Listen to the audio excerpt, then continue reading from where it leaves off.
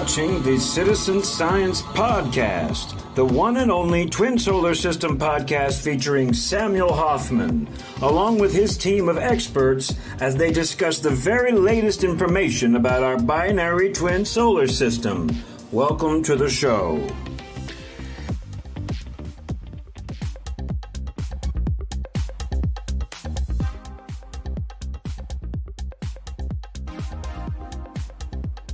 Okay, hello everybody, and welcome to the Citizen Science Podcast. And as you can see, I am Rebecca, and it's really great to see you all. And we have a great show lined up for you all, and I cannot wait to share all the latest that we have with you regarding our binary twin solar system, the one and only that's here right now, as well as the person that discovered it within our lifetime, that is. So let's go ahead and bring him on here because I'm eager to talk to him. Let's get him on here. It's Sam Hofman from Montana. Hi, Sam. How are you today? Yes. Within our lifetime, there are the earlier races did know about the other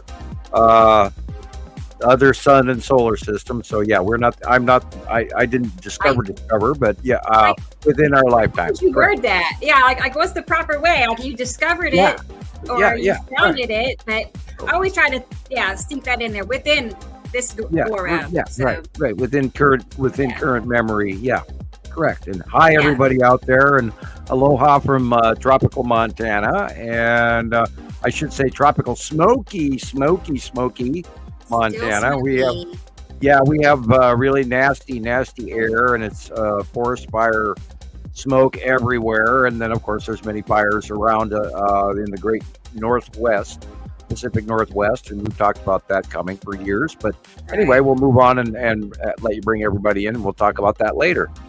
All right. Well, I see Jillian is ready and she's waiting in Scotland. So I am anxious to see her too. It's been a whole week now. Hey, Miss Jillian, how are you this evening? It's evening for you. How are you? Oh, we're fine. The end of a great working day, and Yeah. One more day and then day off again. Oh, good. One more day. Well, then you can push through that. That's not so bad. Well, right in time for the warm weather you're about to get. It's going to dry out. They're just impossible tonight. Your weather's going to get warmer, Jillian. Scotland's going to warm up this week. Oh, thank goodness. Well, it's been misty for 4 days, Sam. Yeah, you'll dry out. There's a whole bunch of crazy weather going on around the world right now, and of course we'll talk about that here in a little bit. Yeah. I was sent videos of flooding that you just can't believe. I mean, flooding That's what I was getting ready to say. I said it's most flooding of all the things I see.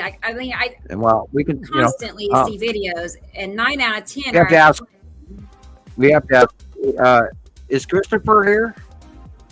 Well, he was, but he's not at this moment. So I don't know what happened. We lost him. Well, they on the Pacific Northwest has been the entire western half of the country is also still in the middle of that heat wave going on right now.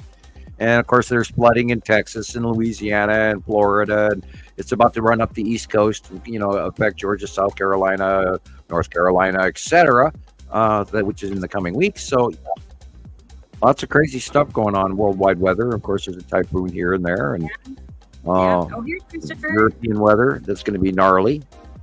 He's back. Let's go. It only has to say gnarly, Sam. Gnarly, dude. Gnarly. Well, so let's go ahead. I said gnarly the other day, and the person looked at me like, eh?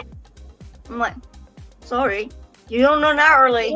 That's gnarly. And they're like, You just, say, I talk to Americans regularly, so, Gnarly. I never say that. My brother stuck that one in my head since the 1980s when we used to listen to things like Duran and Oasis. Gnarly. He used to say gnarly. Gnarly, man. Totally gnarly, man. Gnarly, man. He was a surfer. Everything was gnarly to a surfer, eh? Yeah, there you go. Surf's up, dude. Yeah. I wonder if Christoper has ever gone surfing. Let's ask him. Yeah, he looks like a surfer dude, eh? Yeah, that's okay. So I just don't want to leave him out of the gnarly conversation we have going on. So hang on. Gnarly man. Here he is from Las Vegas. Let's ask him. Kuchuris, the one and only. As far as I know, hi Chris. How are you? How are you today? Sorry about that. I had some. I figured something was happening. Yeah. Gnarly things to do, man. Right. Gnarly, man. Have you heard of gnarly? No. No. Didn't you, sir? Yeah, I might have had the opportunity to, but I stuck my foot in the ocean a couple times. Okay. All right. That's about like me when I was a child. So yeah, I know. Well, awesome. Yeah. At the moment, Jesus is not able to join us, and I don't know if he will or not. So it's just we are all. This is us for at the moment. This is all of us. But I just wanted to ask everybody about the weather. I'm curious because I'm in Oklahoma and it's in the 70s. Oh, it was nice. cool this morning and it's going to be in the 40s this weekend for the lows. That's in Oklahoma. It's not even October yet. I don't know. Yeah. It seems awfully early. Arizona has had over 103 days straight of over in the triple digits for 103, 104 days now straight in Arizona. And of course, the heat wave is going on in California, Oregon, and Washington State, into Idaho State as well. Today here we're going to be in the upper 90s. So, we are quite hot for this time of year as well. That is also going on in Europe. So in southern Spain, all the way through Italy and all the way into Greece, they're still having a major heat wave. And then there's some anticyclonic low pressure systems that are hopping around the Balkan regions and in the middle of France, and so their weather's all screwy, and it's manipulating the Icelandic flow over the North Sea, etc. So they're having some screwy ass weather and flooding, and there's a lot of. I hope that over the last week you guys all got to watch the really crazy shit that's going on in the middle of Africa right now. I posted about it this week. Central Africa is having major flooding, and the Sahara Desert's also getting a whole bunch of drastically unexpected rain with low pressure systems that are irking their way in back eddy because of those anticyclonic lows over Europe, where it's actually drawing weather up from Africa in moisture into the Sahara and then over the Mediterranean and then into Europe. And so this is totally screwy weather, which is exactly the same thing that's going on over here on the Pacific Northwest region. I should just say the Pacific West, because it is actually that same weird monsoonal flow is still coming up off of the Yucatan out of the Pacific Ocean, the Atlantic, because we have this really unusual non-existent hurricane season for some reason. And all that moisture is going into a very large circle, running due north the moment it hits the Yucatan onto Mexico. Now, Mexico is flooding its ass off.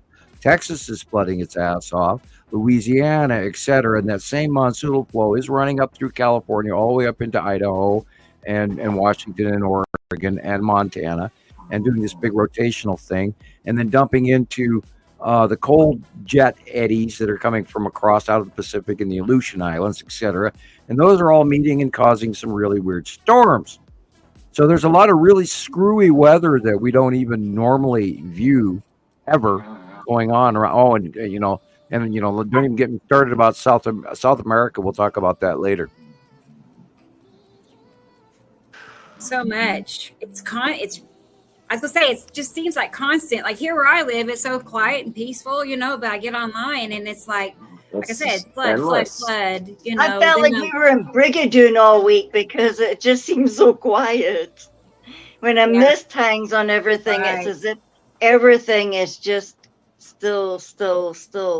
It's kind of creepy, but it was really peaceful the other day. I got so much housework done. It was unbelievable. Yeah, I had a good week. The sky was so good. 2 days in a row I went live, and one of those days I went live 3 times Like I couldn't I go think inside. I only got my housework done because the sky was like gray and mist, like exactly. boring. So like, okay, well. So I know I had to make myself on the third day like chill out because my back, No. So I was like, I decided I needed like a bar stool with a swivel seat, and I could just sit out in the middle of the field and just sit and swivel and hold my camera up, and then I have it. So anyway, that'd be funny. No, you still need one of those storm chaser vehicles where where all your gears mounted. Oh, I know. And, your cameras are on the outside. You just sit in a nice air conditioning comfort, and you film from inside the car.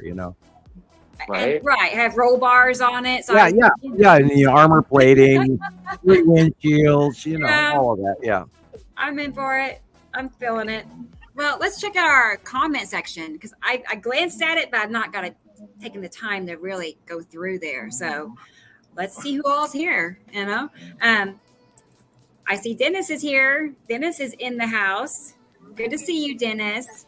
Let's see. He says, Rebecca, Sam, Jillian, and Christopher, and all the guests who come on the greatest show on earth. Much love, everyone. It's great to see a lot of new names in the chat. It is great. I know. I don't know that yet, but we're going to find out here. Yeah, our 3-ring circus. And Screaming Thin Man is here. I see that name every so often. So I consider them a regular. So good to see you from California. It is. It's definitely Hotel California. Uh-huh. Yeah. Welcome to Hotel Are you in California? Yeah. I don't know. And there's Dubaloo. Dubaloo was with me. She was the first one, I think, that joined my live the other day. And she stuck around, I think, the whole live. I don't know. It seems like she was there the whole time, as was Christopher pretty much. He was in this, comments, helping and directing and, holding down the fort. So I appreciate that. But good to see you, Dubaloo. Always is. Yep. And here's Nicole. Good to see you, Nicole. She says, hello, Skywatchers and friends. I'll be watching as able. Hope it's a great show. I do too. I do too. Nicole. Honestly, Nicole, we are having technical issues, but we'll get into that hopefully I don't have to talk about it. So right. Anyway. When do we ever not? Yeah, the upgrades. It's upgrades is what they're calling. Upgrades, yes. And your phone. Hey, my phone almost pretty much did its own upgrade because when I woke up, I thought, I never pressed the OK button for that. What? Hi, Lorraine is here. I know, Jillian. I totally know. Sometimes they force them on you. I always deny it till I can't have no more. Yeah, it kept on saying if I don't do it, then I have to use this password or do this or that so I can give in something. So to it. But yay, it's showtime, she says, and that's how I felt down to the very last minute before I couldn't get the show to start. But it started. So. Good to see you, Lorraine. Happy you're here. And Tom can't wait for the show. I saw that earlier. And I'm like, man, he's letting us all know he cannot wait. It's cute. I like that. Good to see you, Tom Patrick. And Experimental is here. Elemental. I see Experimental so much online, not just on our show, but I'll pop in on Dave's Waffle House, and there will be Experimental. A bunch of our regulars will be on Dave's. It's cool. So, yeah. Anyway, good to see that's you. Good to know. Yeah, we share a lot of the same crowd. And Marcus is here. Good evening, Marcus. Always good to see you. Good. And let's see. Okay. I knew Audrey would be here. I just didn't know when Audrey. But she's in South Africa and it's 10 p.m. for the record. Good to see you, Audrey. Thanks for staying up. Yes. Oh, she's going to stay up. Don't worry. Right. She might take a small nap and then she'll get back up. Yeah, she outdoes me too. I'm I know. Here's T. Racy, everybody. Good evening, she says. Hi, T. Hello. Racy. Hi. Yeah. Good. Here's Alexander in Germany. And it's 10 p.m. for him, too. So him and Audrey share the same schedule, basically. But good to see you. And we have some of your video clips to share here shortly. Awesome. So And here is Egg. Egg, good to see you, Egg. She says, hello, sweet Skywatchers. This is Emily/Egg here from very rainy New York. So great to hear your voices. I know what you mean. I know I can't hear your voices. I wish we could, but it's good enough to see your name. So good to see you, Egg. She's a really sweet lady, just so you know. I mean, I've chatted with her a lot on Messenger, and she's like super sweet, super pretty, and I don't know. To me, she has it all put together, so I love it. And here is Susie from Slovenia, everybody. I want to go there. It's so pretty. Her very happy you're listening. And then you add the fact that, okay, you take the pretty view and her skill of time-lapse videos and photography, and it's all a win-win for us, you know. So, and she's a sweet lady. So good to see you, Susie. And here is B. Cope. Hey, what's up, baby? Hey. B. Cope was on the live the other day on TikTok for a long time because I had to leave and come back on, and he came back on too. Oh, yeah, that one. Who was on with us? B. Cope. Remember B Cope? Oh, yes. Yeah. Same name. Yeah. Sorry, Another new regular. Glad you're here. Thank you. Yeah. Good to see Thunder's here again. Let's keep rolling. Yeah, we are now at Thunder. Hi, Thunder. And she says, hi. Hi, Thunder. The guys say hello as well. Look at them. I know, man. They're like twins now. They almost look identical. Almost. Yeah, apart from one's hairier. Right. Let's see. Oh, good. Here is Katie Jo. Katie Jo went back to school this week, everybody. So wish her well for her new semester. She is an honor roll student. Hi, Katie Jo. So good job. Yeah, we were just texting now on one of my posts on Northern Skies about something her wee boy had seen. She said he's really sharp. Yeah, he's like one of them young Jedis. Well, I just loved it because her and her 4 children all started school that same day. Yeah, and I'm like, cool. That is the coolest picture ever. You know, they're all getting off to school. I love it. I got goosebumps. Anyway, good to see you, Katie Jo, for sure. And hey, in my lifetime, back to school was a swear word, but anyway. Right.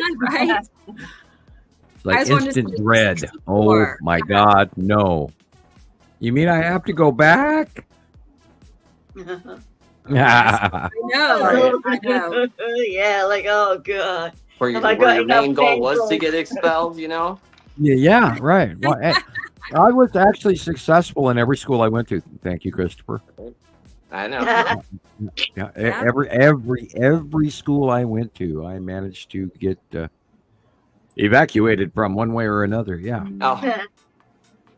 Oh well. Willingly or whatever. Anyway. Yeah. Right. It happens. Well, you know, I'll never forget my 4th grade vice principal and him reminding me that I would never amount to anything. And then I reminded him of where he worked as a fourth middle school or grade school vice principal, and that he no longer had any hair on his head, and he was wearing a really cheap JCPenney suit, and probably didn't make over, $10K at the time. But anyway, and that precipitated to get me thrown out of school. But that's okay. That did. Tell me I'm not going to amount to anything. Look what chair you're sitting in, asswipe. Anyway. Sorry, I think you triggered some bad memories for Sam. Oh my, yeah. I never. Back to school. No. Right.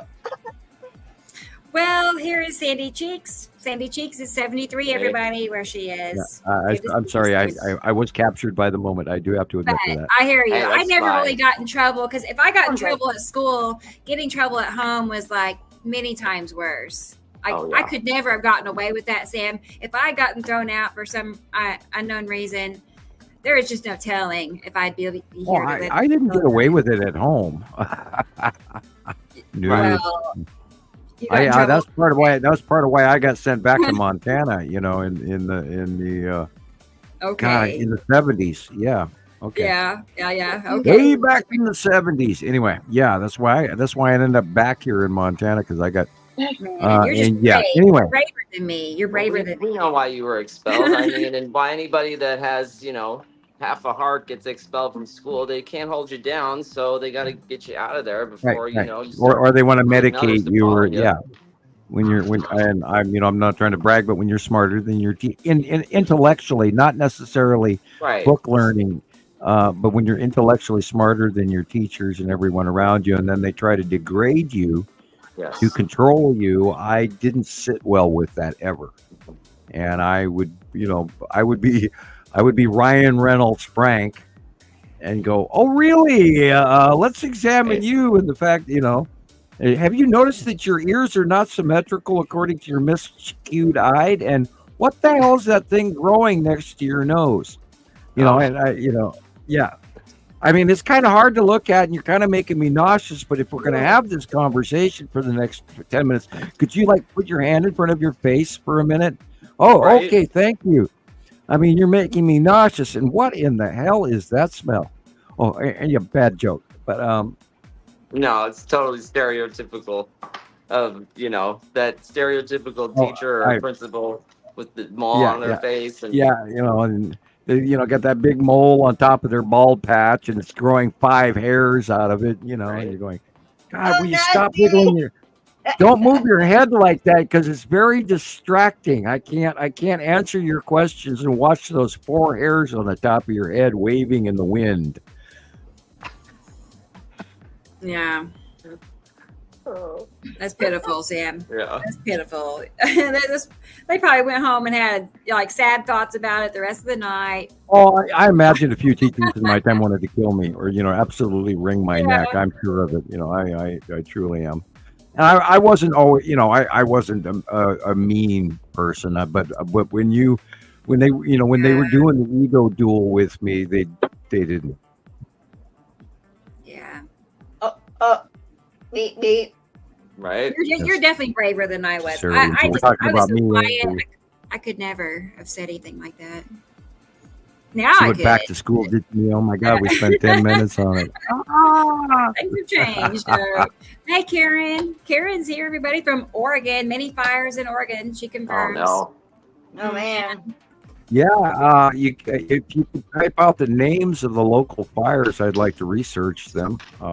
They'll say such and such creek fire, or the so and so gulch fire. If you have names, I would, because I was spent a bunch of time this morning trying to look up all current fires, and for some odd reason, it's all of us. What was a plethora of information is now suddenly dropped off to a trickle, and I'm kind of wondering why on YouTube, for example. But anyway. Man. It's like all of a sudden everything's weeks old, and it's like, wait a minute, I want what happened yesterday. There's a San Bernardino fire. Down again. Every single time we're looking for things now, it's as if you've gone from say 10 choices to like 2. 4, yeah, right. There's fires in British Columbia still going on. There's fires in Oregon. There's fires in Washington. Fires in Idaho. Fires in Montana. There's fires in Colorado. There's fires in Arizona. The San Bernardino fire in California has also erupted to over 3,800 acres in the last 2 days. Blah blah blah. And then there's stuff going on all over the world, of course. There's a major typhoon that just went through a Category 4 typhoon. Just went through China. 2 days ago, and is now downgrading over Vietnam right now with 149 kilometers per hour winds. And when it was over China, it was at 230, 240 kilometers kmph, kilometers per hour, and very, very big. It's the biggest storm of 2024 that just went through Asia. And of course, it's going to continue. I don't know if it's going to reform if it goes back over water again, but I have not studied the pathway. However, it is going anti-cyclonic from its normal pathway, which I find very odd. Right. Usually they go from west to east, and this one is backpedaling. And there was a typhoon that just hit Japan, and I don't think that's the same one, but Japan just got hit by another one just a few days ago. So, and these are superstorms, and they're calling it a super typhoon. So, we're looking at, you know, a whole new ball game as far as records breaking all over the planet. There's record breaking heat going on in the Arab regions and in Greece and Italy and southern Spain and all of this, and in parts of Europe all the way to the Baltic region. It's completely off the charts. We have to talk about the fact that this is drastic climate change. There is no other way to view this, and people have to really get down and focus on this. It's because it's catastrophic. It's off the scales. We've never seen weather like this, you know. And we at Montana Skywatcher, Nibiru Followers Anonymous, and all the other sister sites have been talking about this since last year, since December. So we know this is happening. We know what's coming, and here it is. And so this is, you know, why we are number one in what we're doing, because we do have we've got good science. People around the world are sending us this information, and people damn well should listen to this. Yep. Right. A lot of people are actually at the moment. I'm going through saying hi to people, so we got a good crowd. So where are you going to get your information from? I was dealing with some people today, and it's just, you know, if you pardon, and I have to say this. I don't want to, but I'm gonna.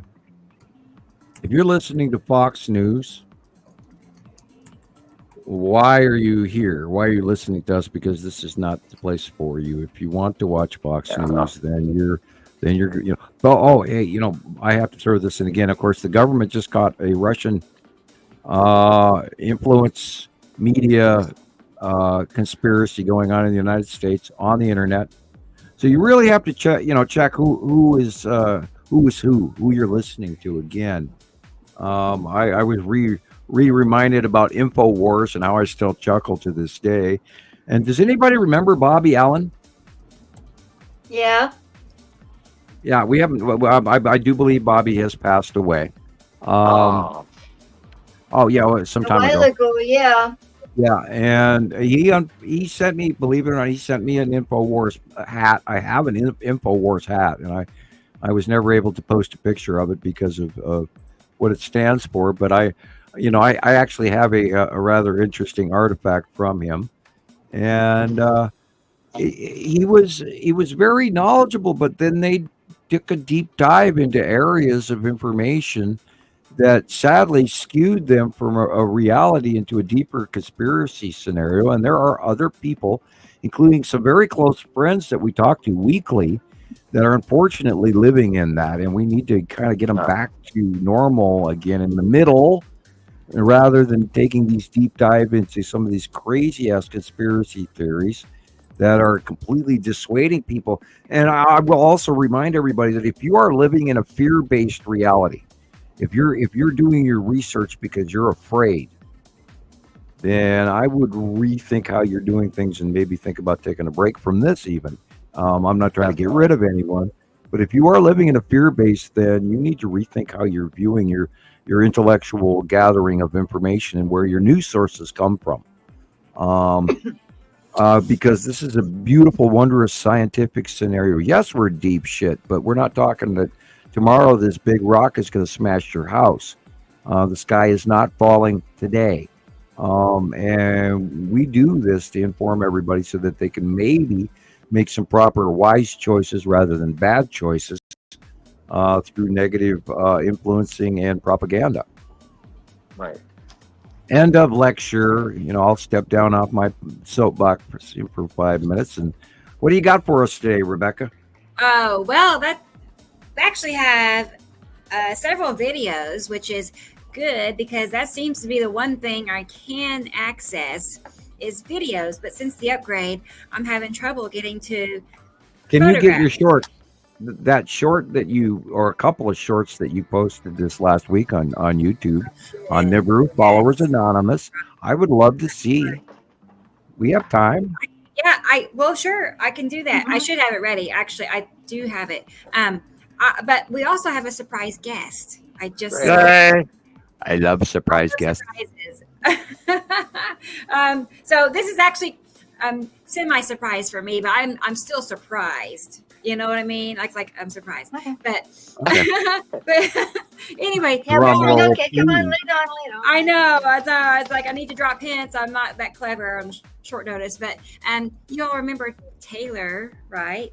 Cool. Taylor. Yeah. Taylor. Well, he had. Well, we missed Taylor. Today. I know. How long has it been since he's Been a while. with us? Yeah, I'd love to see Taylor. I forgot how long. I forgot months, many months. Yeah. So It's been a few You're going months. to sing for us. So he's in a good mood and he feels like visiting and saying hi. And also Freezy is here. Hi, Freezy. Taylor, we would love Hey. to see you. Right, good to see you, Freezy. Okay, so let's go ahead and bring Taylor on. Taylor is my son. He's my I have 3 sons. He's the middle son. So this not that doesn't matter, but anyway. Yeah, Okay, we were just asking that we see Taylor again here like a week or two ago. Hi, Was. Esther. Yeah, we were. Good to see you. I know. I keep telling him I've been asking, so he finally thought it over, I guess. So months later. Hi, Esther. Okay. All right. Hey, Esther. All right. Here he is. Hey, Taylor. Hey. Hey. Good to see you. Taylor, hi. Good. I would recommend you wipe the front of your camera because it's kind of smudged looking. That- I thought that it might was a be- mist. I thought it was our mist. It's a smoky room. Yeah. He's Yeah. in, Cheech and It's Chong very came to small, visit, and That's true. Yeah. It's good to see you, Taylor. Well, anyway, there he is. How Hi, long has Taylor. it been, you think? How long has it been since you've joined us, Taylor? Does he have sound? I can't hear you if you do. he's on my mute. mic was off. Hey, everybody. There you Sorry. go. Okay, You're fine. that's all right. Hi, Taylor. Hey, sorry about that. So Yeah, it's probably been a couple of months. Yeah. Okay, well, at least, at least. But Mhm. so be it. It's good to see you again on the other side of You guys as well. there. So, hmm so I don't know. It just came out of the blue right before the well, not right Mhm. before, but I was getting ready, and it was his idea. Even I was like, well, I'm not going to keep asking him. He'll just say no. But today, Right. I brought it up. Just came naturally today. Yes. Oh, what's Cool. the message, Taylor? What's the message today? I don't know. I was going to hear what you all had to say. Kind of catch up a little bit, maybe. I love your memes and your Yeah. things that you post because sometimes the past couple of months it's been really demanding for a lot of us. But I think just like Yeah. I said, all of us. But sometimes you always hit the nail right on the head with whatever you post in the early morning. It's usually something you post at night, and then I see it in my morning. I get up and I go, oh, that's cool. I wonder if he's going to freak out if I go and repost it now, if I'll get bashed because I got told, hey, the other day that I wasn't allowed to post the Never-Ending Story music because the picture that was with it was abusive. It was my What? dog's picture, my dog's photo. Oh, wow. I've seen people get censored just Wow. for a Hamsters. picture of a skyline. It makes no sense. Right. Anyway. I Well, just said- Facebook is now banning the Charlie Chaplin World's Greatest Speech video as well. Wow. Oh, So Wow. they've upped their That's algorithms and cool. everything. I think what Jillian is trying to say, Taylor, is that you have your own unique internet presence that we've all noticed and appreciate. So that's why she's Yeah, he asking gives us to get your version. What I'm trying to say is, we I get appreciate wondered you all as the time. who you are. Well, thank you guys. I Yeah, appreciate that. That's sweet of you. Yeah, Well, we you're wanna one of see these more guys. of You know, you like and- Khalil Gibran when he posts all these little messages, these little succinct points. These guys like Rumi, and they post these Mhm. points, and people sit there and think about it for the rest Yeah. of the day. Or that picture or whatever. And it's So good is to me. that your site name? I don't have a site. Underneath. I don't have a site at the moment. Well, I'm looking. That's just my. Oh, okay. It's more like my name. You can find me more on like TikTok and YouTube under that. Okay. Yeah, he's always got Bruce some Cutter underlying 101. message Okay, that there we he's go. trying to stage. Yeah. I'm encouraging him to My- branch Well, out I've watched some of for the social material on that. media. I used to be all over this, back in the day, just all over the social media stuff, and then I just kind of took a break, and I think the break was necessary, kind of pull back for a little bit and then get back in. So, gotta take breaks from this stuff from time to time. It's healthy. If I'm not on the internet after 2 days, I started getting phone calls from around the world, Right. Where are you? What's wrong, Sam? Where are you? Why haven't you posted? Well, I was doing yard work, It happens. Yeah. People message me checking on you, trying, I haven't seen him on, and Right. You're gonna have to start making a post like, I will be away for a few hours. I'm cutting my grass. Yeah. Tell us where you're going. No. I'm doing the veg. Yeah. Right. Again, for anyone who is new out there listening, Taylor is the voice on the startup of the show. He is the announcer on the beginning of our show. Yeah. So maybe that's where you know the voice from. So so everybody knows, and we love your work still, and you can do more. That's right. I want to do more. I'm I hearing intend stories to that do my more. daughter is editing. Oh. Yeah. Yeah, and have you watched your mom's latest shorts and some of her more recent postings? Yeah, she's very talented in putting it all together. She really is. Oh. Yeah, I love the TikTok. I love the TikTok I'm in awe. walkabout. Sorry. TikTok walkabout the other night was 12 o'clock, and my time is I'm going to go on, and I'm like, oh my God, I'm just doing my pillow here. Like, whoa. Yeah. Getting my pillow ready to go to sleep, man. Like, come on, you can do it. I know. She's been going live a lot here lately. Yes. But lives are good. Lives are good because then you can actually help the people see. Right. The other day, Rebecca, when you were doing your live and the sun was setting, did you see how it was like flashing? Wow. I took like a 40-second video of it, and it's incredible. It's just, I don't know if you saw it or not with your own eyes, but it's just like flashing, and it's so wild. I'll send it to you. Okay. Now, Christopher, I want to try remember, to download it from TikTok, and then I can have a copy. Oh, okay. Yeah, and I seen the lead object, like a great big ball going across the sky. It was like a big white one on top of purple. It was white on top of purple, and I thought, am I seeing that? And I kept saying, go back, but yeah, they can't hear us. Same patterns over and over again. The reason the light flashes, Christopher, is when the light is cutting into the side of Uri, for example, on the left-hand side. As Uri rotates, there are different levels of outer atmosphere that part of that light band shines through, which creates the bell flare or whatever, or the enlargement of the overall flaring of the sun. And it flickers because the atmosphere is changing as that planet rotates. So it flickers, brighter, dimmer, brighter, dimmer, brighter, dimmer. And a lot of people went, oh, the sun is doing something weird. No. Right. And then everybody forgets it's the objects between us and the sun. And we're seeing the dark side of it. And we've been watching, God, pretty Yuri's sure the sun was like pretty much really set cool at that dance point right in too, front of so us. it was cool. Yeah. That was cool. That was, Yeah. It's awesome skies right now. I mean, the sightings are unbelievable. Rebecca and I were talking in the green room prior to the show how the transition of where Attu is and where Nepesity is at the end of the day now, and all of this stuff that's going on, and they've gone beyond us in the majority come the end of the day now. So it's going to be very difficult to draw the site drawing for this next month. And of course, she reminded me that I have to do that. It was like, oh no, instant stress. But 8 days, because I've only got another 8 days. Yeah, another 8 days. 8 days.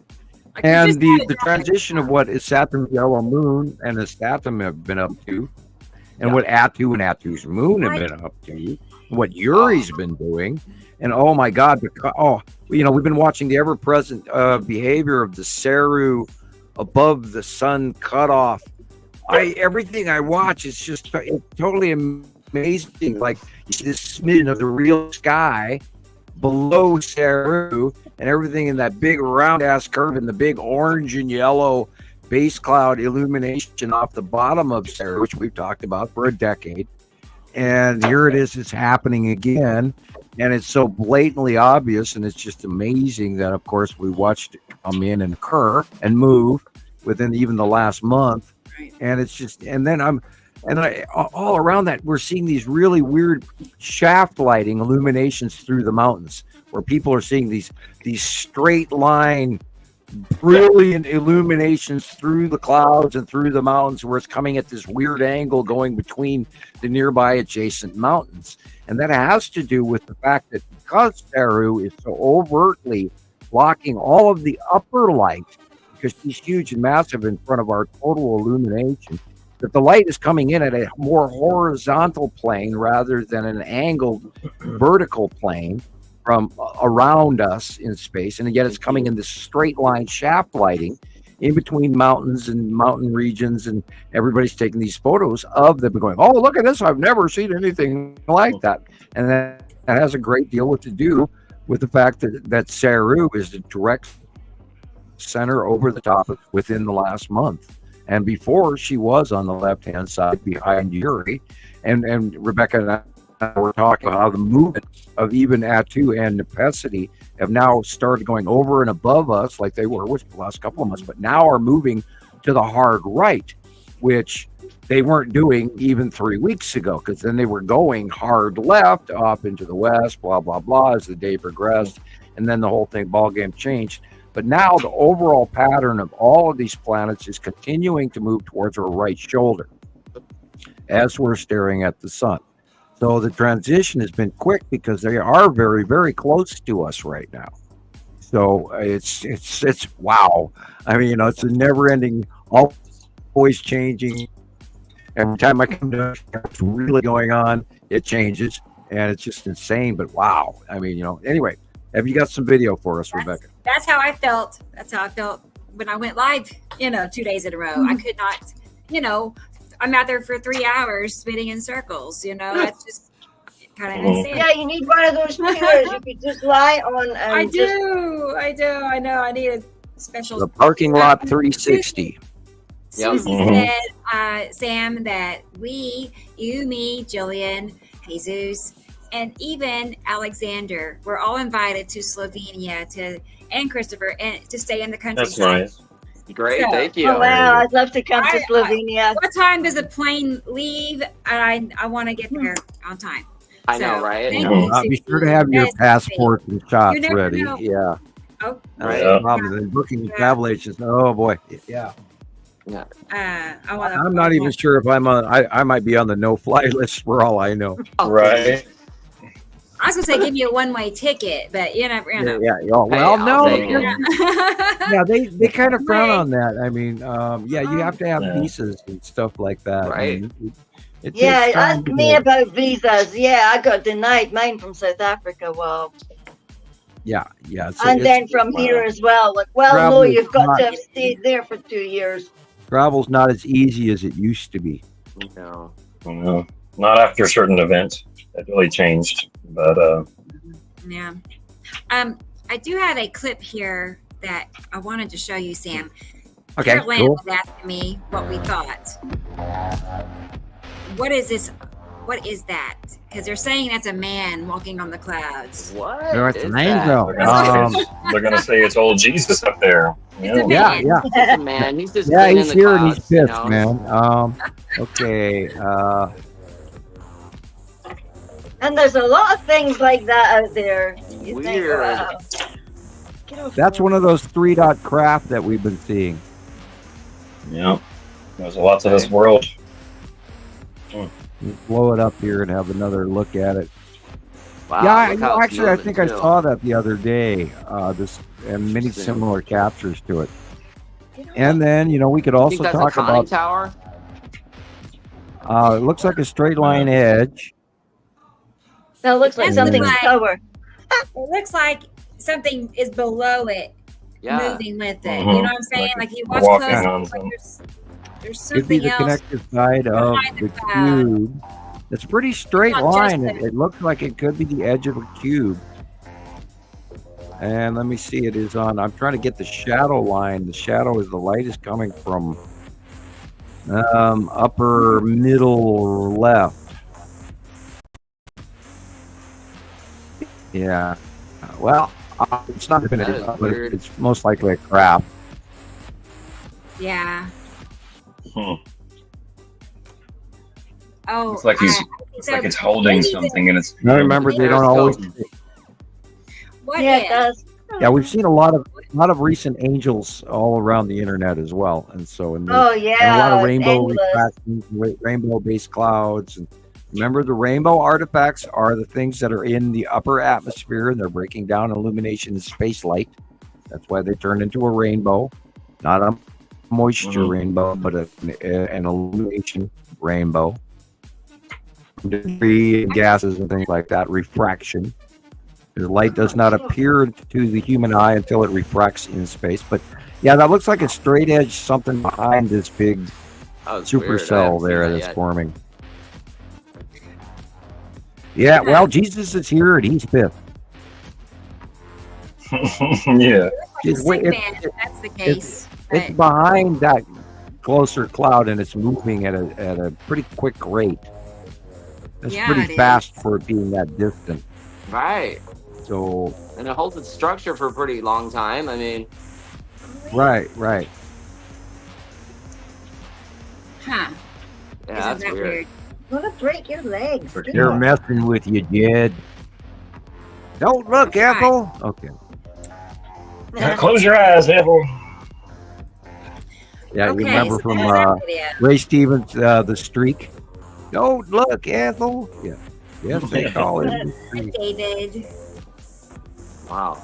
I mean, whoever videotaped that, what an eye. Good catch, right? You know? How did they see that?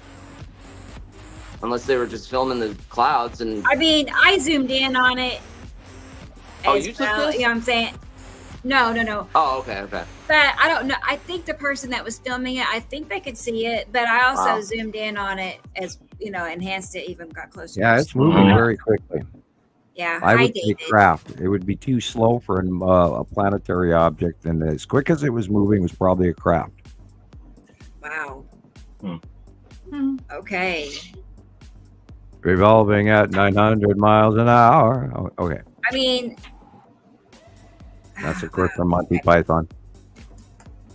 Yeah.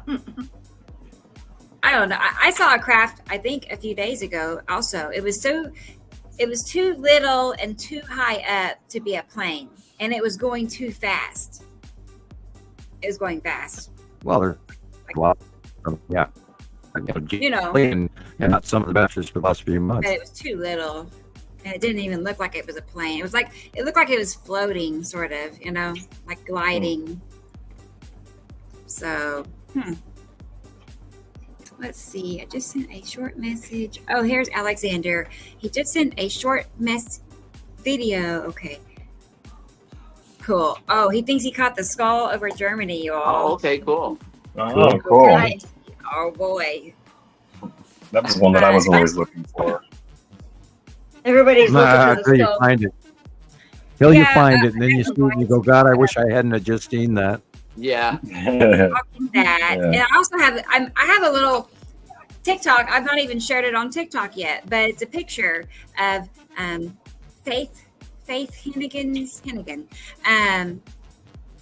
I think it's the skull, and I overlaid it with your drawing, Sam, and it's a perfect fit. I'll have to get that. And share that.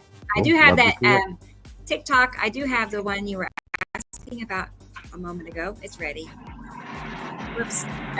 If that happens, just know I'm having trouble. Okay. Yeah. I'm trying to click on video. Please fasten your seatbelts. Observe the no smoking sign. This might be a bumpy ride. Trays into their upright position and enjoy your flight, ladies and gentlemen. We're about to go up to a cruising level of 35,000. Oh, that's mine. There you go. Yep. Oh, yeah. I didn't know that was yours. Cool. I just know by the buildings. I took it out the back window about 2 or 3 years ago. Look at that. Wow.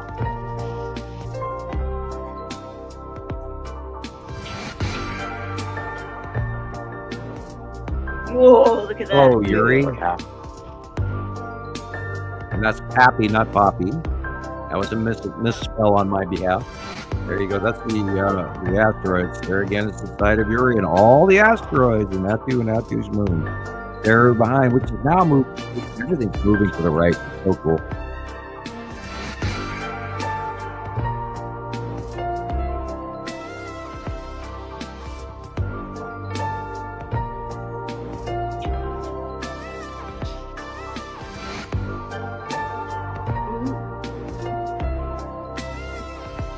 About the middle of last month, we started seeing a Saturn's yellow moon go actually from the western and northwestern sky to the north sky, and then over the head, over the top of us as of evening.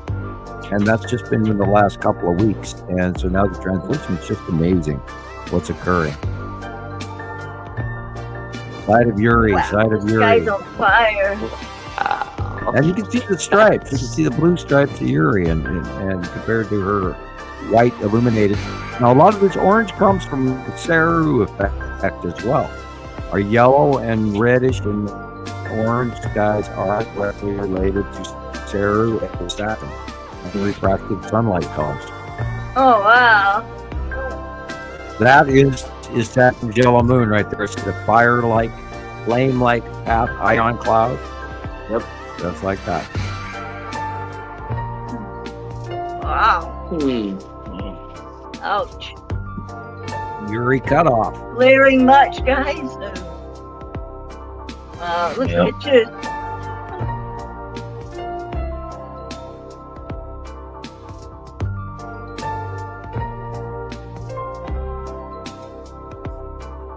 That was great. Oh, beautiful. Yep. You can't argue with The necessity. colors. Nope. Nothing else does that. And we watched it for years now. And it's just, I'm in awe. Oh, look at this. Beautiful. Saturn's yellow moon coming in, ion tail, wrapping around with Saturn proper.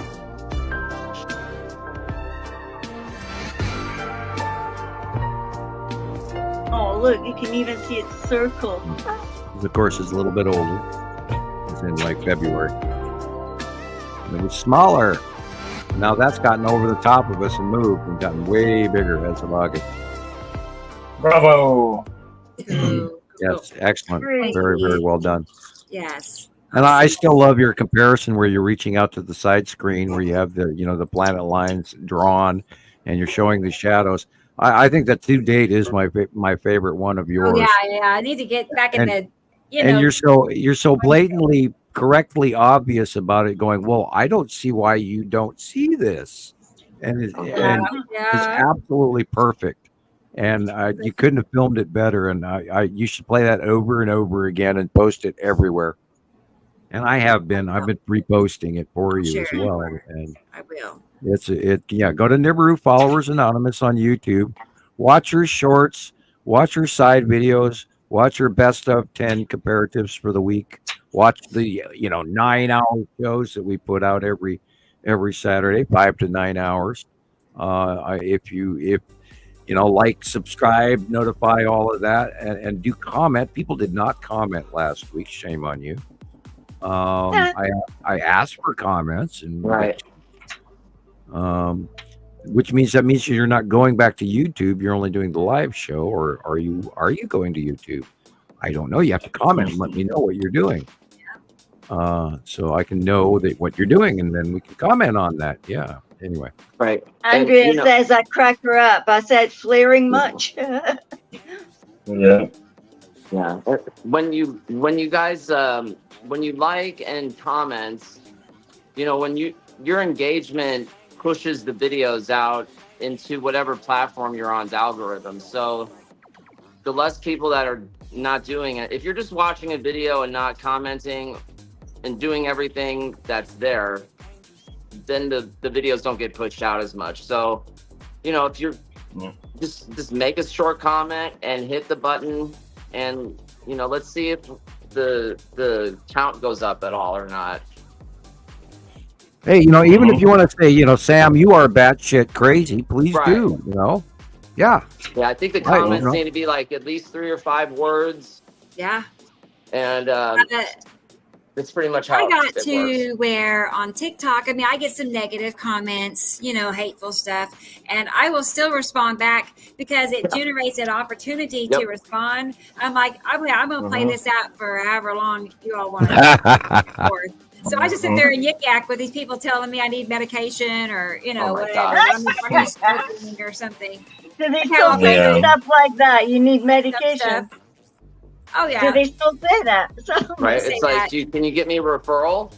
Yeah. Does it come with a straight jacket? Oh, man. So, anyway, I play their game. Here's that little TikTok, Sam. I was going to show you. I say it. Let's try to get it pulled up. This is also from Faith in Texas. Great. Let's see. Hey, Maria. Sorry. Oh, hi, Maria. That's all it is. It's short, right? So, but here's the catch. Okay. So look at let's go without the overlay. If I can find a spot. See? Yep. Okay, so I don't know how to explain it. Above the tree, there's that dark object, Sam. Oh. Wait, he's not here. We lost him. Oh, he's coming back. Did I? There he is. He's back. Uh-oh. I thought I don't know if I'm back or not. I just got booted out. Huh. Weird. Okay. Yeah, well, I just got kicked off. That happens occasionally, doesn't it? Unknown reasons. Yeah. Here's this picture, right? From and a duck. What I noticed is, you see where I put skull, like that's where it lines up with your drawing. I think that's the skull is what I'm trying to get at. See how? Go back to the original. I'll relook at it. That's the original. You wait for could your be delay. right there. I had not seen that. Yeah. Look how it lines up. That is I was crazy. just having so much fun with that. Yeah. Mm-hmm. Yeah, I think. Oh you're yeah, correct. that little bug. I do think little you bug are bit up correct. at the top there, the little head with a wee curly curl on it. It's got a wee golden curl. Underneath Atu's moon. We know how sometimes the drawings are so oddly accurate. It's spooky. So I think you're correct. Yeah, it just fit. Even the shape where it come down and it has a chin and. Yeah, because it's almost like a heart. It's almost like a heart with a curl on the top. Right. Isn't that cool? Anyway. Yeah. And we know there's a bunch of stuff behind it as well, and you can see that. You can see the other multiple objects even more left of it, and that looks exactly like the cluster of asteroids that is actually behind the Skull asteroid. There's quite a few of them, and I didn't really draw them in on this one, but I have done it on other previous skull drawings. There's a whole patch of other asteroids right behind the Skull asteroid. Yeah, there's other little bugs all around it, like. Well, there's tons and tons at the bottom of Uri that we don't even talk about, and we talk about an asteroid we call Lorraine now. We talk about Pappy, and we talk about the Tan asteroid and the Red asteroid and the Spiral asteroid, and all of that. And there's just so many more asteroids behind all of that stuff, and we're going to be experiencing them this month and next month. And we'll see what happens. And this is generic concern that we go through every year. Sweet. Which we refer to as the 180-day cycle.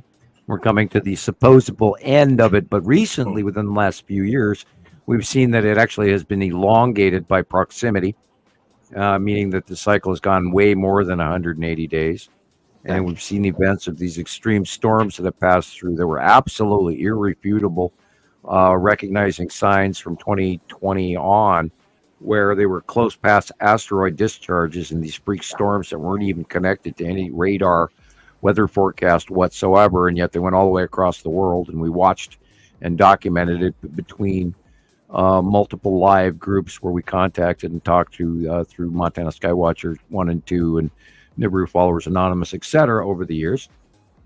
So we've documented these close passes, and we've got captures going back many years that correlate to all this information. So we are concerned, of course, with the 180-day cycle, and we've gotten through a great deal of it, and I think a lot of that had to do with the April-May tornado scenario throughout the Midwest this year. And I think a lot of the heat that's going on right now is really related to a planetary weather change that even in the last few months has even drastically changed more than it was. So yeah, we're in for a rather interesting winter, I think. Yeah.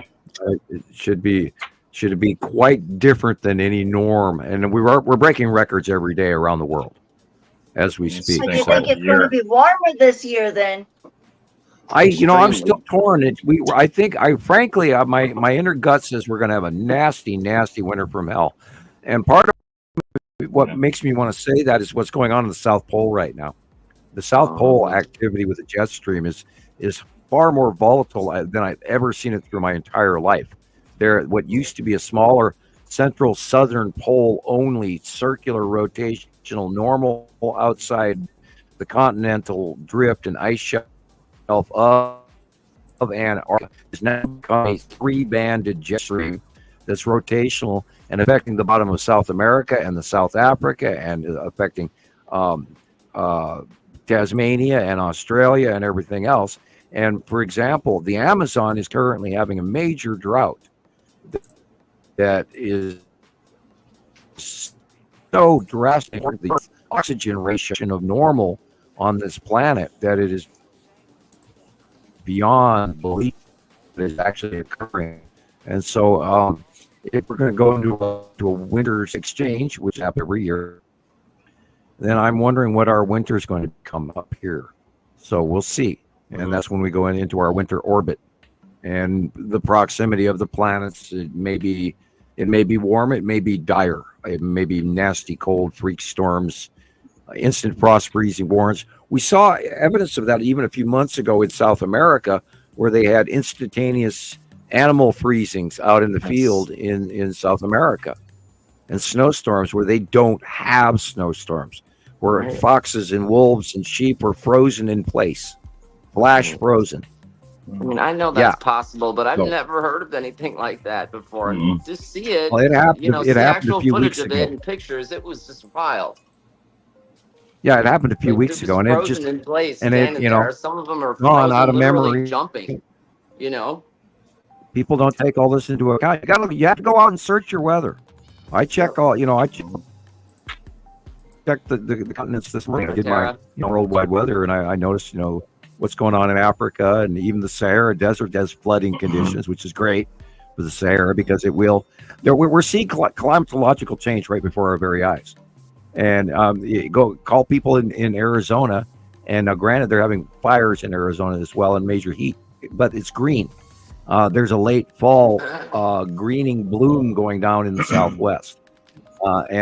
If, for example, my roses in my yard are blooming right now, and they shouldn't be. That was a couple of months ago.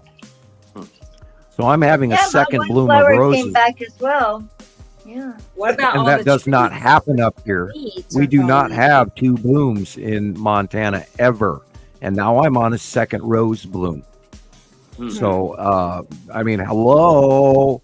The other night, as a matter of fact, we had a night where it was so weird. There were no crickets, absolutely no crickets at all night long. It was so weird. I was just like, what the hell is this? There's nothing, not a chirp. I mean, you could hear the deer walking. You could hear them crunching on the grass, but no crickets. And I mean, I listened a couple of times throughout the night, and there was zero. And then, like last night, they were so loud I couldn't believe it. And it was, this direct, contrast of each other, where there are some really interesting things going. The harmonics of the planet, and and all of that, and the Schumann resonance, et cetera, et cetera. So there are so many crazy ass dynamics going on, including how the moon is moving and what we're seeing, and the super moons. And oh, by the way, I saw the comet again, the new 2020 C 2023, something like that. I have to relook that name up, but yeah, I saw it's a long one.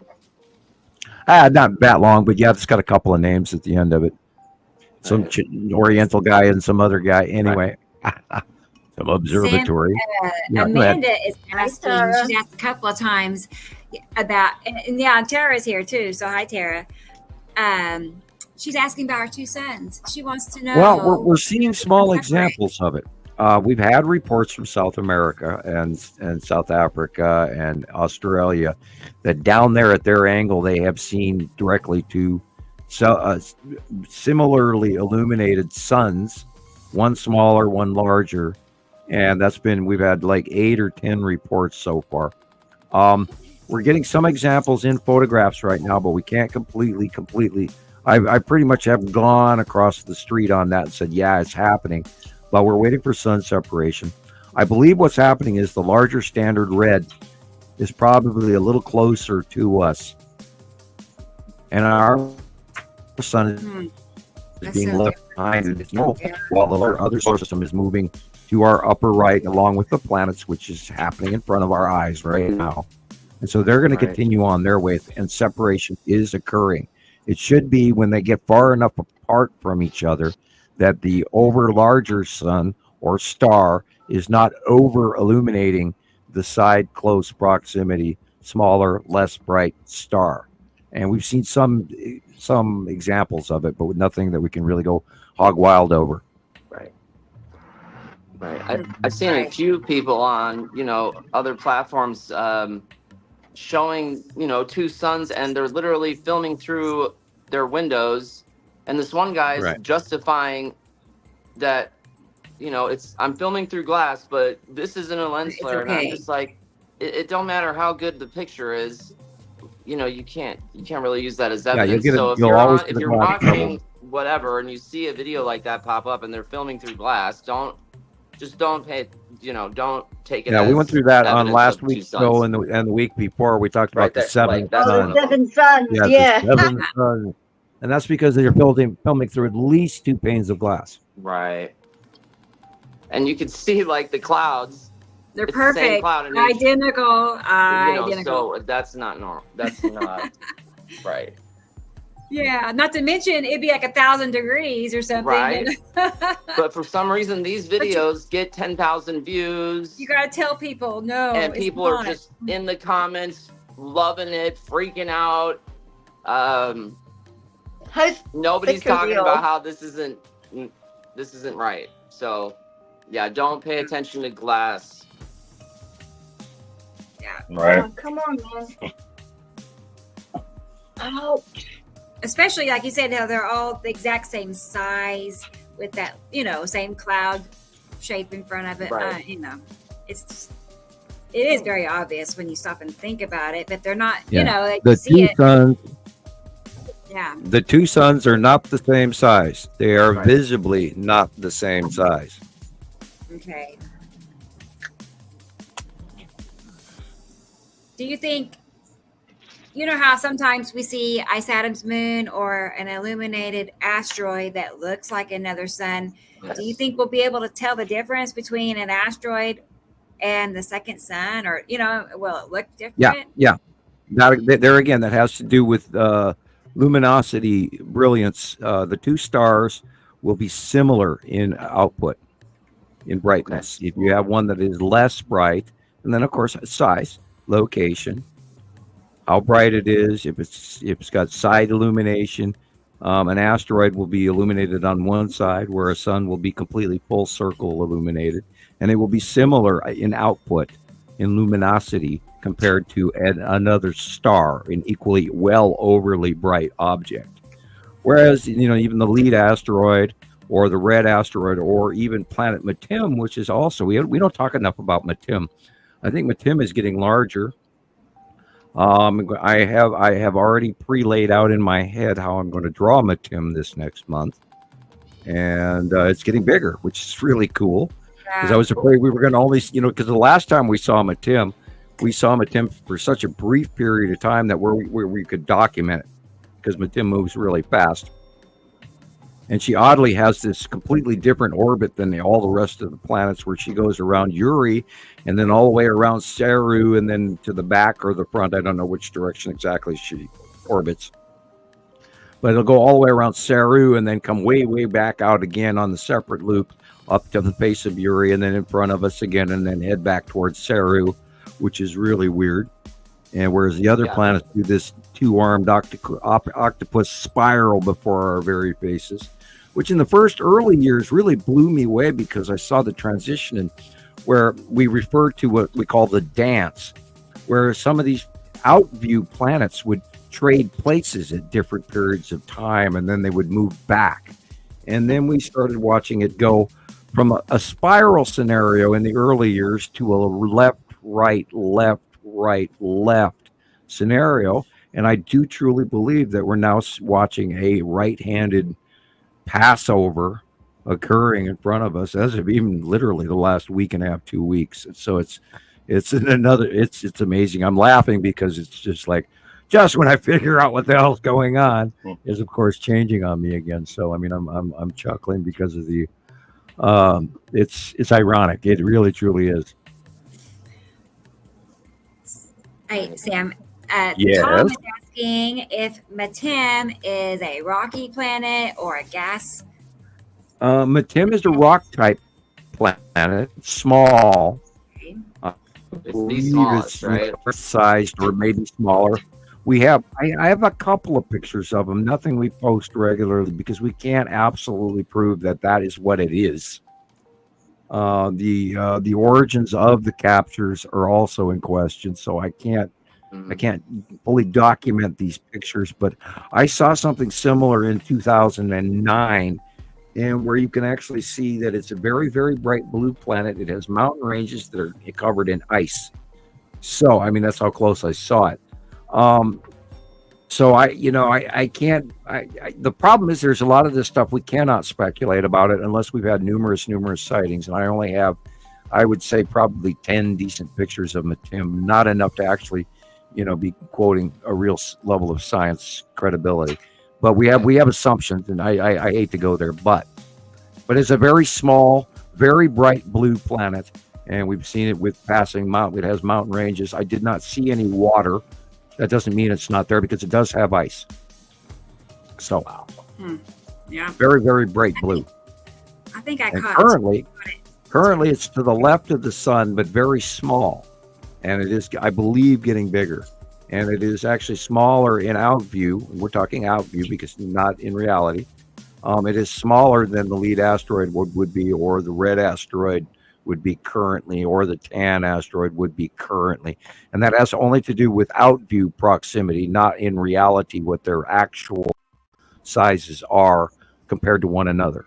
I hope that makes sense. In out view, it is between Uri and Saru, Matim, but it's on the left-hand side, just next to the sun. And it's about the size of a lime. Compare if you were to hold, 2 inches in front of your face at arm's reach, in front of the sun, left of the sun, size of a lime. If your fingers were to hold a lime, it's that big. Whereas Uri is, a full swimming pool / beach ball in front of you at arm's length, where it's cutting off, your vision. You have to take that into account. Out view, not actual size, but out view. I think I saw it the other day when I was live. I remember talking about it. I'm trying to find those. I'm gonna try to download it so I can find it. Yeah, we had a couple of clips from last week or the week before where we actually, I rewatched the videos. And I went, oh my God, there's the team we didn't talk about it. It was in a couple of our older shows. So you have to go to the monthly site, Ron. Let's get Alexander's video. He just sent me this video talking about the skull. And also, I want to tell Tara to enjoy her afternoon. She's got a gathering to go to. It sounds like fun. But she'll be checking in, she said. So drive careful. Well, I know. I was going to say that too. Be careful. Sorry. Alexander also sent in a really cool video that shows, the two suns and all that. It's a really good example. Okay. If you don't have it, if you guys can go on the Facebook group and he posted it there. So I would check that out. Wow. I will. This is Germany. Whoa, look right above. Yeah. Yeah, it could be Alexander. Yep. Right, just That's like in the skull. same spot. Oh, wow. Okay. Dead center right there. Dead center. No way. Look at that. Very large, very big. Tip sideways. Big screaming side. Yeah, tip sideways. Huh? Yeah, wow. Yeah, it's on the side. Wow. Yeah, it's crazy. That, of course, is the Saturn yellow moon. They're also With close. Nibiru behind on the far right. Horizon. Yeah, they are. They're going over the top of us. And they're all blending together one side and the other. And they scroll from the right to the left in the center. And then right there's the tan asteroid. And then the smaller asteroids. And right behind that is the skull. Hiding up in behind. Oh, check it out. Yeah, there it is. Cool. Look at the eyeballs looking at you. Wow. Yep. Alexander. Oh. That's nailed it. You nailed it. He graduated in math. All you have to do is match that to compare to the NASA capture of the skull, the NASA release. That's the exact NASA release picture right there, except at its angle. Yep, that is the skull asteroid. Cool. And that's the salamander asteroid group. And Uri, and that's the bottom part of Necessity right there. Smaller and going up. See the drop tail and all of that. And then the Saturn yellow moon is on the right hand side. Big 3 asteroid group. That's the spiral asteroid right there.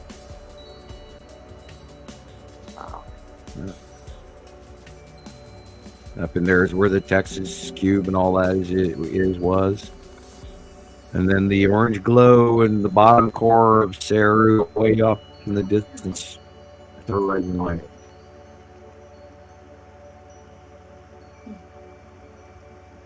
He got the best equipment. Yeah. Hey, Hector. Chuckins, he got good equipment, man. Yeah. See you. And Michelle is here. Hi, Michelle. Hi, Michelle. Happy Lorraine and the Tan asteroid, all that salamander asteroid group, and there, more asteroids under the bottom of Uri, and there sits the skull asteroid underneath all of that. Atu's moon is straight up above him. Do you think the skull wants to be kissed? I don't know. I don't know. Hug. Yeah, you don't kiss asteroids, you hug them. There you go. Right. Just hug. No kissing. Yeah, just like. No, I mean, if you're Superman and you're flying along with an asteroid, you can give it a hug. Change its direction, like what you wouldn't want to do. Mm-hmm. I see it. I see him. Yep, that is all of that stuff underneath. Nice, lovely planet Uri right there. Them's the asteroids. We ain't in Kansas anymore, Toto. Looks like a person with their arms backwards, holding a big ball. Or the salamander. And some people would call that wormwood. So, we kind of warn everybody, and we call it the object cluster group. Because we've watched it for 8 to 9 to 10 years. Say the object cluster group, yeah. That's why we, give it a scientific term rather than. Excellent video. And yes, you're filming exactly what's really up there. He saw it. He knew it. And you cannot make this up. It matches time after time after time, monthly drawing after monthly drawing after yearly monthly drawing. Over and over. And we've been watching it all this time, and we're trying to warn as many people as we possibly can, and by doing our live shows, and we get 600 views. So you tell me. Mm-hmm. Well, for those 600 people, though, I had so many people on the live the other day, thanking me just over and over and over. I'm like, wow, well, I'm glad to help share this message. Absolutely. We are glad to help. For those people, it means so much. Like, it really does. Like, some people, get blown away with this. So I just tell myself, well, the right people will find us. The right people. Yep. Mm-hmm. It's meant for them. Your tribe will find you. You'll find your tribe. Say that again, Taylor. I said your tribe will find you. Yeah, that's it. That's what's happening. I have another video. This, last week, Alexander, I didn't get to share his videos, so here is some more of his work. This is current from this week, but still, I felt bad. We went the whole show and I didn't get to his videos. We talk so much, so let's go ahead and play those while we are all here chatting.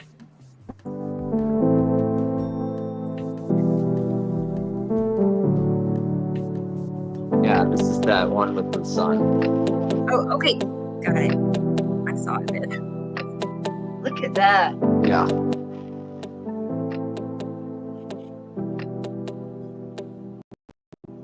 Two suns plus. Yeah. Yeah. And we don't know if they're co-spiraling or what the movement is, but we've had reports. So, it's really hard to call what's going on. Although, you got to take into account that we are so hot this year, it's unbelievable. So, and it's broken all of the records and everything they expected, which I did expect. Yeah. We were going to fry this year.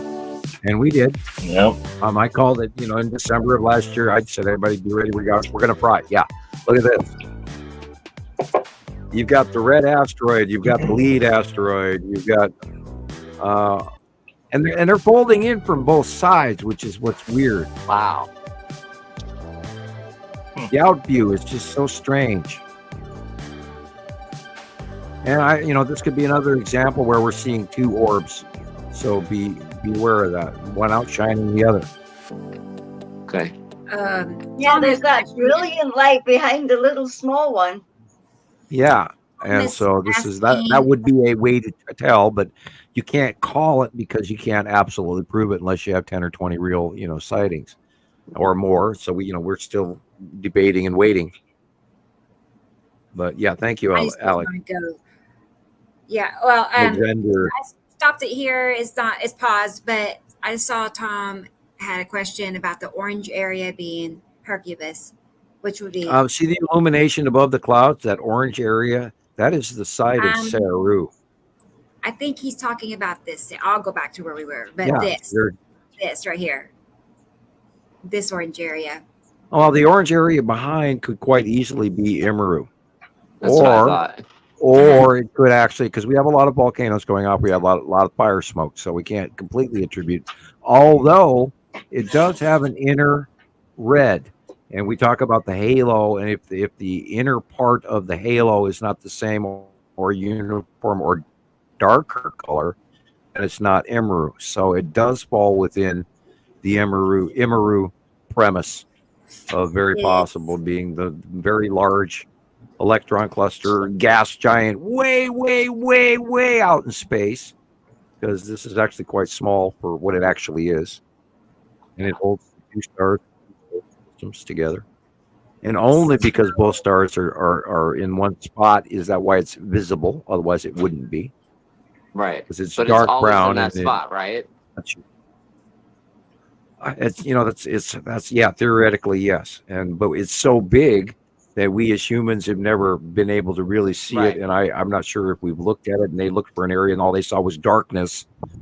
So they didn't pay any attention to it, because we only judge planets by when we see them in the light in front of a star, when they pass in front of a star. And so seeing a very large, immense, mega gas giant that holds two stars would be probably not normally viewed or considered, for that matter, unless you're thinking about a binary solar system and an electron cluster holding the two atoms. And then, of course, you have to have advanced chemistry as the basis of the electric universe rather than gravitational. So therefore, that even cuts the thought process percentage ratio way down in conceptual science and whether or not they'd even look. Because frankly, I don't think a lot of people even look for the possibility of a binary solar system when 83.3% of all solar systems have 2 or more stars. And we are not the exception. We are part of the rule. And, even the knowledge about the existence of the Anunnaki and parts and attributations from the Bible or from Egypt or the Sumers or from, the Hittites or or even the Chinese or the Indians, where they talk about the gods and interacting in our society and bringing us things and this, that, the other thing. Our past history is full of examples of the binary system, including all the way to the Greeks. Pythagoras, Socrates, Plato, etc. So. Okay. Sorry, I needed a sip of Coca-Cola. That's okay. So Hercubus is the same as Imaru, right? Correct. Is it considered the same thing? Yeah. Okay. And where does the name I would normally not even mention Hercubus per se, except that's what unfortunately, a good portion of the internet folks out there learned it that way, which is part of all the disinfo crap that's out there. And we just have to remind everybody really seriously, no matter how much you have studied elsewhere, you almost have to literally forget a huge portion of that and start from scratch. And I'm not trying to be ridiculous or absurd or make a joke or be arrogant. Is that just the internet? Oh, you got me on that one. Yeah. I don't know either. God, I would actually have to look that up. Come on, Jillian, you gotta Google search origins of the term Hercubus. There you go. You tell us. Away I go. My internet feed's not that good. Let's see if mine works. It's Saturn's yellow moon at sunset. It's Saturn's yellow moon at sunset. It's Saturn's yellow moon at sunset. In the upper right corner. Wow, look at that cut off. I can check too. That's I've got the it. edge of Uri. Internet. Yeah. It appears to come from the Greek. Not Hercules, pardon me. Comes from Hercules, was a favorite subject from Etruscan art. It looks like it would connect to Hercules in a way. Yeah. Like etymology wise. Yeah. I think Hercules just meant something immense. So maybe it's just like a term to cover the word immense, but like a fancy word, to make it sound posh and glamorous. There is a Greek there's a Greek statue of a Hercules holding 2 stars. Yeah. Huh. And I do have that picture. And of course that goes into, if you look at Egyptian hieroglyphs as well, and Sumerian, and God, even you go into the early Arab civilizations, and they have many hieroglyphs denoting the sun. And if you go into Egyptology and Ra's worship of the one sun, I think that was a tribute having to do with a direct relationship to the passing of the second star in a either a hurried attempt or a posthumous attempt at revering the second coming of heaven, so to speak. And a lot of the hieroglyphs on some of the very large pillars from Egypt, I believe those were pointing to the star regions in the first place, which were telling you about the coming of the binary system, and it will be above this point at such and such a date, etc. And I think there's a lot of technology that we have missed throughout the ages from many civilizations, and including cave drawings, etc., and the circular rotation drawing that many cultures and Neolithic cultures were carving on walls around the world because they saw the spiraling planets. They saw the transition of things moving in the sky. And so they wrote it down on walls. including the Hopi stones, where they've got the planets, and they've even got the object cluster group in the illuminated white. Everybody thinks it's just a big water stain because it's white, but no, it's an illuminated group of asteroids. And even the Hopis knew that shit, way back, in 1100 AD or whenever it was, carved. So they knew this. They knew this was going to happen. So, or even going back to the Neolithic, Pre-Olithic and Neolithic. It looks like the word Hercolobus. It's a Latin American word. It apparently ties to the planet X. It seems to mimic everything that Planet X has to offer when it comes to our system. It talks about causing global floods and pole shifts, earthquakes, volcanic eruptions, similar to what Planet X would cause, or is supposedly to cause. Yeah, and then a lot of people have cross-referenced that with the brown dwarf. And in actuality, the Hercubus is a very large gas giant, electron cluster. Mm-hmm. It is not a star.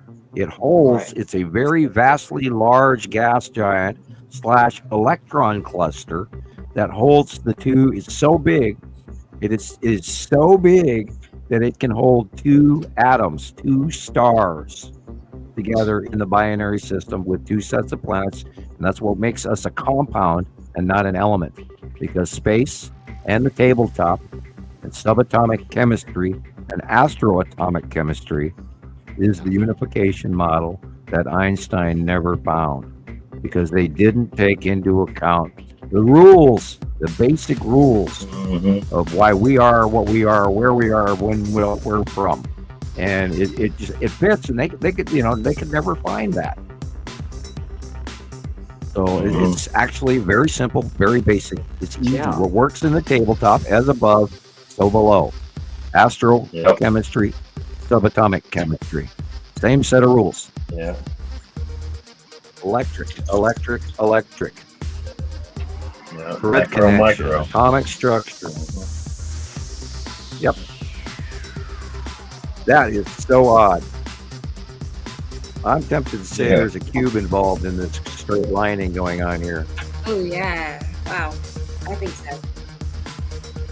And an orb. Look at that. The cube and the orb right there. The cube is on the left. The orb is on the lower right. Wow. The Texas cube and her front-facing orb. See the orb around? Oh, and you can see the ball and then 4 o'clock. Yeah, hi. Yep, crossing in front of the sun. And we only talk about it regularly. Guys, there's extraterrestrials parked over the top of Earth. They've same place since April of 2019. Everybody wake up, tell your friends, oh my God, frickin' ET is here. I'm in awe. No one will comment about this on YouTube tomorrow. No one. I dare you. I dare you. Say something. No. I know. Dun, dun, dun. I don't know. People are busy. I don't know. I don't know what's going on. Do they even see our things? I mean, how much of it are we being, brushed under the rug? Oh, I wonder. I don't know how everybody is direly missing these vastly large planets, and not only that, plus, the alien intergalactic craft that have been parked over the top of Earth for the last God knows how many years now, flying their little ships and their big ships and all the other support craft all around over our heads. And we see it all the time. It's not like we're guessing. Mm-hmm. We've had so many matching sightings over the last decade. But no one will comment on it, so, Why is the count included in the planet count? Why is Hercules included in the planet count? Okay. Because it's an arrival and notable. That's why we went to 8, and that's why we talk about 7, and sometimes we talk about 8. It's in the video as well, in the early 2009 Pleiadian message video that we run off of, and that's stuff that a video we got in 2008, 2009. That was banned in the United States and then brought back, and I still use the German version. They sent in from Berlin, so sort of nostalgic. And that's where the basis of the names come from, because it matched information I was given off-world. And when we found this matching information, only through a few years, about 2.5 years later, after knowing this information and writing it all down, blah, blah, blah, after the sightings of the incoming closer passing smaller planets at the time, we watched them come in. And then once we realized that Atu was actually purple and smaller, and in comparison to what we knew, and we went, oh crap, it's all real. So that's when we attributed the names 2.5, 3 years down the road. Prior to that, we were calling it the striped planet, or the blue-green planet, or the red planet, or the white, this, that. It took until about 2015 till we actually knew that even Atu had a moon. We didn't know that at first until we watched it. And right there is an example of it right there in front of you. And then behind that is lighter Nepacity, which is why it's green right there in the middle background with the open core of Nepacity. Beautiful. Look at the different colors and the. And they are so large now, yeah. And people have an absolute amazingly hard time to realize that these planets are sky fillers and they're huge. And if you look at the bottom at the horizon, that deep red comes from a refraction off the planet it's at, because it's sitting right next to Earth. There again, you have Atu's moon and Nepacity, followed by, on the right hand side, you have the Saturn's yellow moon and the Saturn, and they're right mixed into each other. So it makes it hard to tell exactly what you're looking at. But you know that dark blue area is a planet, because the real sky color is at the horizon. Of course, that yellow orange again is from the bottom of Saru in this shot, which is on the lower left to middle sky. The real sky color in here is white. Where all that blue and everything is planet. Just so unfathomable to. Yeah. It is. It just blows your mind. And here again, you can see the separation between the real sky and the planet. Yeah. And all of that white illuminated stuff. I was just saying, our all that sky white is illuminated stuff above is asteroids, because it's closer. Oh, the white stuff's asteroids. Yeah. Orbiting, and all the purple and the blue are planets. Everything you can see. And this comes from what, Alex? Or was it from Tony? Switzerland. Is this Tony? This is Tony's. Tony's. Look at that big red circle right there, Good night, Kevin. Good night. Remember, the real sky is at the horizon. Everything above it is passing planet. Over and over and over, and it matches time after time, week after week, month after month, year after year. And you can see, once you figure out the lighting, how the lighting is, how it looks, all of that dark blue area is the shadow of a close passing planet. You can see the bottom edge curve. Yeah, it is going up. Anissa's talking about how our numbers are going up, Sam. The view count, I hope so. Viewage. Yeah, I noticed that last week too. It was at the highest it had been actually last week. I shared a lot of, information on Facebook about how we're live, and it helps, letting people know we're out here.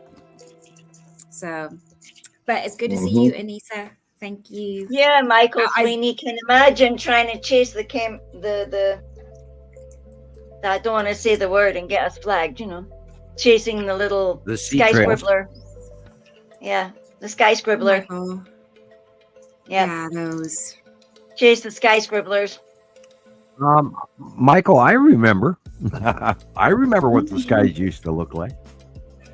Oh yeah, and that's part of why I'm doing what I do is because I even knew about what was going on because the sea trails have been going on since the late 90s. Yeah. That's right. Yes, Alexander Dewitt. He's thinking about starting a YouTube channel. My goodness, you really should. Oh yeah, you really should. Well, that way you have an opportunity to cloud your material in one reference point. That is, and then you can get people to watch your stuff. You can maybe monetized. I mean, if anybody makes a buck off this, yeehaw, Yeah, and Alexander, your material is far above everybody else's, and I recommend you should do that. If not just for putting it down for for recording and keeping copies of everything, and that way, if your home collection gets deleted somehow, then you've got it on YouTube. Backup. Yeah, I would love that. I would love that. I like the convenience of having a YouTube link. If I want to share, I just grab the link and go. Makes it way faster. And is you it can go back and difficult rewatch to get a it. YouTube channel? No, it's just a matter of a new email address, or it didn't have to be new even, but it's just setting it up through your email. And what is it? Your Google login, I guess. So. Yeah, they keep telling me my email doesn't exist. Like you could make another email. Like you could make multiple YouTube channels. Just new. I've got another one. I just haven't switched over to it. I haven't dared switch over to it because I don't want to, the possibility of losing my connection. And I'm not even sure I remember my Facebook account password. I know what you mean. It's a hassle. I'm sure I have it written down somewhere in 18 different places, but that would be spooky to try and find which one. It's been so long ago that I actually created that account 14 years now. Oh, the things we don't write down that we should. I know, we forget to write things down. I think it's going to be on the digital. You could get a new one. I mean, Look at the different colors. Look at that red back there. Look at the incredible different colors of blue. And that they're red there. Yeah, it's beautiful. And that white kind of yellow. And the blue, green, and the orange, and the yellow in the background at the horizon, because the top of Saru is cutting off the sun. It looks like a couple of red of eyes there. Look at that thing. Wow. Yeah, there have been a lot of technical difficulties. A lot of different things been shutting down. Service has been going down. Yeah. Oh yeah, I had a weird thing happen to me. I was just quite worked up at the ATM. I wanted to go and take out I needed a specific amount of cash for something, and I put my card in, and it said all the right things, did all the right things until I was standing there. I got my card back and it didn't put out the money, and then it said, sorry, we're having a technical issue. So I put on my bank app at the same time, and my bank app went absolutely bonkers. It started replicating every single transaction on the list. Literally, as I watched it. Apparently, Chase Banking had a glitch in their system, which was allowing people to withdraw more money than they actually had in their account. It's kind of like check fraud almost, like bouncing a check. That was bad. That was crazy. Yes, I just had such a cold sweat walking away from that machine, thinking it was going to cough out 3 different amounts. They're still going to get you for the money. You didn't get away with anything. I mean, who in their right mind is going to write a check for $50,000 and put it in the ATM machine, take the money out, and then not think they're going to have an overdraft account in the morning? And then they're on all these, channels crying. It's like, well, you better leave town quick. Right. I shouldn't have followed that internet trend, huh? I saw it on TikTok. You're going to really put yourself on the internet, stealing from one of these really large banks. That's just incredibly stupid. Yes, it is.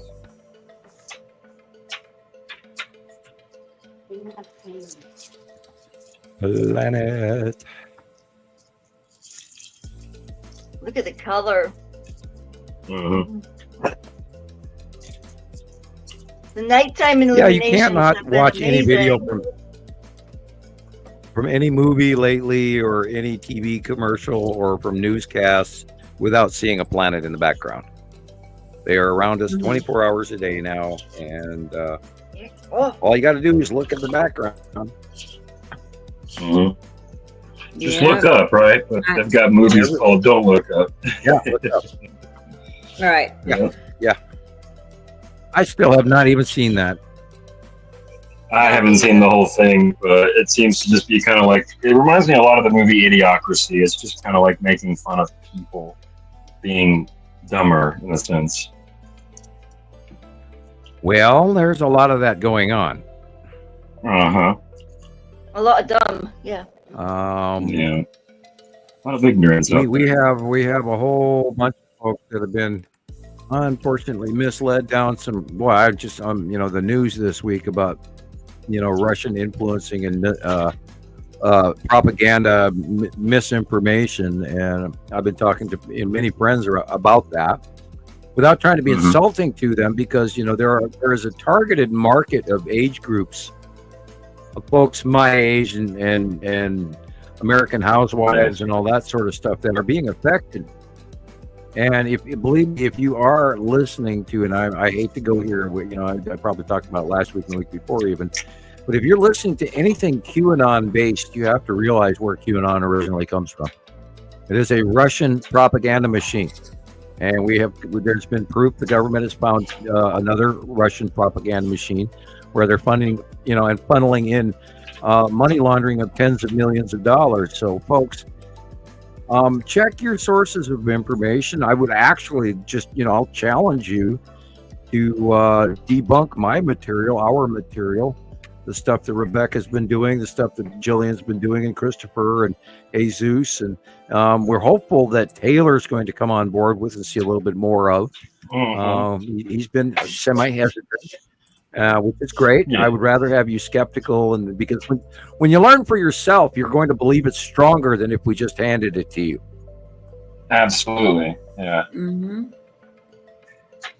That is true. I mean, but he's pretty good at recognizing, like, he knows what an asteroid or OCG looks like. He's got the, I know, I've seen the salamander many times. The salamander, he talks about that. So he does have that one out.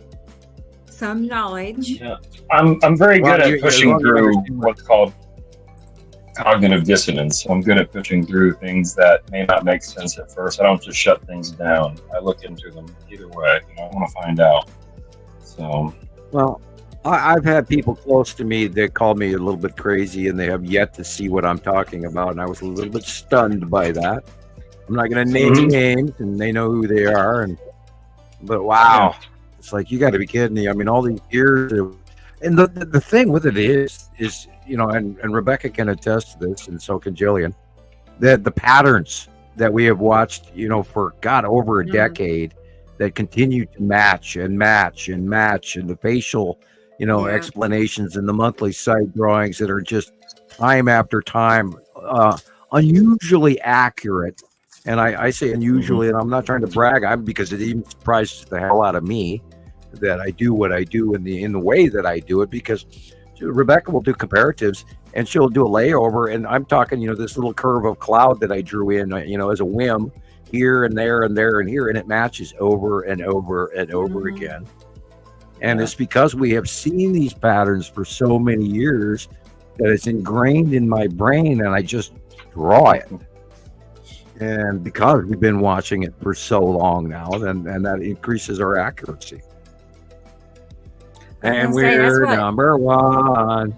It's true. I mean, that's what holds it all together is the drawings, plus, the repetitiveness of it all. How it just repeats itself over and over and over. The same pattern in the same location worldwide every day, all the time. It just goes on and on.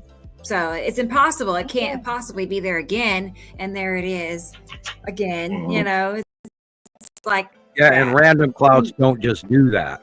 with the shadowing on the background and the big round bottom rounded edge and the angled in asteroids that are repeatedly, and it's not like random asteroids, it's always the same asteroid next to the same body in front of Nepacity or in front of Uri or underneath the bottom of Atu, or where the skull asteroid is, or where the lead object is, or where the Saturn's yellow moon is versus Nibiru. I mean, this isn't random at all, and it's just repetitive. It matches over and over and over again now. We're going on 14 years now, guys. And where the hell have you been? I mean, when are you going to see? I'm speaking generically. I'm not trying to insult anybody. But if you're out there, when are you going to see this? Because they're there. And we've been screaming about it, from our little soapboxes. From the treetops or whatever, for many years now, and we want to include everybody in this information because it's just over and over and over and over and over again every day after year after year. I mean, it's like, my God, and it's insane. It's batshit crazy, and yet it's really happening. It is really, really happening. And I go through stages. We were talking about this before the show. I go through stages where, I am so concerned and worried for everybody. Well, look at this. Looky here. I just got a message from Jesus, and he is on his way home from his trip, and he won't be back in time for the show tonight. But here he is with some of the cast. Who is this? He's going to get famous and leave us behind. I promise you. I'm joking. I'm joking. Actually, what he said, I have it on, I can't get to my pictures, but here's what he said. Let me just repeat word for word, because it was perfect. Bear with me. But he was disappointed with the guy, I believe it's in the blue shirt beside him. He tried talking to him about a certain picture he had, about the planets. And this guy did not give him the time of day. Not the time of day. Wow. So, just look at his shoes. Look at his shoes. Here's what he said. He says, Jesus said, it sucks that even in a room full of alternative thinkers, we stand alone. Yep. I got goosebumps. Yeah, and that's the batshit crazy that everybody thinks that we are, and we couldn't possibly be right. And yet here we've documented it for 14 years. And, I got slapped with a 30-year non-disclosure agreement by the U.S. government in 1978 through 80 over this situation. I wrote a stupid paper in chemistry class. And they don't just come to Montana and gather up a 17-year-old kid and drastically change his life and then abduct him later for being wrong. So why do it happened. It was real. And so, here we are. And this is part of why I started looking into this as early as I did, because I cited it in 2008, 9, etc. I was doing my Google space plus filming outside at night. And I noticed all this shit coming together. And eventually out of the blue, I saw a passing planet during the daytime. And I went, oh, crap, they're here. Because I've known that they've been coming. And so I decided after my non-disclosure agreement ended in 2010 that I would scream this from the highest treetops because they told me I could not. Now, I'm not breaking the rules. This is all my opinion, and I'm entitled that according to the First Amendment. And I strongly suggest that you listen, because we're not batshit crazy or full of shit or whatever you want to call it. And we are doing this for you at our expense. And please, please tell me anybody else out there that does this. Speaking of which, we would very much like you guys to donate to either Rebecca or myself or others. We need small contributions to keep going. I will get that. I was gonna say, let me get. No worries. Videos up fine, but I cannot get to my files. But I will get the address and information here in a minute on a video. I'm not money hungry, but I'm trying to remind everyone at least once a show. It's not that we do like to have a show, and all of these things cost money. All these the things I use have fees. So we can continue. We need your support, and thank you for your support. Please subscribe, like, and hit the notification bell. Also, please comment so you can up the algorithm on YouTube. Nibiru Followers Anonymous. And let's see, anything else I missed? Oh, yeah, brought to you by Ricola and Coca-Cola, which is, of course, neither an official sponsor, just happens to be what I'm living on every time I do this show. Speaking of which, I'm going to do Cough Drop number 1. Wow. That's pretty good Only for 2 hours number in. 1. Here's some videos that Christopher made during 2 the hours week. in, you know. Shut up, Sam. Yeah, look at that. See that illumination? Yep. What is that? Look at that little thingy. Right? And it kind of looks like I just the happened green to come after across the it in my, green. photos. This was the day right before you That kind of looks like made the February site drawing. that looks like the green asteroid. Right on the money. Wow. And then lead asteroid is crossing in front of the Saturn's yellow moon, and that's in this mix right there. Yeah, the green asteroid has gotten bigger than these drawings here. And of course, remember, out view changes, angle of view.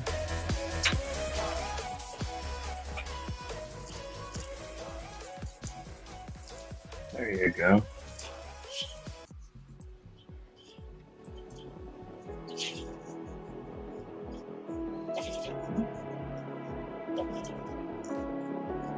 This one's so good. Oh, yeah, look at that. Yes.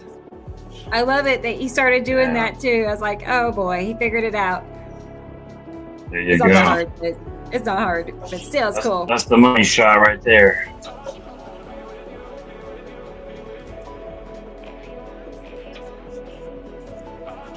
You can actually see the I just red. started going through my, I think there was like 50,000 pictures on my phone.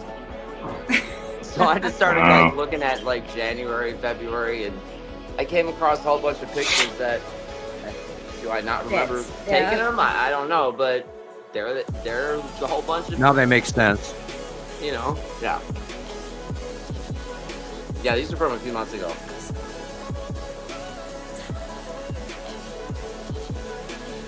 But you can clearly see the planets. I couldn't just leave them there and not do anything with them. Evening group members for Nibiru Followers Anonymous and Montana Skywatcher. That was so cool. He was doing a commercial for me. I was out live and he's out here, sporting my video. Nice. Isn't that Just nice? a classic weatherman, Chris. Yes, he's a natural, isn't he? He just hops on there and says anything. He's like, it's perfect. Perfect round shape, especially on that side. Oh yeah, I was having a good time. That's why you got to go to downtown Las Vegas and do a commercial in front of the sphere, Okay. and then use that for your YouTube channel as your startup thumbnail video. That'd be cool.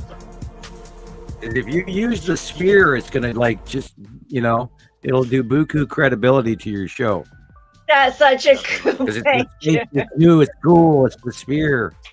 And they might even sue you over it. I'm only joking. They can go ahead. Just think of the notoriety. Right? I mean, like, they're not going to get much out of me. Yeah. Hi, this is Christopher in downtown Las Vegas, but with the sphere behind me. I'd like you to watch my show on YouTube, Montana. Where we talk about Nibiru bigger system, spheres. Skywatch. Well, you're right about the Yeah, I was notoriety. talking about bigger spheres. Anybody that goes near that thing, they do all sorts of crazy stuff. Like this one kid decided to climb on top of it, climbs all the way to the top of the sphere just to, get a video so he could throw it on the internet. But yeah, they arrested him, and but that's what people are doing crazy stuff to get noticed, I guess. So well, remember how Jay Leno used to do jaywalking, or any of the other late night guys? Just even go, hi, I'm Christopher. Right. Have you heard about Nibiru? And just even give them 5 seconds. And if they want to be on film, fine. If you don't, edit them out or whatever. But look at the way the just curve stand there of for a that little light. while. Look at the curve of the beam and the curve of the beam. Write your own show. Curve. Sorry, I get excited when I see that beam. It's okay. I wonder what strangers would say. Angle. If you just walked up to them and say, "Have you ever heard?" Most people I talk to when I ask that question, if they've heard of Nibiru, most say no. Yeah. Most have never heard of it. I think a lot of people are familiar with Planet X a lot of times too. Yeah. I should start there. Yeah, if you said Planet it's not X, known by its name. Yeah, I bet. Yeah, if you said Planet X Nibiru, you'd give them a multi-dose single question, and what you do is you keep it in a nutshell basic. You don't prime Sam's brain. You prime the brain on the man on the street, and then would you mind terribly if I filmed you for your answer, but whatever. And I think that would be a great addition to. By the term Nibiru. No, look at you. Planet X Nibiru, yeah. Yeah. Well, a lot of people don't know about it, and they want to know, and then if you don't write it down and you don't have a card, which is why I occasionally hand out cards with the name on it, that way you don't have to scratch it out onto a card with your pen, and then they can look you up in your channel on YouTube. What's he? And you can get a box of cards for about $35-$40.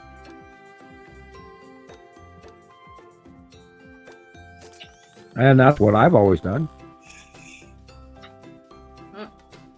Oh, I've only got, upward of 80,000 personal, and then all the other people affiliated around the world through Nibiru Followers Anonymous and Skywatchers and all of that, 1 and 2, and the other sites that we visit. And Nibiru Watch Africa and all of that. And our other sister sites. And I do miss the Italian Skywatchers. I really do. I wish somebody would form a new Italian Skywatchers from Italy. Oh, Samuel. I love their. Yes. You know how they're talking a lot about Campa Flegrei and Vesuvius and Etna and that whole area just now. Have you seen anything that's going on that's different? They are at a heightened advance warning, pre-warning prior to evacuation. Although they're, mostly dealing with the major heat wave in Italy right now, and so the focus has changed. That everybody's just sitting there sweating their butts off right now, and their weather is probably taking precedent. And they had some fires. They had a bunch of fires in Greece and stuff like that too. Yeah, that whole area is very active. Oh, by the way, baby Krakatoa kicked up this week. Oh. There is a couple going off in Kamchatka, Russia. There's quite a few going off in the Philippines area, in Malaysia, in Southeast Asia, and quite a few going all over the place. A couple in Africa, you name it. There's a lot of volcanic. Oh, and Iceland burped up again here, for the last couple of weeks. And it's really a heavy pressure flow that is coming from the fracture in Iceland. It's producing quite a bit of lava, which is good for Iceland because it's building on via the separation between the Atlantic and the European shelf. So it's quite I could watch that for hours, and I do. They get a good drone shot in there, and I'm just glued to it, even though you don't really see much other than really cool lava hitting on the side edges. And one of the walls caved in the other day from a 75-meter tall cone, and then they had a lava flood. I think it was like 2 days ago, so it was really cool to watch. Wow. Yes, look at all these dark areas in the middle and all these microclouds you're looking at. These are planets. Oh, look at these things. They're right in front of us. That's Pan asteroid right there. Look at the thing with the wings Pan on. asteroid in the front of the bottom of Uri. All that is the asteroids of Uri right there. It just looks so busy. How can you not see there's something there? Yeah, and look at the directional microclouding. It's like splattery pathways. You cannot argue with what you're looking at, or you're blind.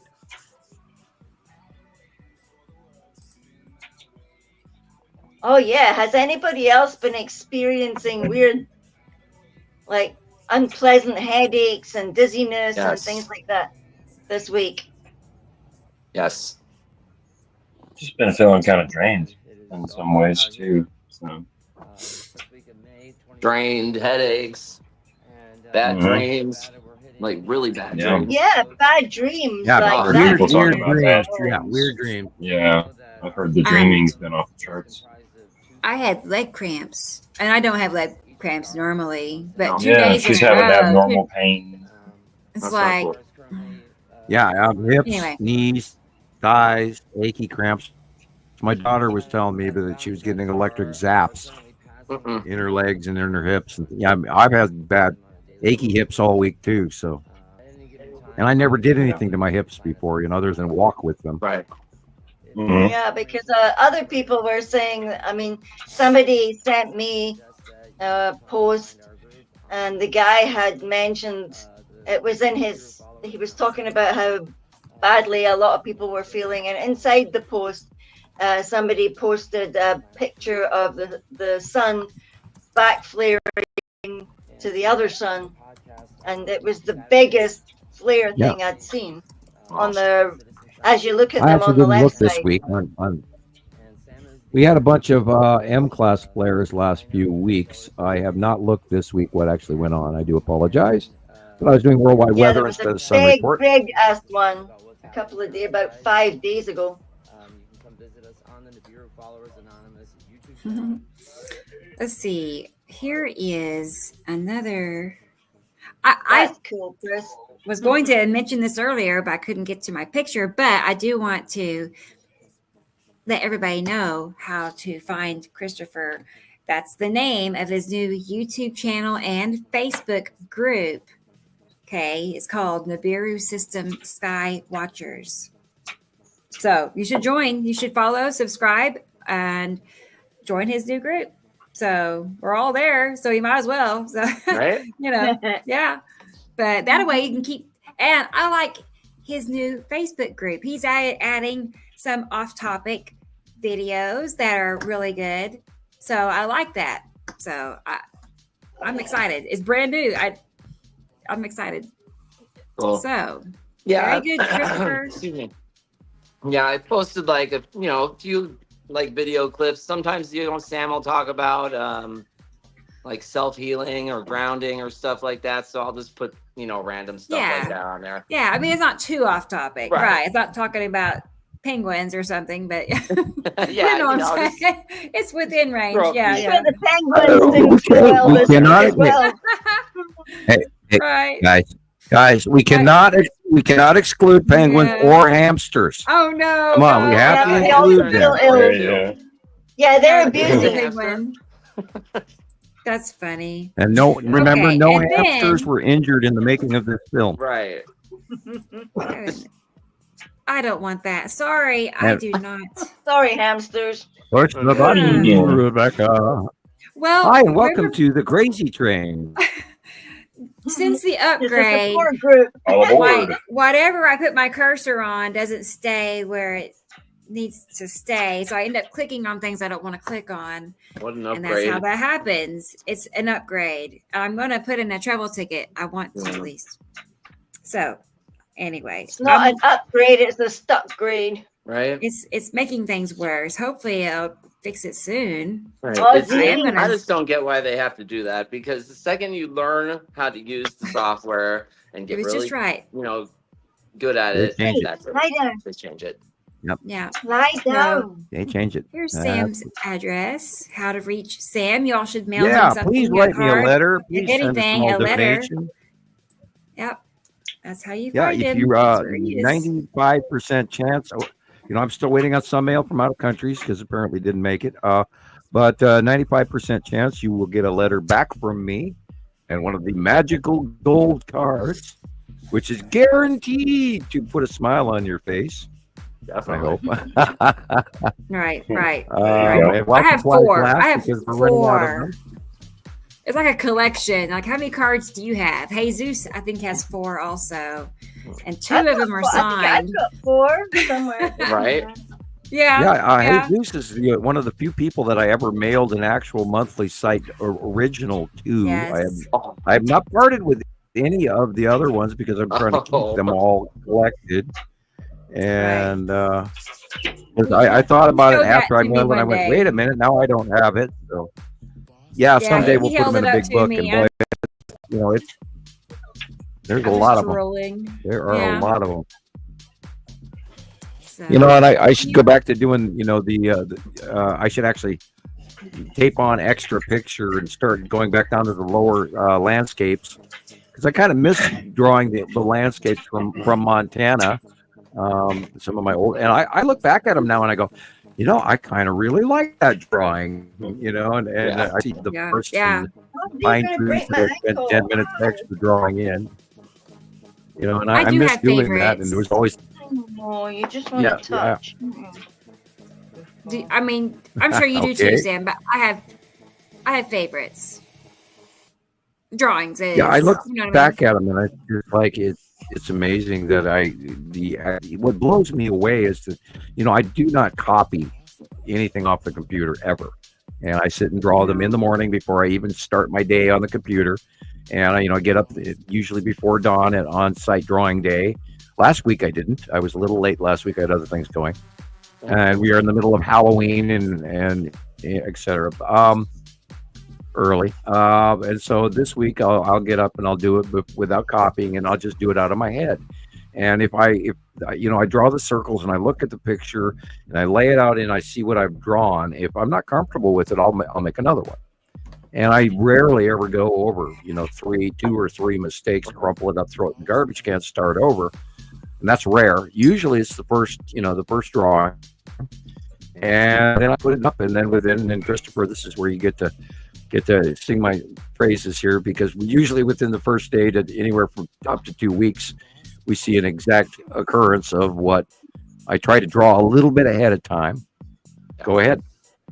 Yeah, it's awesome because you'll draw, like last month in July, you drew the side drawing, and then a couple days later, you made an extra drawing for I Sat on Jello Moon, and you were saying that you made this extra drawing because, we're going to start seeing it come closer. It's going to get a lot larger. And sure enough, the next day, it moved and it just came ripping across, right overhead from the northwest to the southeast, kind of like as the sun rose.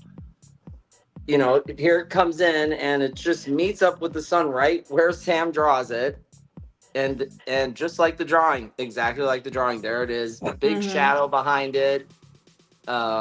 This is awesome, and it's just it's crazy to see him put these drawings out, and then something will happen in your skies, and it's exactly what he draws. Everybody's talking about the drawing. I'm getting a picture of the drawing to show you. I just have to turn it into a video. The monthly site drawing, and this is a lot of people probably here on YouTube and TikTok don't know about the monthly site drawing, and we do need to show it more here on our shows. Right. And we do forget because we, expect that everybody's on Facebook when they're not. And for that, I equally apologize. And we're gonna apologize to the Penguins as well. Yeah. I'm picking on Penguins. Y'all are gonna never let that down. Nothing wrong with Penguins. Nothing. Oh, we're never going to talk about Penguins the same again. Do they cry? Do penguins cry? The current animals that we should be really, really feeling sorry for are the reindeer population and the polar bears and the northern Arctic animals. Mm-hmm. I don't know what's going. I mean, I don't know what life forms are on Antarctica. Probably not very many. Although they have been discovering some really cool underwater things that they never saw before. But yeah, Antarctica is freaky weird right now. And I would recommend everyone looking into that. I mean, catastrophically weird. Do some science on what the hell's going on in the South Pole right now, including the southern hemisphere. That's some weird anomalies. Oh my God. I mean, my God. The Amazon, Taylor, the freaking Amazon has a drought. No. Yes. That's everything to our planet. That's everything to our planet. That is our air. That's how we breathe. That's our freaking air. And I mean, 2 years ago, it was every other northern hemisphere: the Rhine, the Seine, the Yangtze, the Mississippi. The Mississippi is very low again this year. I mean, oh my God, people, you've got to wake up. This is seriously catastrophic climate change right before your very eyes. And if you don't pay attention to this, you are going to be sorry. It's like the days of Noah, so to speak. Level and, It is. Yeah, and I'm standing on my floods are coming. ringing my bell, trying to scream to people.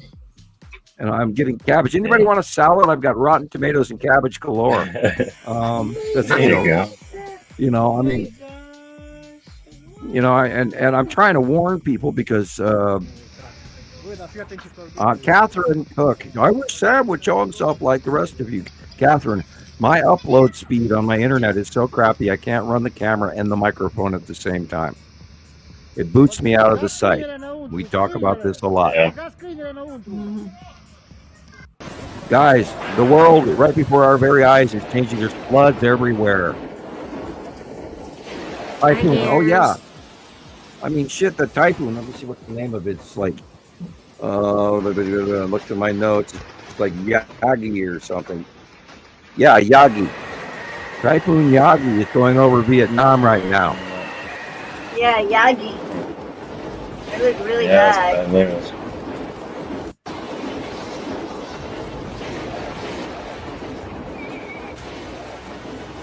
And there are deaths. There's people that have died from this. Oh yeah. These are very powerful storms. We're getting into the point where we're going to start having, perhaps having like what we call world storms. It's getting to that point. Yeah, this was a Category 4 as over China, and then as it reached over to Vietnam, they're expecting the downgrade in the winds to a lesser, probably a Category 3. And then 147 kilometers per hour. I don't remember what the transition between MPH, because that's where the categories are rated on, is miles per hour. But yeah, this is worldwide, people. Every day, every week, around the world. This is freak weather. And look at this. This is going to be happening to everybody, and it is happening to everybody. Yes. It's hard not to find something going on with something in some way. Yeah, well, we'll have outbreaks of cholera and airborne diseases. The Zika virus is on the east, or West Nile virus is on the East Coast big time right now. Yeah. We are in trouble, and people need to pay attention to the climate change going on. And this is part of climate migration around the world and war migration that's going on, which is part of the populist refugee issue. And people can't be pointing fingers, because guess what? This may happen to everybody, and we may have to migrate. And let's hope the people that accept us into their village are half as kind as we think they ought to be. Because this is happening around the world. And what's next year? What's this winter? What's spring? What's summer next year? We don't know. And people, we can't be cranky. We have to be understanding, forgiving, and we have to realize. Yeah, we have to share. We have to realize this is no longer. We are not in Kansas anymore, Toto. We are not. This is a different ballgame. It's right now in front of our very faces around the world, every day. They're expecting more moisture this winter because of the La Nina. We went from a El Nino to a La Nina, and they're expecting more moisture for sure. Yeah, what do they say in the movies? This is not a drill. This is not a drill. Right. For every major 1 degree increase in temperature, if the overall planetary increase goes up 1 degree, the air moisture above us is 7% higher amount of moisture being held by the air. And if the planet goes up 2 degrees, it's 14%. If the planet goes up 3 degrees, it's 20. We will go up to 21 and stuff like this. And if our air is that much heavier, full of moisture, it's going to come down at the division line between the heat and the cold fronts. And that's the break. It's like a glass that sweats. You put ice cubes in the glass, and the outside of the glass sweats because of the warm air on the outside. And that is what's happening everywhere around us right now. Coming down in a year's worth of rain, plus the planetary passes and the asteroid passes. And all of this figures into exactly what happened in 1650 BCE. The great event. Yeah, the copper or Bronze Age decline that is inappropriately timed, in a lot of archaeological recording. There was a collapse of probably for about 500 years after that. So, and migration, people moved. You go to the discussion from people from India in their records. The Aryans moved in from northern Asia, the Baltic regions, from the Rus, from the Red, and they all moved because they had no choice. And there's many different records of many different civilizations moving. The disappearance of the Mycenaeans and the Minoans and all of that, all within that same time period, and has to do with climate migration as well as war migration. Yeah, there's a lot of gaps. The Hittites, the end of, for sure. Right, the ending of certain civilization and the beginning of other civilizations, because people just up and moved, and then before you know, we have new kingdoms because there's mass people moving together because they had no choice. Mass migrations. Yeah. And we're seeing it right now. I mean, look at Syria, look at Turkey, look at the Polish people in Poland are not taking any more refugees, period, because they can't. England's taking refugees like crazy. We're getting refugees like crazy. Mexico's getting refugees like crazy. They're around the world, but there's a refugee problem because people are moving due to this mass crazy climate. Look, how many people can afford to replace this house? And they're going to want to go someplace else to get away from this. Yeah. So you're not going to build another house exactly where you were flooded before, are you? Well, I'd raise it up, or change the walls. And it's a good building project for the rest of the world. People need to start building city walls again and be able to channel the floods and save the water. Don't let it sequester out to the sea.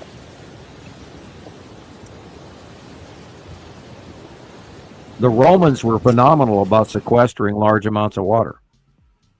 Yeah, that had and the Japanese are doing it now. I don't. Let all that stuff settle and then use it later. Unfortunately, a lot of it has to be treated. Because when you get a flood a cemetery or a septic treatment plant, you're getting all kinds of poo-poo in the water. Oh. Yeah, it's definitely dirty water. I want to avoid being in it. Sure. Yeah, you don't want to go swimming in that. Antibiotics, here I come. Yeah. Yeah, they're swimming around in it like, oh, look at us. It's just look at me. And mixed with water. There's things swimming into my skin. Thank you. Yum yum. We don't have any open sores. Yeah, can you imagine? Yeah. Yeah. And then again, look at how many used cars are being flooded with the market because they've been flooded, and then some mechanic works on it for a little while, and meanwhile, seawater has gotten into some of these, electrical systems, and 6 months later they fry out. You got no car at all. I can't even imagine the environmental and the financial impact alone on this of people replacing their ships over and over again because it keeps washing away, and it's going on around the world, and it is having a GDP worldwide effect. Oh yeah, I mean, look at having look mass at the cost of migrations of right now. And what about the cost of building food? supplies? Yeah, food's got lack of production. Plywood, 2x4s, stone masonry, cement. All these products are now having to be used and reused and used at a greater rate than we ever had to before. And look at the garbage floating around. Oh my God. Yeah, can you imagine? Ugh. I really wish that Asia would have a little bit of better awareness of what they do with their garbage. They're going to be so sick after that. Well, the whole world is. All that stuff ends up in the ocean. I mean, we have like 5 major Sargasso islands of garbage floating in multiple oceans around the world right now. It's so there's some efforts to clean that up, It's horrible. I mean, Sargasso Sea islands of floating plastic, the size of like Manhattan or Long Island. You know what? There's one off of California. I don't know where the rest of them are, but there's like 5 of them now. California is having those landslides going on right now as well. Yeah. That whole place, from Monterey Bay. Yeah, the Monterey Bay area, that north of Los Angeles, is moving right up next to the coast there. Yeah. And, you know, I hate to say that, but then, you know, I mean, you go all the way up to San Francisco and you talk about what they're in trouble, you know, Half Moon Bay and all of that. And then on the Bay inner core, all of the snow that's come down in the last few years and all the flooding that they've had on the inner Bay. There's all kinds of changes going on. Look what's going on in Oregon. Look what's going on in Washington. Look what's going on in Idaho. Look what's going on in Montana, Colorado, Wyoming, South Dakota, Nevada, Arizona, New Mexico, Texas. I could keep going on and on and on. There's movement. Let's talk about the Salton Sea. Oh my God, I'm waiting for that thing still to blow. You know, and then of course, you know what's going on in Italy. There's a lot of planetary movement going on. I still can't get my mind around the fact that they've gone and built inside calderas.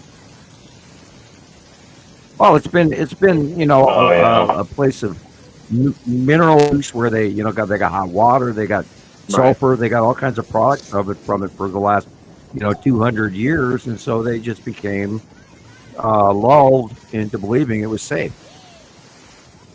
Yeah, the volcano refinery systems off California and stuff. Oh yeah, there's underwater volcanoes going off the coast west of British Columbia and off of Seattle and Oregon, underwater, and all that. The buildup of that they're still waiting for the San Andreas and the Juan de Fuco plate to slip, and it's well past due for another major quake, and then not even including the San Andreas all the way down to the Salton Sea and the Bay of Cortez and Baja, all going to be ready to move. And don't forget the unknown underground volcanic field under New Mexico and Arizona. Yes, it's volcanic, but they don't talk about it. And Oregon and Washington and Montana and Idaho, still waiting for the one in Idaho to kick up more. It's been kind of quiet lately. And that's northeast of Boise in that mountain range, and it's been quite active. We had a 6.6 a few years back earthquake there, which we felt all the way up here in Lolo. And ever since then, it's been having aftershocks for a couple of years now. So, and I still think that area is going to turn into an underground volcano. Very large mountain range that's never blown up that we know of. That's probably connected to Yellowstone in a pathway underground. Audrey said that a lot of our oxygen also comes from the plankton on the planet. Yeah. Can you imagine the huge effect that it's having on the animal life in the oceans, especially if you've got all those underwater. Well, the ocean temperatures are really high. Up. Yeah. The temperatures must have gone up. Yeah, we've had summer ocean temperatures in the Gulf of Mexico, 87, 89 degrees. Current temperatures the animals are going in the Atlantic. Else. Yeah, a lot of animals are beaching themselves. 83.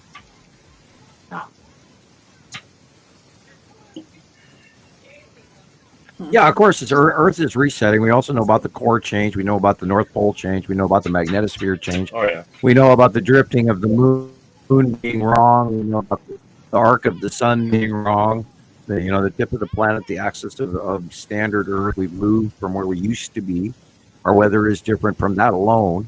The axis of the Earth and, the aurora borealis and all that we've been watching for, last 2 years are all freaky, intensely cool because all of the bypassing planets. And this is an example of, get ready, humans. It's all different now. Here you go. Mm-hmm.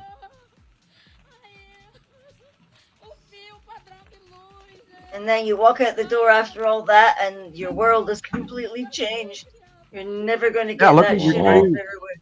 Look at it. Look at your soil. Look at your plants. Like I said, I'm having a second rose blooming, and we never had that before. I think I just saw both of those. Sorry. Oh yeah, we just did that already. Sure did. I remember that lady walking past. And that one. That was the last one. Yeah. Can you imagine the cleanup? Oh my God. Yeah, that's what I was saying. I mean, can you walk out your door and it's changed forever? I mean, oh boy. If you think of the mud flood scenarios. Times. You cannot get the smell out of anything that has been in that mud either, because there's usually a really strong, nasty smell that goes along with floods. Yeah. I've been through a flood where even, you think you can rinse it off and it's okay, it's fine, let's keep it, we'll dry it out, and then no matter what, you still smell it. So a lot of things, you want to save them, you can't. Musty smell, right? Goodness sakes. All right. Wow, that was fun. Let me see here. I know. So I don't want to say it was fun, but it was sad. Oh, fun for them. Oh boy. I was just looking at some of these Sargasso Sea things, like the floating plastic islands. Oh, yeah. Horrible. It's horrible what's out there. And I'm in awe that should be on the news every night. Every night on every, ABC, CBS, NBC. They should be talking about how we going to clean this up now. That stuff there, though, it's not like your average person is going to walk up to the sea and go, right, I'm throwing in my plastic now. Who puts that stuff there? It washes down river. It washes down river through our watershed and through wind and through our garbage land bills and blows in the wind, and then it ends up in the ocean by the ton. And whales are eating them, thinking plastic bags or jellyfish. Do that? How can you throw your stuff into the sea or into a bush? Because, unfortunately, I am going to point a finger. There's a very large populace on this planet in Eastern Asia that don't believe that it matters to not throw their garbage in the middle of the street when they're done with it. And if you would just keep watching a few travel videos. Now, we in America have also gotten very complacent in our behavior. So I'm not going to say we're perfect, because we're not. But, our landfills should be sequestered better. But there's even wind events that blow stuff out of our landfills, etc. I'm not saying that's correct. We should seriously, drastically recycle and stop using quite so plastic and oil on. It's not good for us. I could go on for an hour on that alone. But we have to go meet in the middle on plastic. We really have to. And you do your thing. Start carrying your cloth bag to the grocery store. Stop using the plastic bags. Get paper, which is actually a renewable resource in comparison to what's going on with the garbage. Stop buying things in big plastic containers. They decided to change our bin system here, which is quite... Buy powdered or concentrate liquids without buying the water-filled things. Your packaging will go smaller. Start saving things, I commented recently, even Shake and Bake isn't giving you a plastic bag anymore inside the box. Right. They're telling you to use a reusable container with a lid. And so that, it's the premise, it's the point of view in your mind. You have to say, okay, I don't want to buy this product because I'm adding to the plastic, and I will buy a product very similar to it that has better container. And we should prompt our manufacturers and our respected Congress and the people within the Environmental Protection Agency to seek better paper renewable.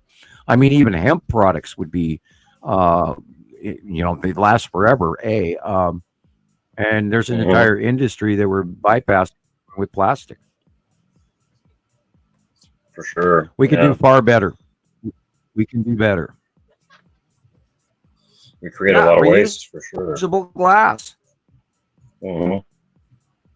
Reusable glass, where you can actually recycle it. And they make glass you can't recycle. Although we are running out of decent sand, believe it or not. There's good sand and bad sand out there for concrete versus glass versus other uses. But yeah, that's, I mean, of course we could desalinate our own water too now, and they don't do it, and I don't know why. There's not money in it, Right. let's spend much money on something stupid and silly so we can get rich, rather than so we can drink water next year, or so our grandkids can actually live in a city that actually has grass. We're in trouble. We are in trouble. Okay, I'm gonna go get another Coke. I'll be right back. Okay, Sam. All right. I was gonna pull up a time lapse. We got some time lapse videos to look at here. Cool.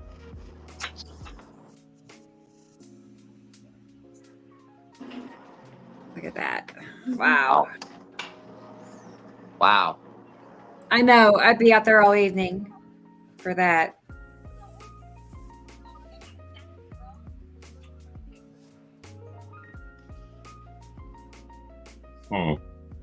To me, it looks like Atu, but regardless, it's a base cloud.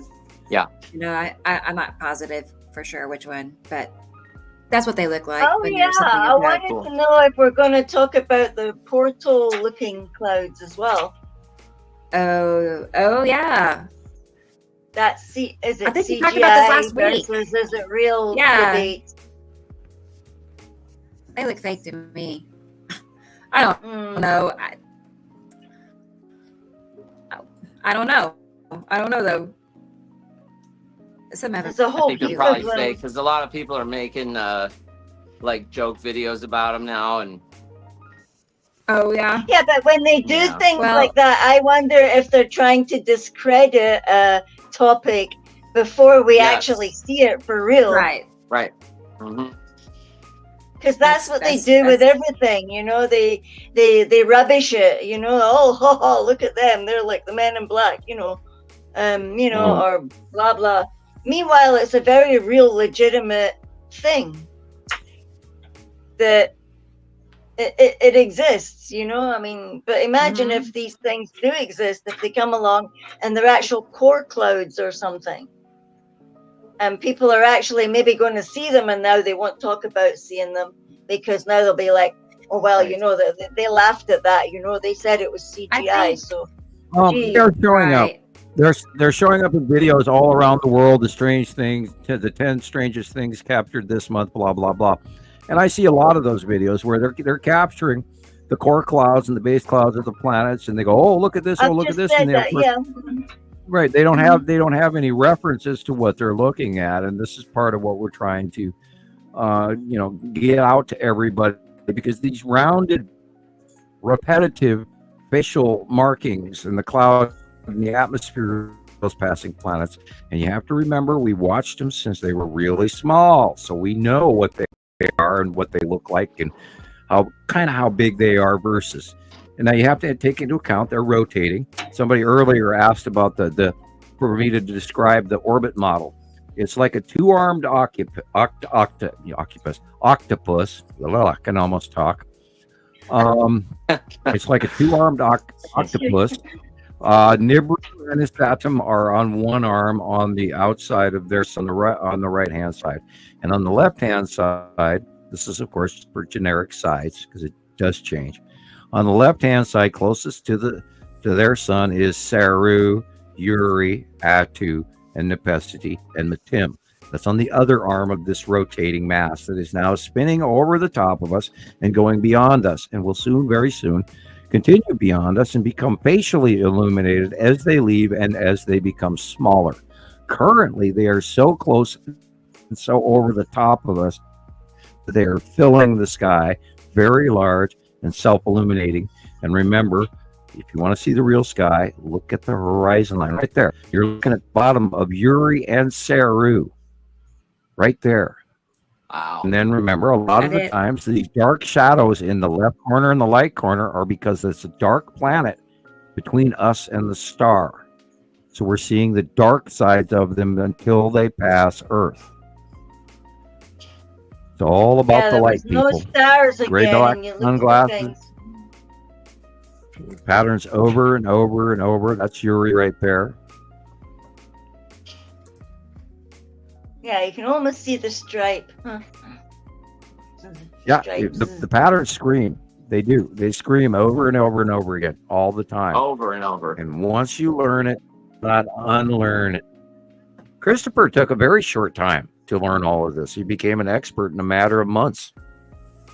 I had a lot of I don't know. I wasn't doubting what was going on, but like I'm looking at I know what I'm looking at, but my brain is telling me that's not possible. Do something else. I still have that, Christoper. I don't know why I kept having I do that every week in my head. Okay. Because it got to a point where I still 14 years later, I'm still arguing in my own head, going, no way. Am I really seeing this? And yet, we've got 14 years worth of absolute time after time after time after time after time proof coming in from around the world. A couple of 100,000 members. All these people are agreeing, and they keep sending in these same patterns over and over. And we've documented. That's why I have so many pictures on my computer, and I've 15 computers later. And I argue with myself still to this day. And then I see you guys' material, and you show it to me, something strange and new, and it matches everything that I just got done, 5 days ago, a week ago, drawing. And there it is again, and there it is again, and there it is again. And I go, it's like Flight of the Valkyries, and coming in my brain, or some other classical music here or there, or Handel, or Handel's Messiah, or whatever. Or Wagner, anything, or Bach or Mozart or Beethoven in the brain, watching this shit time after time after time match. I mean, it's insane that this is happening, but yet it is happening. And we didn't make this crap up, and it matches, and it matches, and it matches. We gathered all this information. We watched it for so long now. And then again, back to the Texas Cube, the Long Box Cube, the Empire Orb that we've documented. Didn't make this shit up either. I didn't say, hey, let's, make this, square thing that got here, in 2015 over Texas, which is why it's called the Texas Cube. And then we started citing it. And then we learned that, hey, it's got a side orb. There's the side orb again. Hey, there's the side orb again. Hey, there's the side orb again. Yes, I sound ridiculous saying that 4 times. But the point with it is we have watched this for so many years now that it's absolutely, here we go again, dog shit insane that you don't understand this by now. I want, for years I wanted to be wrong. I bet. I don't want to stand here and be going, gloom, doom, oh my God, Wormwood's here, Nibiru's here, Saru's here, Nepethi's here, he's here, Atu is going to, I didn't want to do this. But I became the authority because everybody sent me the material, because I'm the one that was, starting up with the opening of it and comparing everything and gathering all this information, because I was expecting them. I knew they were coming. And that's so therefore I was 3 gates ahead of the starting of the race. And so when I saw them as of 2009, 2010, and I'm again catching myself laughing because I sat there and watched Nibiru in the southwestern sky for 2 years before anybody even believed that Nibiru meant anything, even the name. And I'm sitting in my yard watching it day by day by day, including landmasses and Nana and Amel Saru concentrically orbit each other. This big ass, huge planet. And then over there on the left-hand side in the southeast, well, there's that big green-blue planet, which I didn't even know was named Saru, because I didn't know about Saru or the other definitive names. I knew about Nibiru, and I knew about Planet X and all of this from the government. And then, over the years, we just collected all this information through thousands and thousands and thousands of sightings from around the world.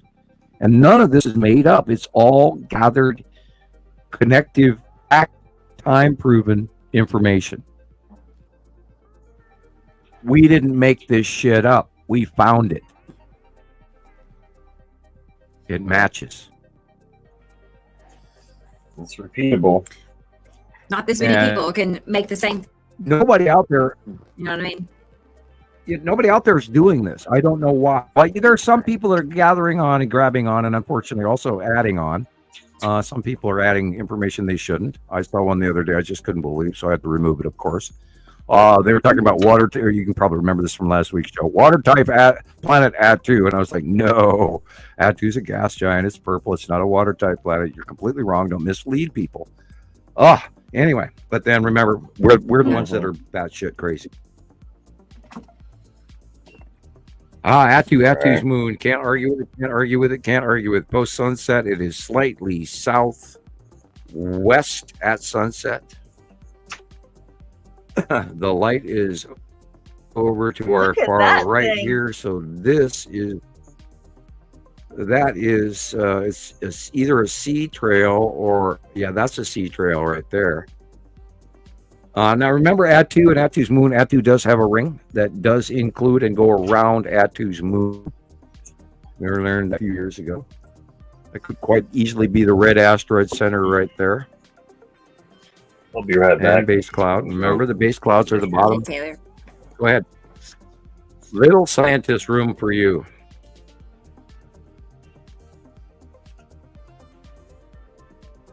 Yeah, Hi, Ben Stone. Glad you're here.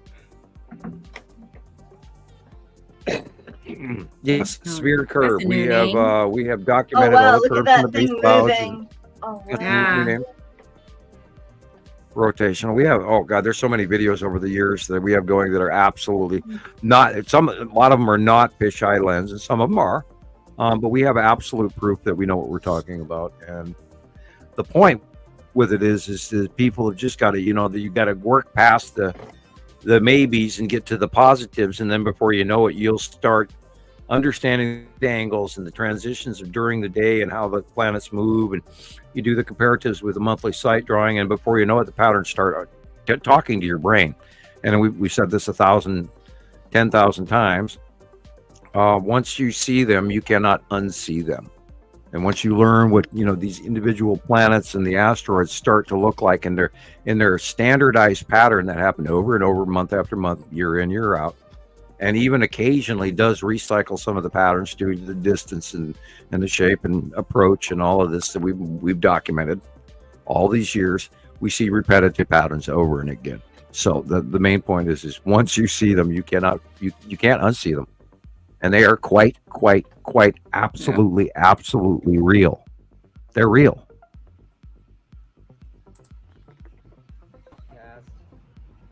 Saturdays at 2 p.m. Central Standard Time. I hear Chris talking. He's not in the square. I don't know. I locked up. Huh. That was weird, wasn't it? Did I lock up? Everything kind of glitched for me. I don't see Christoper anymore. Yeah, it was like a flare. Okay. I don't know. So strange. He's not here. Wait. And Tuesday evening, what is that? Go to the green room. Okay. Take a look in the green room. Yeah, I could briefly hear him talking again. No. Remember, I told you why it happens. Okay. He's not here. I don't know what happened to him. He'll be back. No worries. We absolutely expect that pop every show, no matter what. No matter what. Of course. At Pizza Hut. Right. Yeah, almost rhymed. People are cool with that. They know. It rhymed, but it wasn't a bad reference. Yeah, look at the light. Look at the light. Look at the dark. Cool. That's the sun cutting into the side of Uri. Oh, we've already forgotten the beautiful purple skies that we had in 2015, 16, 17, 18, 19.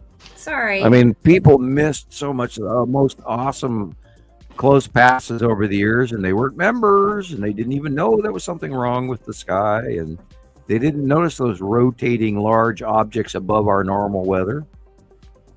and years worth of rain in 5 hours. Yeah. Because that's normal, and don't mind that. That's a rain bomb or a cyclone bomb or a derecho. Microburst. We have Category 2 hurricane formation in the middle of the United States, on-land hurricanes in the northern hemisphere. Normal. Just normal. No problem. You bet. No, it's their weatherman will tell them, and people are okay with that if they hear it from their favorite weather guy. Yeah, I've noticed they like that. It's a derecho. Okay, that's a cyclone bomb. Yeah. It's a supercell. Yeah. Tell that to all those towns that are missing as of this, April and the end of April and the beginning of May, this 2024. Look it up. And it's amazing that is completely gone to the wayside. Nobody's even talking about those poor towns that are spend, the next 3 to 5 years rebuilding. But they don't exist anymore. That didn't happen this summer. No, it didn't. Crazy. People have such a short memory for it amazes the me. Craziest events. Including, what really just blows me away is the Amazon is drying out with a drought. And the World Science Organization is not screaming as loud as they can. Right. That is the Amazon is everything to our atmosphere, and they know that. I just don't understand how, other world governments can't come in there and say you can't cut this rainforest down. I mean, I don't know. It's just crazy. It's just crazy. I'm not saying that. Well, okay. Same thing. Why didn't we start flying cement over? Why didn't we start bombing Fukushima with cement? Yes. Day one from around the world. Right. And they're still dumping that radioactive or less radioactive material waste into the ocean right now. Yep. And NOAA, National Oceanic Aeronautical Administration, has issued a warning to everyone not to eat any fish out of the Pacific Ocean. And yet, do you hear that now? And I urge people, if you live along the coast, anywhere from Baja to Alaska, stay off the beaches. Do not go anywhere near the black sands on any beach along any coast of North America, Pacific Northwest, or even to Baja right now, because it's radioactive. And you will get a lethal dose if you go to the black sands area on the beach, in the wash-in area, in the cove, in the micro jetty area, and you stand on top of that black sand, you are getting a radioactive lethal dose. Okay. That is the thyroid cancer in the entire Canadian, Washington, Oregon, California, Baja region is skyrocket, and people don't even know why. Thank you, Fukushima. And day one, every country on this planet should have been bombing with huge planes, cement over the top of all of that, and then let it dry, and then they needed to drill underneath it and do the same thing and create a sarcophagus, and they're not doing it. Those went China syndrome. 2 of them. They're still China syndrome. Yep. They're still cooking. They're still boiling. They're still pouring water on top of them. Right. They can see right into the reactor, and they can see that the fuel rods have all melted, and they melted through the containment shell down into the bottom of the elephant put long ago vessel, and it's gone through the bottom. There was no radioactive fuel left. So and it kept going. So no, I went China. It's crazy. They have this. It's on a mountain, slope, and it goes right near the ocean. And there's all this underground water that goes right underneath the whole facility. So they tried to build these because it's an island nation. Walls, right? They tried to build these walls that they put underground with pipes. They fed the pipes with water and froze them to try to divert this groundwater away from their reactors, and they failed. So they just keep dumping water on it, then they sequester it. Then they let it sit long enough to de-radioactive a little bit. The half-life will drop down to a quote unquote standard level, and then they dump it in the ocean. Right. And they say, well, the ocean's going to take care of it. Meanwhile, it's in California, I promise you. I absolutely, well, I'm an example. I got dealt a storm from the sky about 14 days after Fukushima, and it's proven. I mean, my doctors asked me not if I was dosed, but when I was dosed. And the thyroid cancer rate around the whole, from Alaska to the Baja, is way like 300 to 3,000%. I don't want YouTube to get us over this, but it's way high. It's I don't have the exact number, but it's and they don't report it, which is insane. Because I checked into that. Well, didn't you report this to the CDC that I got dosed? No, why? What? Right. Hello? Excuse me? We have reporting it to and you know us, how many do you know how many nuclear reactors we have around the planet? People. Yeah. There's over 70 in America. We have upward of, I think, well over a couple of thousand around the planet. And if we go a Carrington event, then all of those are going to blow. That's true. That's because you can only run your pumps for how many weeks of diesel fuel you have, and we can't reorder generators. So because you can get maybe 8 a year out of China. And if all of them around the planet blow and an order comes in for 4,000 of them, how long are they ever going to come up with new generation processes? And we'll be shucked into in caveman era. They cannot replace what we could have happened, and they need to think about these things. And frankly, in my opinion, nuclear reactors never should have been used day one. How do you start something you cannot turn? Right. But they don't ask me. They don't do Sam's science. And there are some really good doctors out there, and I congratulate. There's one lady I need to remember her name later. But there's people out there trying to work with spent fuel rods to actually get the rest of the energy out of them and make them unharmful. And I congratulate them for that. And it's possible. You have to just increase your receptors, and you can go down and do a lower ohm and a harmonic with using harmonic sound as well as electricity. Yeah, it says we have 92 commercial reactors in the USA. How many? 92 commercial reactors in the USA, and they're all located on the East Coast, majorly. Yeah, I drove by 3 Mile have a lot Island. of these places. It's horrible. I drove past 3 Mile Island the weekend that they blew. My luck as well again. Back in the what was it, the 80s? I was literally driving past Pennsylvania when 3 Mile Island blew up, and I drove within a half a mile of 3 Mile Island, right either before it blew up or after it blew up. I don't know which, but I did. The last one, when that one. Anyway, you've not been very lucky with power stations, have you? No. No, I got me. I can't even handle electrics. As of 2018, nuclear comprised nearly 50% of U.S. energy. Interesting.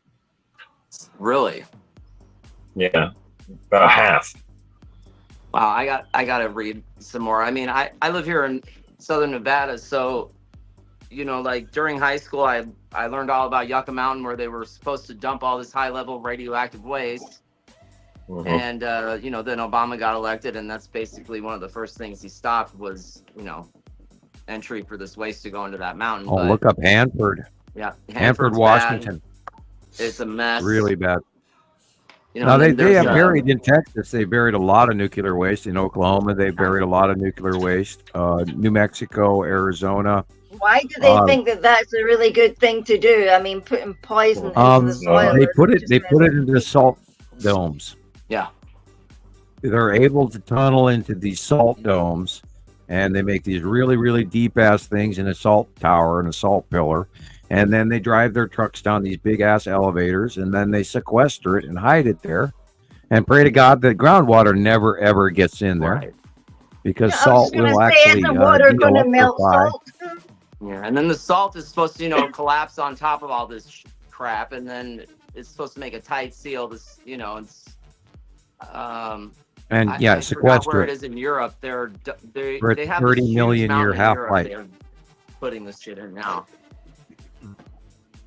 Yeah, it's all Don't know a where lot it is. of salt mines do a lot of stuff. That's what the strategic oil reserves are being pumped down into, as well as salt reserves. They don't pump them into tanks. The strategic United States strategic oil reserve is oil that is pumped directly into the ground, into a salt dome, and then resucked out later, and with no. Okay, I just got muted. That was sorry. I was accident. Wow, the host has muted your mic. Okay, did I say something sorry. wrong? What? What? You be bad boy. Didn't catch that. Sorry. No, I was just researching because I got a post about an annular eclipse. Oh, you can't even see it. When's that happening? Oh, a new one? Yeah, the annular eclipse is going to be, another one. An annular solar eclipse will occur at the moon's descending node of orbit on Wednesday, October the 2nd. If the magnitude of 0.9326, a solar eclipse occurs when the moon passes blah blah. Well, as you know, the moon is again going to go between us and the sun. Again. Cool. Oh, Nobody again? missed this. When is that? October the 2nd. But you can see the path of Dun, dun, dun. Not heard that one yet. I wish it was closer to That's new and Halloween, and then we could all different. have a big fight and scare over it. And this is you said a lunar Halloween. eclipse? Yeah, lunar. Gotcha. they're calling it an annular solar eclipse. Solar? Okay. Annular solar eclipse, yeah. Okay. Looks like it's going from just some random place in the middle of the sea and maybe going across South America at some point. But it looks like just a little one. Yeah. Those are always very prophetic things in the old world. Oh yeah. Wow. Yeah, That's I a know good one. that were very profound. I mean, they're shamans and things. It means something, It definitely does.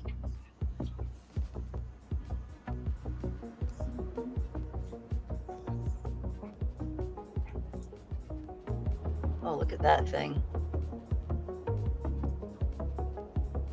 It looks like it's holding that thing at the bottom there. Looks like it's holding a pearl. You see it? See? I love things that look like they're clutching something, Yeah. And the balls, the spears. Balls. Oh, look at that. Bubble, bubble, bubble, anyone? Yeah, like we've ever seen skies like this in our entire lifetime, but no, that's normal. That's normal. Go back to that 1970s Mr. Western, where Look at that. Oh, look at 1, that. 2, Yeah. 3. How many rings? Oh, look at 3 rings there, bud. How many rings? And how many objects are underneath there? 1, 2, 3. The big 3 right there. Wow. Yellow and the 2 objects above. Ooh, I have a momentary headache. How interesting. Uh-oh. Wow. Yeah, it just came out of nowhere. It's like bang. Ow. Ow. Pressure points. Hey, Joe just sent a really nice picture. Maybe we Yeah, can't I do love that. these. This is look for the asteroids in this. Oh. And there again is that if that, believe it or not, was the red asteroid under Attu and Attu's moon, which is what you're looking at right there. They're one and the same. Slightly different angle of view, but that is what's going close past of an asteroid under I can almost talk, Attu's moon. And they discharge when they go overhead on Earth to repel. They don't crash into us. They repel electrically. And we've seen it over and over and over again for 8, 9, 10 years. When the planets finally got close enough and the asteroid got big enough that we could catalog and document them, and we watched the discharging to keep them away from close passing us. Yeah, JD sent in a nice example of this yesterday. Oh, he did. Yes, from another site, but I mean, it was totally. You can totally see how repetitive it is, and of course, right? Yeah. This scenario. And thank you, JD, because you've been sending in. JD's been sending in material that's been awesome. Thank you. Appreciate it very much. We get a lot of really good sky watchers out there, and I can never thank all of you, but I do want to thank all of you. And that is the edge of Uri with a stripe, and you can see that straight line is the angled edge of the side of Uri. There again is this. That dark blue area is the angled stripe. Same one right there. It's the same stripe down at the bottom left corner versus in the middle of the previous picture. Same stripe. Cool. And Attu and Attu's moon are, of course, in the upper middle of this, but the blue area is Uri with Saru behind it, which you can't hardly see, but it is cutting into the sun, which is creating the orange-yellow diffused sunlight of, let's see, 1, 2, 3, 4 planets, or 3 planets and a moon. Excuse me.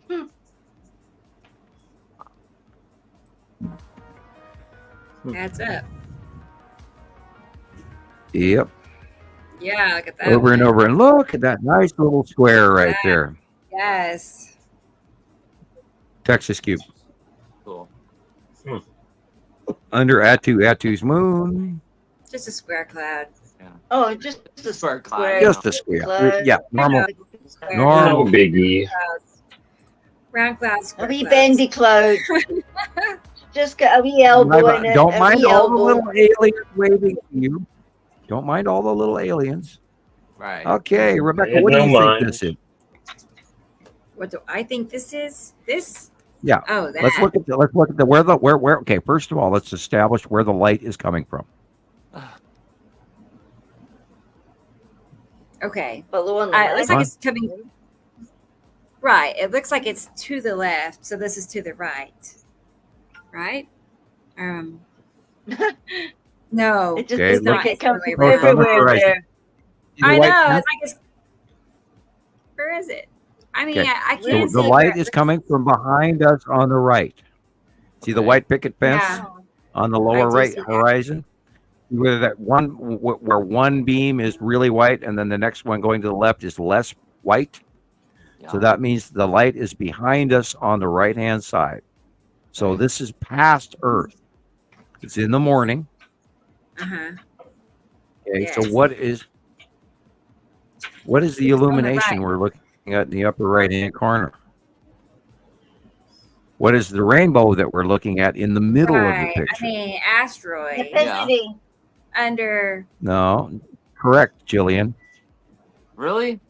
This is Open the bottom this is core, the or- bottom open core of Nepesity, past Earth, that you were talking about earlier, Rebecca, when we were Uh-huh. talking in the green room before the show. How you were telling me that Nepesity was Yeah. going to the right, It and was. this is beyond Earth. Okay. And you're looking at the bottom, which is much smaller, Nepesity, beyond Earth, and yet in the southwest sky.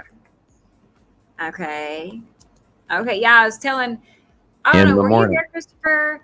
When I know you were there when I saw Nibiru because we Right. got that on video. But there was later in the evening how Nepesity was kind of overlapping Nibiru in a way I'd never seen before. But I've been watching it for hours. I mean, that's what was happening. Right. So anyway, they do overlap like that. But I would have not have guessed Nepesity on this one. I just wouldn't have. That's cool. It's got that swirl, that twirl thing. Yeah, just the swirl. looks like a ghost, like the swirl of like Casper the ghost kind of ghost. Yes. I know Even it's the not coloring. Casper, but it looks like the swirl. I can't explain Yeah. it. It's just Nepesity. It It doesn't even have the It's changing so much faster now. And this, of course, is a light pinch between two planets at sunset, which means there is Uri on the left and is Saturn on the right currently. That is a roll cloud. That is again the bottom of Sat. Look at that base cloud. That base cloud is the bottom of his Saturn. Okay. And that right there. You don't get to see that too often. To make it worse. Sorry. No, you don't. We don't.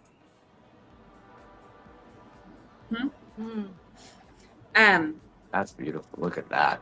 And I know.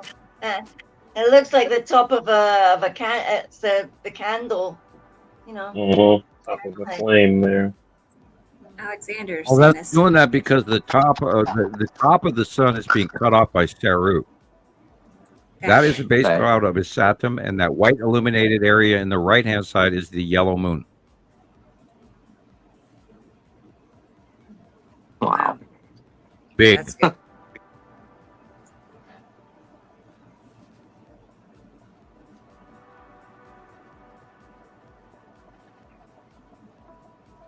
Man.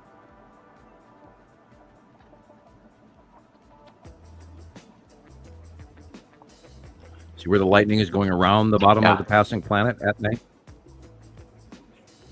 See the green, see the purple? The green. Yeah. Atu and Nepesity at night. Yeah, I mean, I've seen that such a lot in this mist in the last couple of nights. The purple and the green and the dirty peach color, which I would imagine. Nepesity rainbow. Look at that thing. Note the axis tip. Oh. Look at that. Nepesity again. Wow. Looks like it's sucking a head off there. There's like. Wow, Atu's moon and Uri. Bunch of little asteroids in there. Mm-hmm.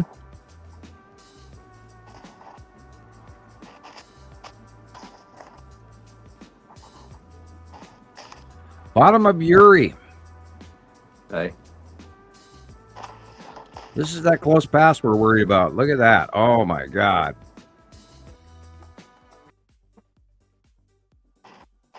I don't know if just looks so like Saturn, apocalyptic, those things. That's literally got to be a Saturn.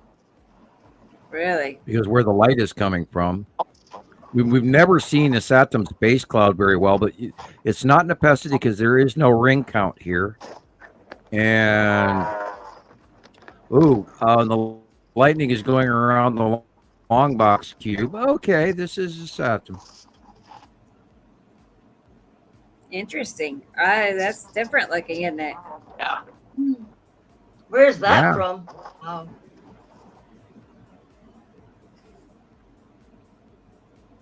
Okay. Looks like Nebraska. Yeah.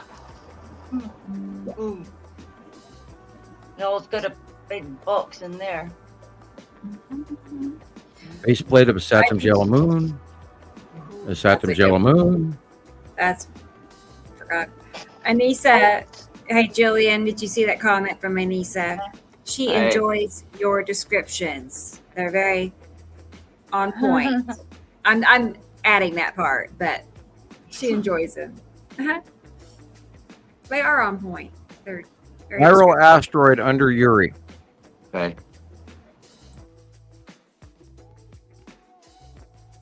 Little horse head looking things. On the right is lead asteroid. Somebody's sending pictures. Katie, content stash.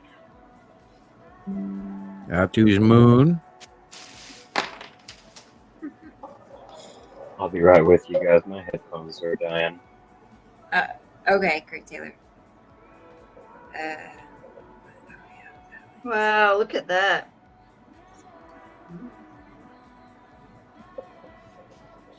It's getting mega rainbows. Atu's moon, Atu. This is the bottom of Nepesity. Ooh, look at that thing.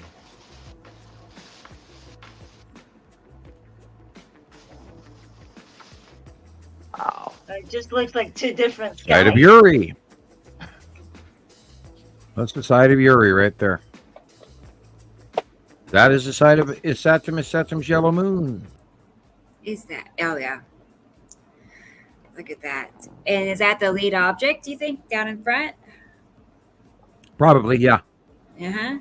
Those little stripes. Yeah. Looks like it's got little arms on it. Don't forget the long box cube is in that mess. Oh, yeah. Yeah. And this is very likely this could be the bottom of this Saturn. Look how fire-like it is. Okay. Not Nepesity-like with the fingers. The fingers are different. They're more extreme, and there's more of them. This is not Atu's moon-like because it would be complete bubbly. Uri wouldn't do this at this angle of the light, so this literally has to be the bottom of his Saturn. Close pass over the top of us. It's all changing and getting all bigger week after week after week after week. It gets bigger and bigger and bigger. And we are in new territory, Pilgrims. It's so big. Look at it. Ooh, look at that. Oh, yeah. Look at that. Tipped axis, green, blue, planet Saru. Yeah. That is pretty neat. There's no other reason why the sun would take on that shape unless there's something wiped out. Kind of right, and we're seeing the dark shadow because the sun is farther away, and the shadowed area from left to right is a planet in between us and the sun, and that is planet Saru. Look at that. That's probably Nepesity-based cloud. Boy, that's a beauty.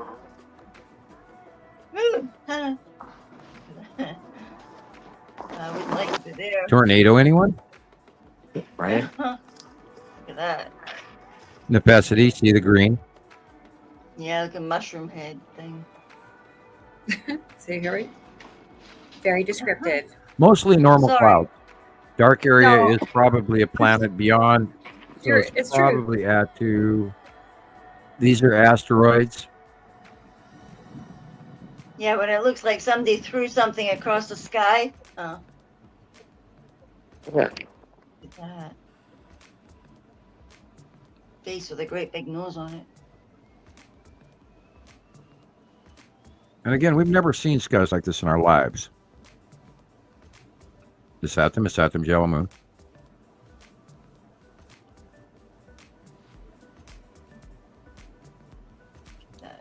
Atu's moon Atu and the red asteroid dead center, and along with the stuff behind it. We see a lot like that stripy thing going on. Yeah, that. Yeah, I've seen that a few times. I think that'd be a connection between Uri and Atu, Uri whiteout.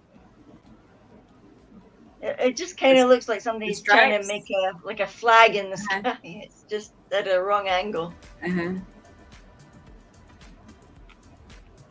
Like you're seeing the edge of a flag or something. But it's so big. Atu's moon. No, wait a minute. Wow. I take it back. That's Atu's moon. The previous one was the Saturn's yellow moon. Jesus. Nepesity. Nice green. Big, Nice. It's amazing when you see the sun looks like it's three one behind the other. That is Snailfoot of Atu and the red asteroid. Ooh, look at those. Oh. Pretty. Lead asteroid, green asteroid, underneath the Saturn.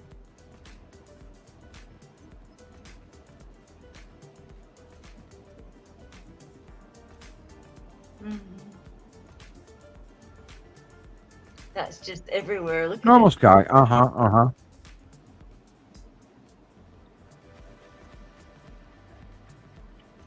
Puppy dog, you're up. Yeah, that is an object in space. That's why it's rainbowing out. Hey, look at it. It's like a boat.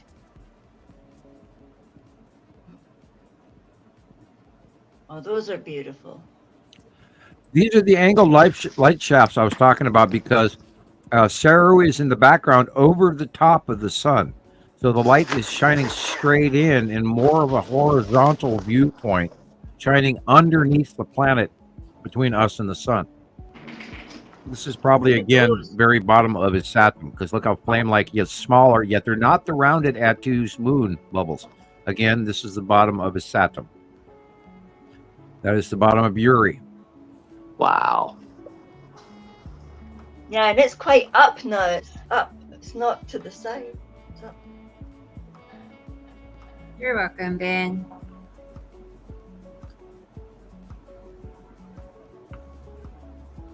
I have not seen Saudi Arabia other than flooding, if that's what you mean, B. Cope. Yeah. I did see that. It's been flooding for months. Is that they're getting over and over and over again. Yeah, that too.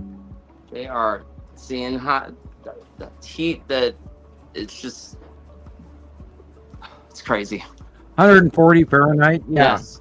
Like, swimming camels. We've been seeing a lot of swimming camels in the last 2 years. And according to the Quran, it is what they would call the end times.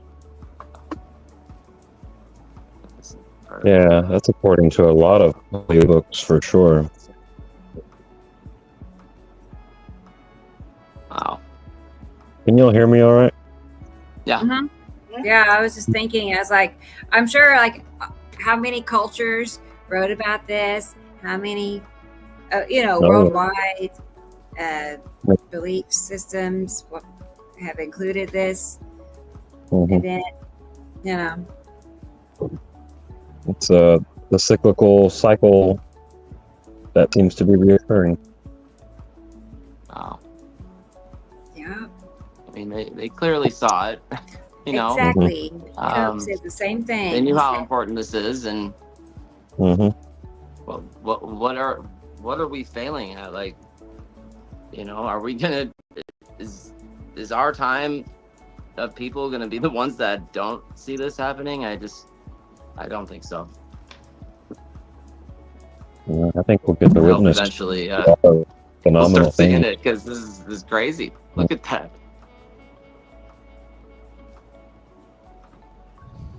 God. We're going to see things no man alive has ever seen before, for sure. We already are. Yep. We have for a decade. And the thing is, people don't generically look up. They do not look up. And here it is, plain evidence. I mean, these are freaking planets, people. They're not just, a weather storm. Look at the horizon. Look at what's above it. This isn't storms. These are planets in space. They're close. They're huge. They don't crash into us, but they do some crazy stuff when they go by. Bottom of Uri again. Sam, have you heard of the Russell-McFerrin effect, which could light up the skies with stunning auroras? Wow. No. No, I have not. The Russell-McFerrin Are they handing us something new again? Wow. Is that sort of like heads I win, tails you lose? Could light up the skies with stunning auroras. The equinox could allow for a particularly vivid display. Wow.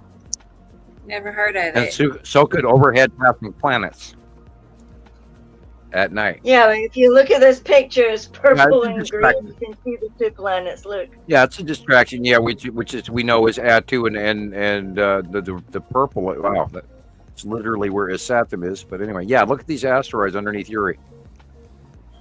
That is an older picture of Attu's moon in a close pass. And notice where the light is coming from behind, so it's beyond Earth, which we know is where it is.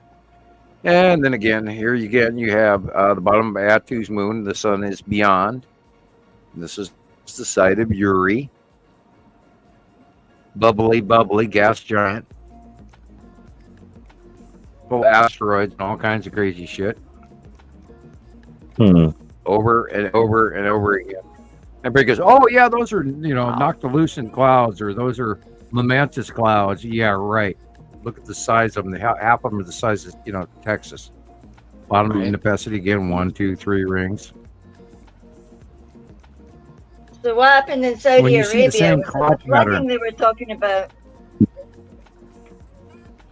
Well, they've had high temperatures as well for last month, 140 degrees, 130 degrees, 120 degrees, just staggering heat wave all over, literally all over Europe and all over the United States all week long, last 2 weeks.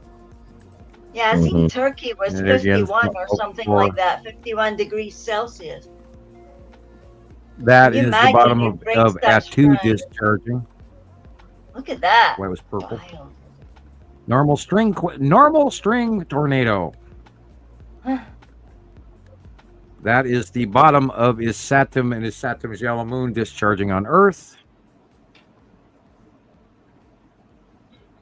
See the illumination inside the upper area? Not normal.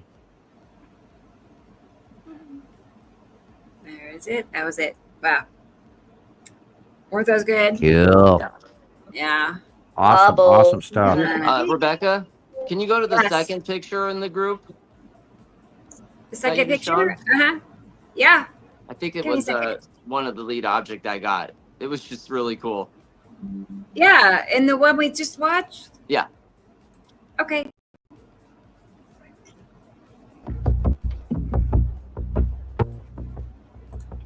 I can't do it. Yeah. Oh, Okay, look at there's that. the first It's one. like the second or third one, maybe. Okay. We'll watch it again. No, I'm good. Yeah, And this one again. right here. Oh, that one? Yeah, so I woke up at like, I don't know, 6:30 in the morning, and it's just right there on the horizon. This was like maybe a month and a half ago. This one. Yeah, and just you see the lead object right at the horizon. This big Oh, yeah, you ball. can see it. Look at it. Mhm. And then I And above it a is bunch the of other Saturn's pictures yellow over moon. like 45 minutes, and you can just see it, going along and just turning into more of a sphere. I think this is one of the It earlier. looks like it's pointing photos I at you got. like that, like, yo. Mhm. It was. I mean, And I don't knew forget it- the I long knew box it had to tube. be the lead object right away because Yeah. it was this huge sphere right in the sky. It's not the size of the planets. Right. I've never Right. seen. I haven't seen it At like the that horizon. before, so it was pretty cool. Did anybody see Katie Jo's pictures that she put in? She said her son told her about a double rainbow. It's on Cool. fire, her sky. Is it? Wow. Yeah, the pictures are incredible. I think Gorgeous. she sent it on Facebook. I don't know. 5:30. She sent her it on time. Content No, Stash. 6:30. Okay, so yeah, on 7:30. 8:30 her time. Wow. Yeah, it's perfect timing, I think, probably. I have to check it and see. I'll show you all. I have to just- Incredible what she's seeing. Oh, lovely. I'm sorry, but it's gorgeous. It's like it's moving and everything. I'm jealous. I want to see color, and my sky's been like I know, right? So mess here's for like 4 or 5 days. slideshow. I actually lost count. You know how you go sort of, they call it going into a dwam here. Like you're like, ugh. Hey, Joyce. Hi, She's here. She's late, but Joyce. she says, I Oh, Joyce. Joyce. yeah. Robert J's just showed up. I'll get Katie's pictures and Oh, show they're you. gorgeous. You must be able to see them. And She sent a cool video. She said her little boy came in and said, "You can have to go and look." The rainbow is amazing. Now you make me want to go look outside. awesome. Right? I know. Let's go see. Let's Go, see go, what go. the friends- You guys, I'm jealous. You've got skies. I've just got like pea I haven't soup. seen anything for a few days either, and I've there's got finally purple something gray going on pea now. soup. Wow, look at that! Oh, look at that. Mhm. Yeah, here's some Nice. pictures. Are these things real? I mean, come on, Sam. What are those? There you go. Seriously, is that too much filter or is that real? That looks like an old symbol. Sam, I imagine I'm there's talking some about form of reality this, going on here. where in the past I heard him say something about asteroids crossing the sun. Right, So I thought, right. Is that asteroid? older, crossing- Lead object has not been that big per se. This is an older shot, like Okay. probably anywhere from like a year Probably. and a half or 2 years old. Yeah, The this asteroid is- has not is been that? that big. I have nothing but smoke outside right now.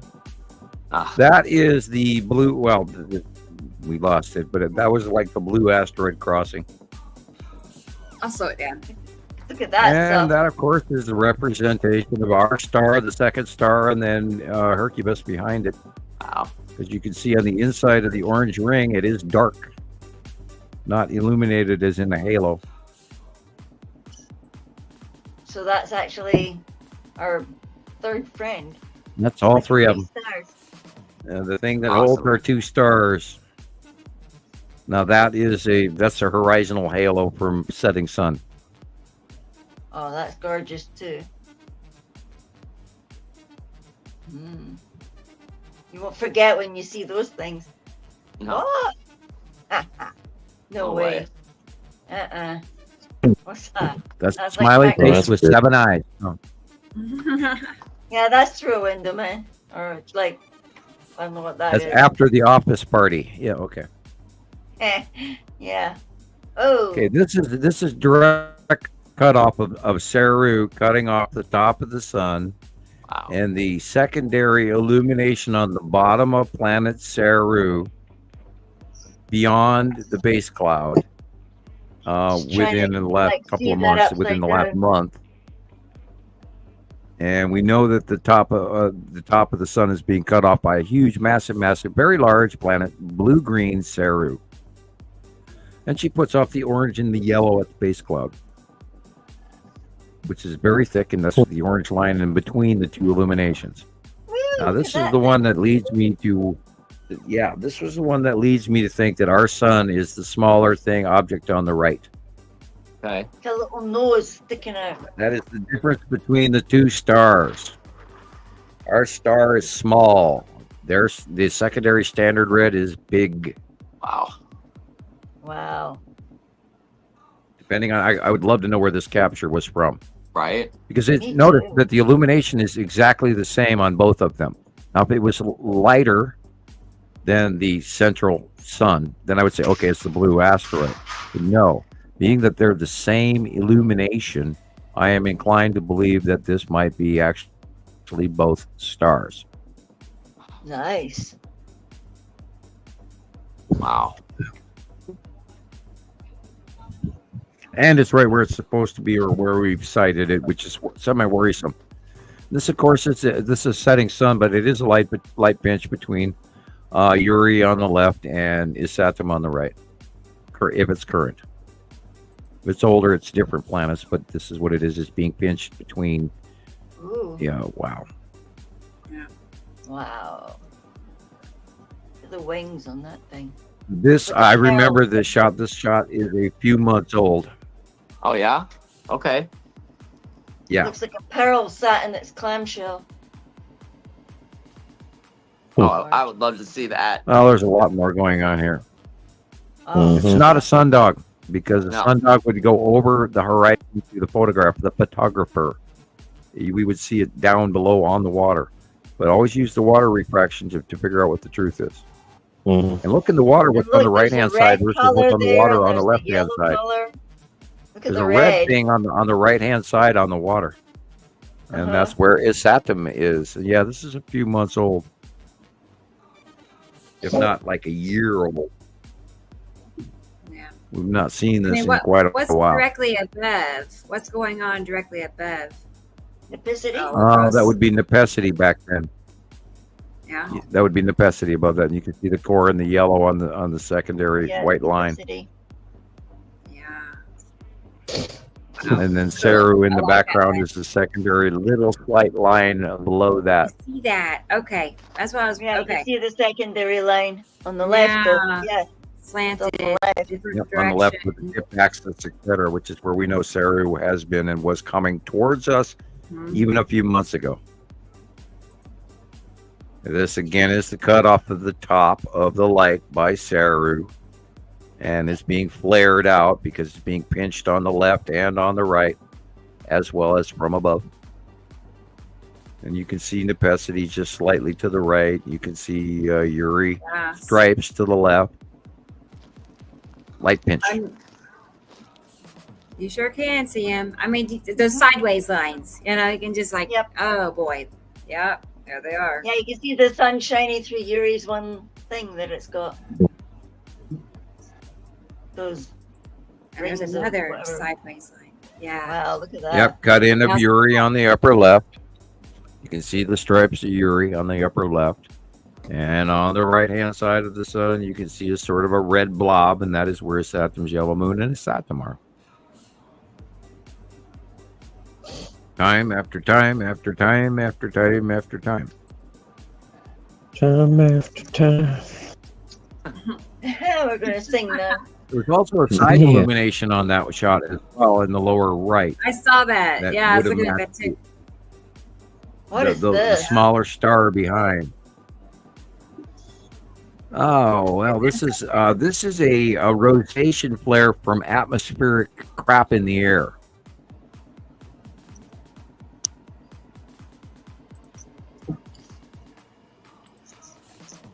Probably pollution or smoke or volcanic ash. Same thing. Well, this is a pinch of sorts. Can't, almost normal. Cut in of Uri from the left. Where you're seeing the rainbow and the orange and the brown. So, like, what is causing it to be straight on the right and on the bottom? It's like a corner. Well, the light is going down that way. That's where the light is going down because Uri is cutting in at a tipped axis angle, cutting off 3/4 of the sunlight from the lower left corner to the middle right corner. There's a very large cutoff. You're seeing more cutoff than you are of sun. Right. That is just incredible. Okay. That makes sense. Wow. Oh yeah. I like the figure 8 ones. Huh. And of course, the bottom is the real sun. The upper part is the refraction of the sunlight shining on the bottom of planet Saru. I love these too, Jillian. Especially when you understand what you're seeing. You're like, what? Yes. And then you're like, oh my gosh, that straight line going sideways. Planet again. And then it hits you that this is absolutely real. This is a real picture, and this is taken in our sky. This is so cool. Saru cutting off the top half of the sun. That's where you see the flaring on either side, right and left, and the sun pinching and flaring out at us, which is in the horizontal, coming straight at us thing, which is why we've been seeing that in many pictures around the world. Top end of the light is cut off. Half of what we're looking at is light refracting around the bottom of Saru.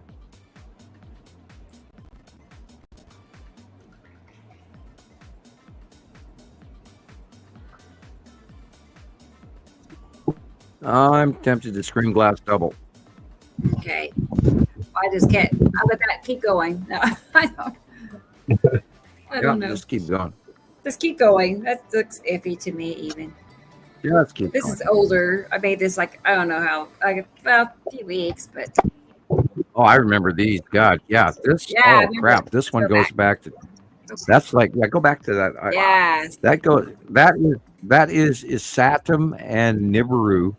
This goes back to 2020 or 2019.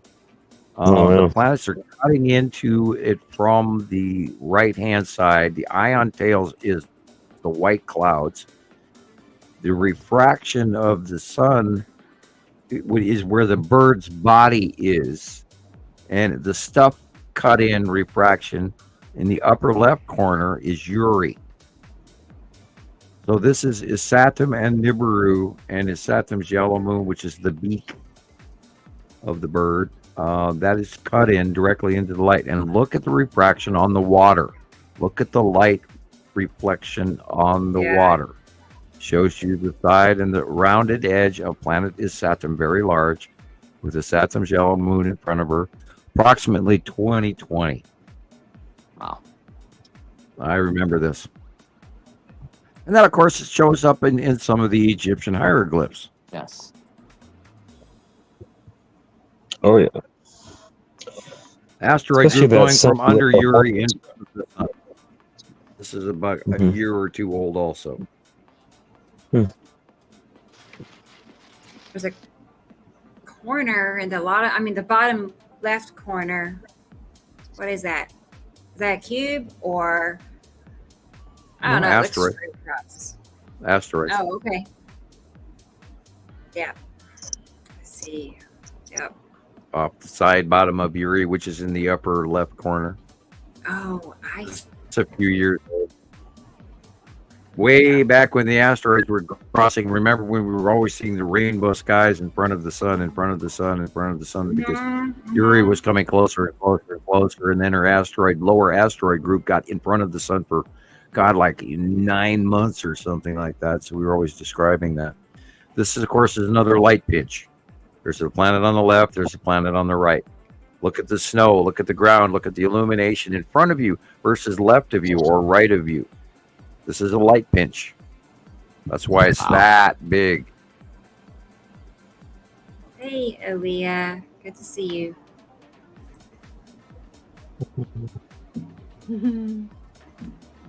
Okay, there. Wow, what? Look at that. Pinch between all kinds of stuff. Casper. There's a lot going on there. Yes. Guys, I'm gonna have to go to bed. I'm actually starting to fall asleep, and I've got work. So. Oh, yeah. Good night. No worries. I love Good to sitting see you, watching the Jen. pictures. I wait all week to sit and watch the pictures. Oh. Pause it. I'm gonna try to pause it without removing it. What is that one? It's a pinch. He Well, said. there's asteroids and planets between us and the sun, so it's completely misshapen. And look at the size of it. It shows you that it's way bigger because there is a pinch going on. Still beautiful. I'm gonna pause it. It breaks out and we'll of come the back to pinch. It that. gets big, illuminates, enlarges. Yep. Well, it's been good to see you, Jillian. It went by too fast. We waited all week for this. I waited all week to. I know. How many hours have we been on? It's 4 hours already. Almost No way. 3 hours, 43 minutes. Good grief. No wonder I'm falling asleep. Yeah. You look tired. I am You look tired now, yeah. Sleepy, Yeah. but I'm a happy sleepy. Happy sleepy. Right. Happy sleepy. Mhm. Must be one of the dwarves, like happy sleepy. Oh man. That's right. Thank you, Oh. Tracy. I will Yeah. sleep tight. Yep. Everybody's getting I'm their going to be good night's dreaming about sleep. nice rainbows and stuff because of Katie Jo's pictures. They're gorgeous. Oh, You got to yeah. show Katie Jo's picture with a I rainbow in. know. I will. I was working on sharing this, getting it just right, and then I'll just a mash. I know we keep showing each other's phones. I know. It's I show it for a half a second, but see, it's that. See those. Anyway, It's it's pretty. asteroids. I'm The good. asteroids under Uri. Good night, But- David. We're all calling asteroids Thank you, pretty. David. They probably think we're nuts calling asteroids pretty, but they are. If you're watching them from this Yeah, they angle. are. Mhm. I didn't know asteroids were colorful. Did you? Pretty. I didn't know they were so incredible, like the rainbow and I mean at last Christmas time, when we seen them rainbowing like that for the first time, it was, it was actually catches your breath, and I just stood there taking pictures, and I'm like, oh my God, I'm supposed to be at work, and it was happening at 9 a.m, like between 9 and 9:30, and you're supposed to be like off and down the road and in the door kind of thing, and you're like, I can't look at the pictures. Oh. Yeah. Look You at that color, and then look at the shapes of that one, and then you try to enlarge, and yeah. No, you just go I hear into you. such it's like artistic creation, isn't it? When you're looking at them, and you're just imagining what your post is going to look like, and if you can only use like 4 out of 52 pictures that you just took. Right. I know. It must be late for a lot of people because David's going to bed and Audrey's going to bed. So, and Alexander. Good night, Jillian. Alexander. We're all going to. Sorry, Sam. I'm making everybody go to bed. Alexander. Oh, night, guys. This is like night, John boy. Good night, all you Europeans out there. Yeah, good night, Grandpa. I was going to say, don't leave yet, Alexander, because I have 3 of his pictures he wants to show you, Sam. Oh, pictures. Yeah. All right. Okay. Bye, guys. We're going to bed. Night, night. Love you all. Bye-bye. Bye-bye. Oh, help me out, please. I'll help you. Bye-bye. Okay. Well, that went by fast. So we all see each other, and then boom. Yeah, Alexander sent me. Let me get those pictures here. He sent me 3 pictures. Oh, I thought they were all ready. Sorry. Let me get them. And he wants to know what's going on. He's inquiring. Inquiring to the right of the sun. Right. It's to the right of our sun, and it's fishy looking. So I'll be right back. Use the okay, restroom again. Taylor. Oh no. Yeah, scientist room. Yeah, I know. I have pizza cutting to do too. So pizza duties. You spend a minute getting that, and I will be right back. Okay. All right. Well, I'll pause. Don't burn yourself, Sam. Seems like it's dark in here today. I don't know why. It's like I'm sitting in the dark. I got 5 lights on me. Isn't it? So I turn another light on. I have 2 to go. I can turn on still. Right. I have this little light that I can use on my tripod, but I have to start with new batteries every time I use it, and by the end of the show, they're totally drained. So I gotta see if I can get a better one than this, because I've gone through I don't know how many batteries. I since we bet started. batteries. Yeah, I bet. So it just totally died on me. It lasted about an hour and a half, and that was it. At least you're by a window. It's not bad. Right. Okay, so I got that shared. And let me get Katie Joe. I can at least grab her pictures and see what everybody's oohing and awing about. I'm curious. And let me check on Alexander. I feel like I'm a short order cook. I'm cooking like 10 things at once. Let me check on the eggs and the bacon and the. Right. Oh my gosh! You had the Ice Atom Yellow Moon. You had the 3 Nipicity asteroids, and you're having the Salamander group. Okay, I'll be right back. That's it. That's me. All right, so I'm going to go ahead and at least get this started. We can be glancing at this first picture. We can all study it together. I'll pause it here. Well, it's so dark on that. Well, that's where it is. And I'm back. I put a finger there so you could see that's where it's located. But let's take a picture number 2. That's picture number 1. Let me blow that up. 2. Oh. Boy. Maybe it's just my lighting. It's like dark. Well, we know that the long box cube is there, and we know that looks very side orby, but it could also be lead asteroid. And the green asteroid is in the middle of the blue right there. So I would say lead asteroid, green asteroid, and long box cube is in the mix in the upper right. And boy, I don't know or the middle upper left area is a little weird and square. Could be ships. It's pretty suspect. It's sus, man. It's sus. Oh, okay. Right. These are tricky, Alexander.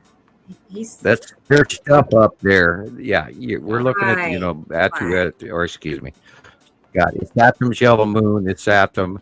And lead asteroid, green asteroid is the blob next to AW. There's a bunch of little stuff. You can see it right there as well in the lower right middle. And then where that finger is pointing is quite easily lead asteroid with long box cube in front of the lead asteroid in this case. That's probably your answer. Yeah. Most likely, Alexander. Yeah, and then some ships.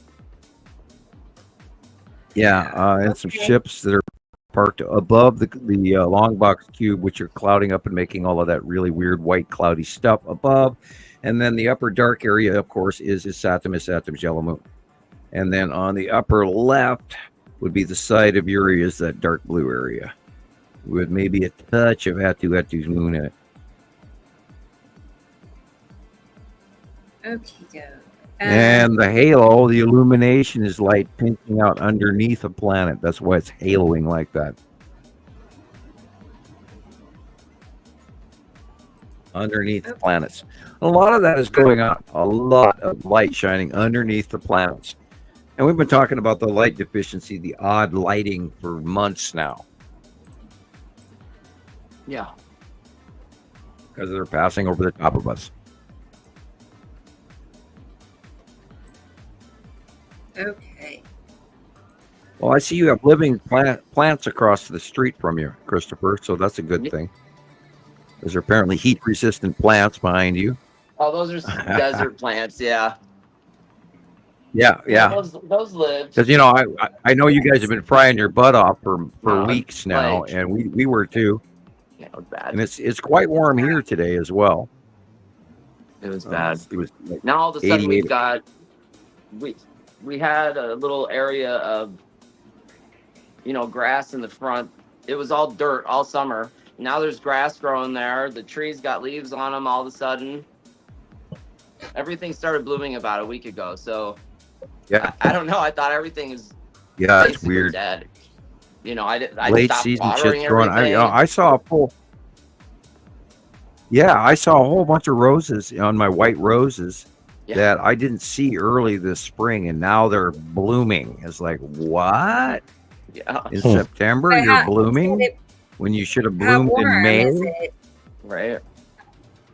You said it's really warm there too. Well, it's 88 today. It was supposed to be 96, but it's cooled off since. But that's crazy. That's warmer there. It's weird. Like I said. And I swear it's hotter at second night. blooming, and we're way up in the air. Which I don't get. Robert. Yeah. Did you say it's 100% manipulated weather? No. I know he's being. Yeah. He must be, right? No, Robert. I know you just saying that. Yeah. Just saying that. They don't have to do that. It's done all by that big, huge ass sun that's doing it all for us. And the tip planet and the close passing planets. There is no and I'm trying to do this in a nice way. There is no geoengineering going on purpose. If anything, they're trying to keep the planet cooler longer from what's happening. And that's why third world countries are suffering in ways we are not, because we have the sea trails going on overpopulated area. Well, I imagine that you believe that they're doing that. I would like to understand the driver in which you perceive man as having the ability to do that on purpose. And I can tell you the higher tech levels that are here don't have to, because it's already being done for them. And this is a cyclic thing that happens every 3,654 years to 4,000 years. We go through this climate change because of the close passing planets and the addition of the second star. And the moment that the second star became on the playing field, on the ball field, 2010 to 2011, all the normal planets tipped their axes, and all the planets, including way out there in the end of our solar system, Neptune, all started getting warmer. And how do you climate change all the planets in the solar system? You add a second star. And they're doing some spraying cover up our out view and our incoming extra radiation from that extra large star out there.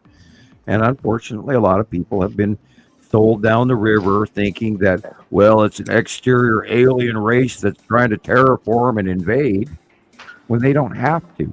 It's all done for them. They don't have to invade because they already own it. It's not what you're being. It's a divisive tactic to distract you from the truth. And if you're angry or you're upset and you're pointing fingers at that faction or this faction, or the U.S.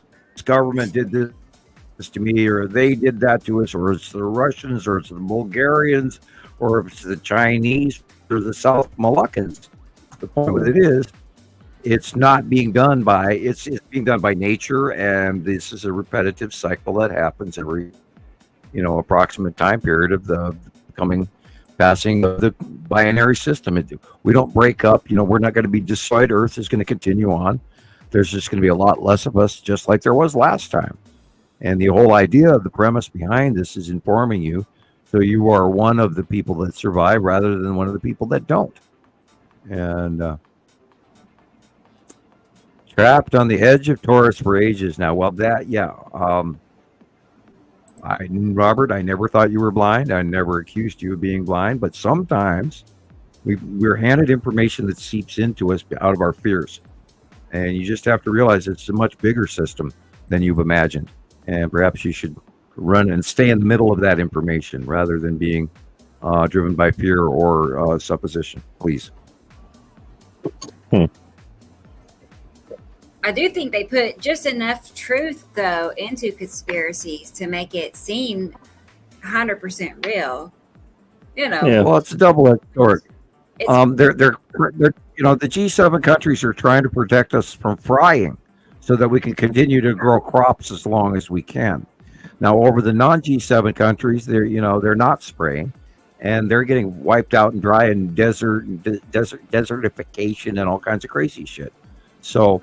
And then it also blocks it's a dual thing. It also blocks our out view, so we don't get to see the planets and all the cool shit that's going on, which is part of why they'll never admit to it. The government is not really out to get us per se, other than stretching all and bending all the rules, and then also allowing the natural course of thing. States the serious reduction is part of the plan. Well, that depends. Yeah, Harvard University is rather brutal. They are directly affiliated with the classified documents information that does come from the government. Robert, and it is a storage facility for a great deal of. Mm-hmm. I didn't catch that, Taylor. Please say that again. Oh, I was saying, he said there that this is literally the turning of the ages, and I would say I would agree with that. So. Oh yes, we've entered the sixth age from the Mayan calendar. Yeah, we have entered a different age. But the U.S. government, you have to remember that the governments all of them are still playing catch up. They are not in control. When the Norway spiral orb got here over Norway, they've been playing catch up ever since, and they've been knowing that this was coming for some time as well. My information, it took them 3 years to even wade through. So they don't necessarily, and that's the thing with the government, they don't have, everybody doesn't always agree with each other. You put 10 scientists in the same room, and no 3 of them are going to agree on anything. So there's a lot of governmental catch-up going on, and I assure you, most of this is normal, and not most of this being engineered on purpose. It doesn't need it. It's doing it all by itself. Thank you. Factory Planet Earth, we go through this every cycle. I would not say that this is all mankind's doing. And no, I mean, very, very, very little. Well, there are the sellouts that are facilitating the commodity exchange for power, and members of the Good Old Boys Club or whatever. But generically speaking, weather modification, planetary changes, if anything, what they're doing, they'll probably try to make it better. And in some cases, now there is other things going on that I'm not going to publicly talk about here that I do know that have already taken place long ago and have been in place for a very, very long time. But that's another story. So therefore, a direct relationship, I wouldn't say it's potentially as malign as what a lot of people read on YouTube. There's a lot of crap going on, but not some of the extremities that people generically talk about. Mm-hmm. Yeah, CERN, for example, a lot of people don't understand what's going on with our HARP. I mean, I read a bunch about it the other day, and people, yeah, that's HARP, and I was like, oh, dude, if you had any idea how old that is and how outdated that whole scenario is, and then of course we go to flat earthers, and we can go on all these other people that are talking about, 900 other different things that worry them. We don't do fear science. We do science. But I hit me with that I wouldn't know. I've dug so much, but I've gotten out of all that. But I know where a lot of people are coming from just from doing all that. So, giving me a greater understanding of a lot of these different groups out there. The old HAARP facility, originally developed in Alaska, is so out of date it's beyond your wildest dreams. And they found out that the harmonic atmospheric resonance program did not work, and it also had catastrophic events following the use of it from the other side of the planet, and harmonically and tectonically and etc. That they couldn't use it. And then they tried to look and develop other programs with it, and then they woke up, changed their mind, and then started paying attention to what Tesla already told them 30 to 50 to 70, 80 years earlier. And the moment you start going into the government's trying to do too many things against the populace beyond getting enough plastic coffins, which I'm sure are quite decayed by now, by the millions, for something that they too were running off a fear base for many, many, many years. You have to come back down to a middle of the road science and not run off of what the internet is telling you. If you don't have direct evidence, don't believe it. Yeah. Oh yeah. Be sure to question everything, I would say. Nothing is always what it seems. Now we do know that the underground military bases do exist. We know that those are real. Been in one myself personally, and this is of course opinion. So there's a lot going on, and there's genetics going on, and but then there's been genetics going on since the dawn of mankind. So it's a much bigger realm than anything that is these guys versus those guys, and finger pointing on Earth Faction 1 versus Earth Faction 2. There's so much more going on with other factions and higher factions above those other factions that are off-world, and you have to take that into account. Once you elaborate that in your mind and you start to add the possibility therein, you will realize how petty and little of what's going on by Earth-based factions, Masons, whomever, is so small in comparison to the overall picture and off-world information that your science will come to a level of like a pH balance versus too positive or too negative. You'll start to understand and see through some of the lies and understand some of the realities. Absolutely. There's so much going on. It's very much Star Wars like. Lots of things, lots of moving pieces in a much, much bigger system. And we go back way, way, way farther back in history than anybody even currently can imagine about how many times we've gone through this, exactly what we're doing right now, including the passing planets and the factions showing up to collect the commodities and all of this. And it just happens over and over again. And, we're very short-lived creatures. And so, and papyrus doesn't last forever unless you got a good chisel and hammer and granite. And some of those stones don't last because they get buried also. I'm sure there's a lot of information out there that's right before our eyes. We haven't seen it yet. Wow. And, there's been people trying to tell us about it, Da Vinci. Oh, yeah. The Egyptians, you name it. There's all kinds of called the Hopi. All kinds of cultures have been telling us this is coming. And Nazca lines and stuff, some of those things, if you cross-reference some of this, is all laid out into constellations, even the pyramids. They're showing you Orion. Some of the Nazca petroglyphs all over in South America and all of that. All these lines all over the planet. They're showing you things. And, they don't spend 8 years making it for no reason. 30 years to build this, 50 years to build that. And if we go to the Acropolis in Greece and Rome, and you see all of those really big, huge, awesome buildings that we can't even build today, and you take into account that they're way older than we're giving them credit for, because there were other societies before the big disruption in the Bronze Age and the Copper Age, and then the Iron Age, and then whatever age, even the new came, what the hell, like a Neolithic, etc. Yes. And all of that history is inaccurate. There, the stones that are all over the planet that are fit together, and you can't even slip a piece of paper in between it. Excuse me, higher technology. Cut stones, move stones. Yeah, they move those stones 1,000 miles. Excuse me, how do we move an 800-ton stone 1,000 miles today? We wouldn't do it.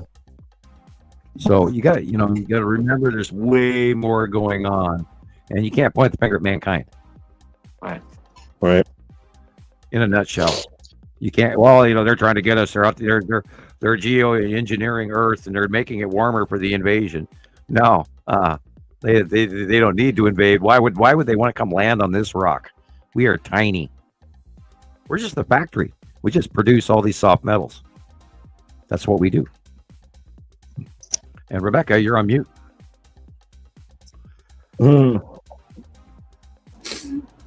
I said I wouldn't recommend it. Just keep going, guys. Do not recommend.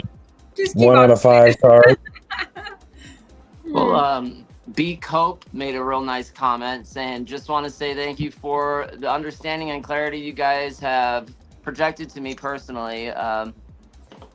Being grateful, etc. Isn't that nice? Humble thanks. Thank you. Very, very nice. Really. Well, we're always happy to see you here. Yep. Get the nicest. Yeah, there's a millennium, thousands and thousands of years worth of back information that people aren't putting together. We are not the first civilization. We have like 1 million and some odd years being who we are now, but you think back in the BC era, caveman dragging a big club and a woman by her hair, and people think that of 500 BC, when in 500 BC we had awesome civilizations that are barely being recognized. And prior to that, you go back to 1600 BC, and this is when the last crossing of the planets were. And there's this huge civilization change where people, and entire societies have drastically, direly either disappeared or appeared out of nowhere, and all within these timelines, and including going back 8,000 years with Chinese and the dragon and all of these legends that are all intertwined with each other, from the Anunnaki to the Egyptian to the Hittites, etc., etc., etc. And so there's a lot more history that we're not even aware of. And most of that is controlled by the passing planets and the outside off-world factions, although they do manipulate for the supplies of commodities, because that's why we are here, is to produce them for them, so they don't have to. Yeah, we're certainly dealing with some vampiric things. Oh, there's just so much. So much time is lost. Look at the Great Wall of China. The entire western half of the Great Wall of China is so old that's not even recorded as being part of the Great Wall of China. And that's where the Aryans came from, and all the Baltic, the Rus, the earlier ages, and that, before even way before the Mongols and all of that. And that entire history of those people is barely even talked about, including Göbekli Tepe and all of that. Uh-huh. I heard that the Wall of China wasn't built to defend China, but to defend against China. When they looked at the structure, it appeared to be Tartarian in structure, like it was something to protect against China, not China built it. Something else built it for China. There's also talks about keeping people in instead of letting them leave. There's many different points of view and versions, but the ones off in the western regions that are now just straw and rubble piles going off through the great deserts that have just so long ago been worn away, because back then those western areas of China and Mongolia and India and Tibet and all of that were huge civilizations and trade routes, and you can include that all the way reaching to even like Petra and other cities and the Persian empires and all of that. And there was a great many empires that existed that are not even accounted for in our history. Yes, absolutely. Petra is just incredible. How did these, if they had was hammer and chisel, how did they build it? I just don't understand. Exactly. It's so. There's places all over, India. They built temples right out of the bedrock that are so precise. Everything is so detailed and so precise. We can't. There's no way we can duplicate some kind of construction like that. They have bronze tools that have never rusted. They have cast iron tools that have never rusted. They've got swords that have never rusted. They've got Damascus steel that they can't explain the origins of. They go thousands of years. There were electrical batteries 5,000 years ago in Arab texts that modern Western science doesn't even come to understand. And when they first investigated the major pyramids in Egypt proper, there were all these clay pots with rods inside of them with lime juice and nickel and copper rods. They were batteries. Batteries. They were inline batteries because the pyramids were broadcast power stations for technology we don't even understand.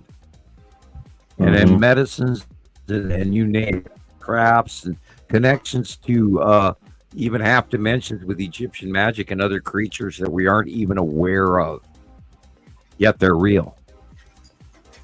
I believe they're real, including the demigod and all of that. All of that is lost information. Time after time after time, civilization after civilization. And we've been at this for, since the takeover, some 80 times, 80 cycles. Oh, wow. Every time. How many civilizations did we raise in 80 cycles? I wonder. Going back 300, 400,000, 375,000 years, something like that. I can't remember exactly what the math was, but it was like 83 some odd cycles since, the takeover of Earth and man doing what man, providing the commodities for these higher races. And it's so plain, evident, simple, and it all fits. And yet, completely, entirely discounted, on top of the fact that there's intergalactic craft that have come here that oversee those guys to get their cut, for Rome, as a metaphor. But I mean, for their federation, they come and they also tax the Anunnaki because, hey, how come you guys get all of this? No, we're coming in. This is what we want. We took over this area. It's ours now. You'll continue working and we'll let you, but we want a percentage. We want a cut of your business. And that's what's going on. And they got here in 2009 to oversee in the Norway Spiral Orb, or it's what we call the Empire Orb. And then a couple of years later, in came the Cube, Texas Cube.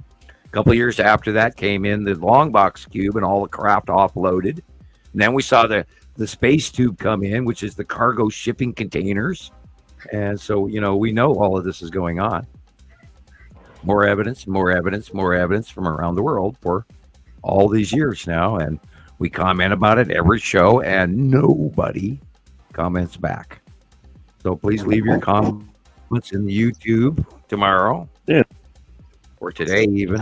I'm just, some days I find myself looking through, YouTube or TikTok or whatever, and I'll come across a video where somebody's pointing their phone at the sky and saying, "Look at this triangle right there," or they don't know what they're looking at, and they're asking people, do you have any clue what is it? Like, talk about it in the comments. And then there's some people that, like we were talking about earlier with the second son, who are literally creating content, trying to, like push their own narrative. And where are they getting this information from? It's just crazy sometimes to me. Like, and Sam and Rebecca, they both have, just like they said, it's 14 years of evidence, but it's time-proven evidence, and they're not putting out any facts or any discoveries along the way unless they have multiple, proofs of evidence. So I think that's important. And if you're watching the show and you find other people's work credible, just take a look at it again. And are they coming up with these comparisons? And do they know about the other planets? That's the other thing I don't understand. They think there's just one passing planet. Robert, to answer Robert, the presidents of the G7 from around the world were present in Germany when the Norway spiral occurred. Our governments are involved, and they were shown an example of the technology for a reason, so they would have literally absolutely no choice but to follow through with the sharing of the commodities and do everything that they're told. Otherwise, an invasion would or could occur. They don't need to invade. Their tech advance is so beyond anything. Right. They don't even require doors. They're already here. So they're among us. Yeah, they've been here so long. They've since the 40s regularly, even in a heavier involvement, and prior to that, through all of our history. There's many factions. It's not just one faction. There's even rogue factions, just like in the movie Star Wars. There's people, these 8 guys in a ship come from, galaxies away, and okay, let's get some cow lip butthole stew. You got the little ones, yes, but the majority of what's going on, the major governments that do have a major supply of the commodities that are needed are literally being shown that we have no choice. And so governments don't have a lot to do with it, but they do, but they don't. That's why I'm saying no finger pointing. Right. They have no choice. Look up, what your government has, been purchasing all year long. You can see how much gold they have, how much they purchased, how much they've sold. I mean, they're not buying the gold to back our currency with. So what are they using it for? Debt-based system. I'm not an economist, but it's possible. Look what they're paying right now. Currently, gold is going for almost 10 times throughout history what it was ever worth. And this drags it every little smidge out of every little jewelry box that anyone has, a broken chain to, you name it. They're all cashing in for this big, money, and that way they don't have to invade. We're selling it all to them because it's, money on a self-created dollar or, multinational monetary system, because it's all fake anyway, and it's not based on gold anymore. And of course, we've talked about this in the past.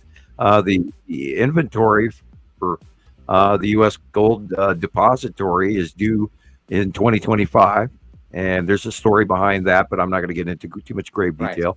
I don't want to set Robert off, first of all. I don't want to send anybody down the new rabbit hole, but that's all coming up in 2025, and there's going to be a big shock for everybody, I promise you. And those who are not in the know are going to be pissed, and those in the know are going to know why. But anyway, it's so much bigger.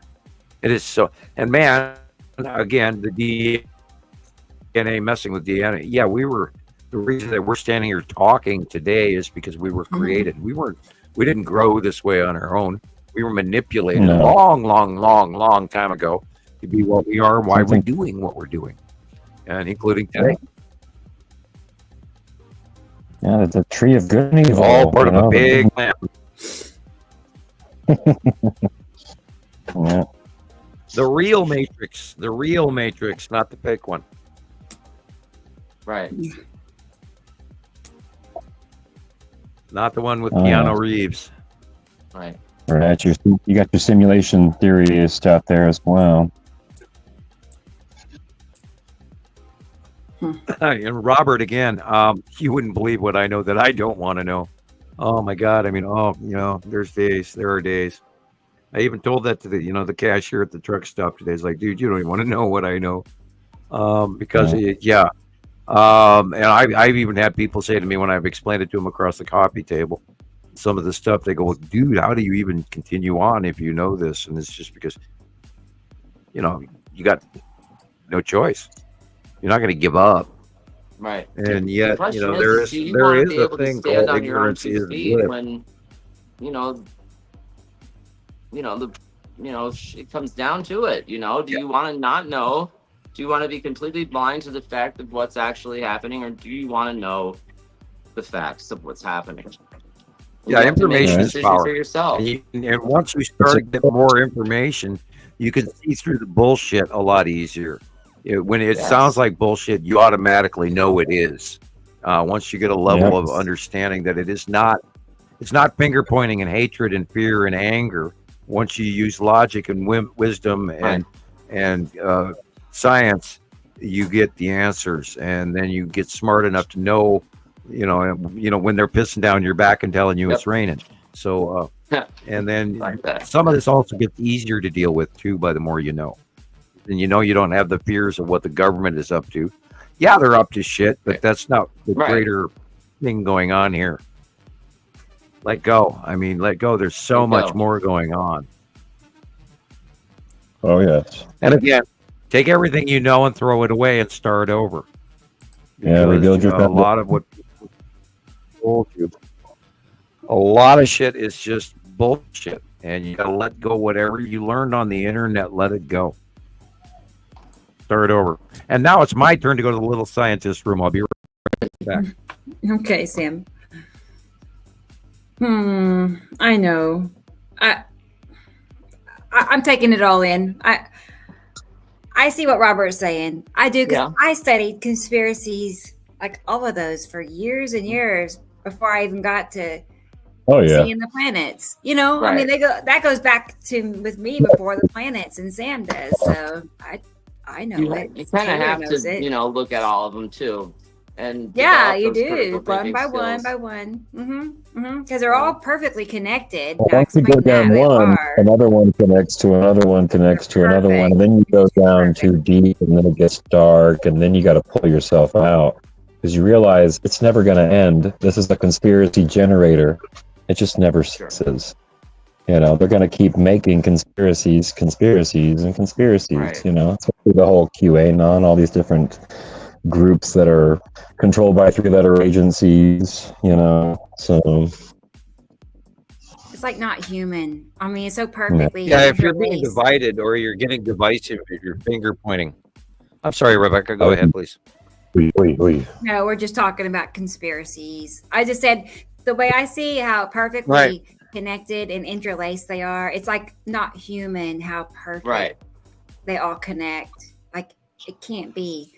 It has to be created perfectly that way, because it couldn't connect that way otherwise. It couldn't. The overall reason to everything is we do not own Earth. We humans do not own Earth. Right. We were placed here. We and all of our Bibles and you name it tell us we were created and thrown down here, including Shiva bringing in wheat and giving us plants from other planets. And that's proven in genetics. It's proven in our genetics, our 23 plus chromosomes that they don't, because we have 24, but now they're telling you that we only have 23 because they don't want to tell you about that other one that's only half there. It can only be half there in a lab created petri dish through splicing. And the message that I got from the Pleiadians, which comes directly from off-world, and you don't find anybody out there. Even Giorgio from Greece and all of these guys that are out there talking, none of them tell you that they have off-world info. Right. And I'm directly telling you that I have off-world info. And believe me, we are created from 12 separate races. We were placed here a very long, long time ago. And we are occupants. Our original sin has to do with our intentional lust for gold, to acquire the gold, to acquire the commodities, create this greed factor in which we're all trying to gather up. Because thy kingdom come, thy will be done. And we are going to produce the commodities for our demigods above us. And the reason that we have all this multitude pantheon is because there's a lot of them. And all of our religions know about that. And we have a tendency in modern history to believe in a unified God. And in actuality, there's a lot of different shit going on above us. And we've been clouded and lied to, and this information was directly rounded about for me from an off-world source, which took me many years to swallow. And this is where we've developed our information base from there. Through careful, guided research, study, and summation only after a great deal of interflection and many years of knowing. And I'm still not great with it. I'm still not comfortable with everything compared to what we were told growing up. But when the old Sherlock Holmes thing, when you eliminate all the other crazy possibilities, no matter what you have left, then you have the truth. So, yes, elementary, my dear Watson. Yes, our homes. Yes. Thank you, Robert. Thank you, Robert. Very nice. Very nice. Yeah, and my interest in my premise is to guide people to share that off-world information. And it's just so nuts. It really is. I mean, I don't believe people when they tell, I met aliens, man. And, I don't believe them. But, I have so much information, so much evidence going back, 14 years now that you can believe me or you don't.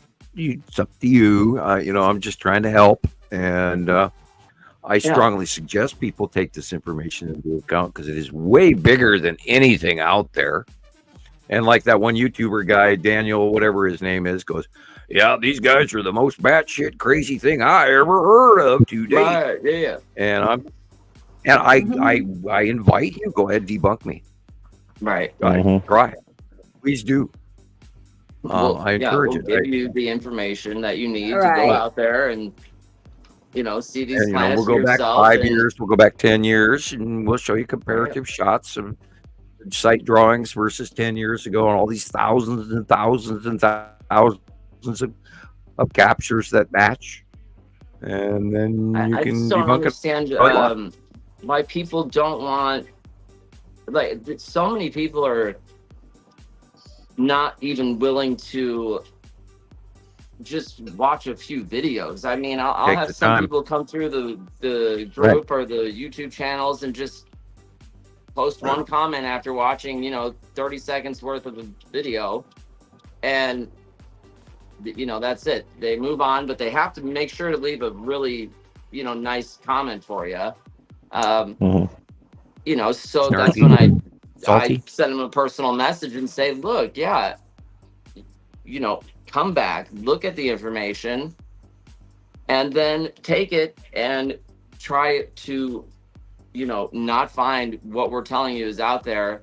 And then you can come back in my comments and talk all the crap you want, basically. But I don't think many people are not going to, if you take the information and you work at it and have some patience, you're going to see what everything that we're telling you is true.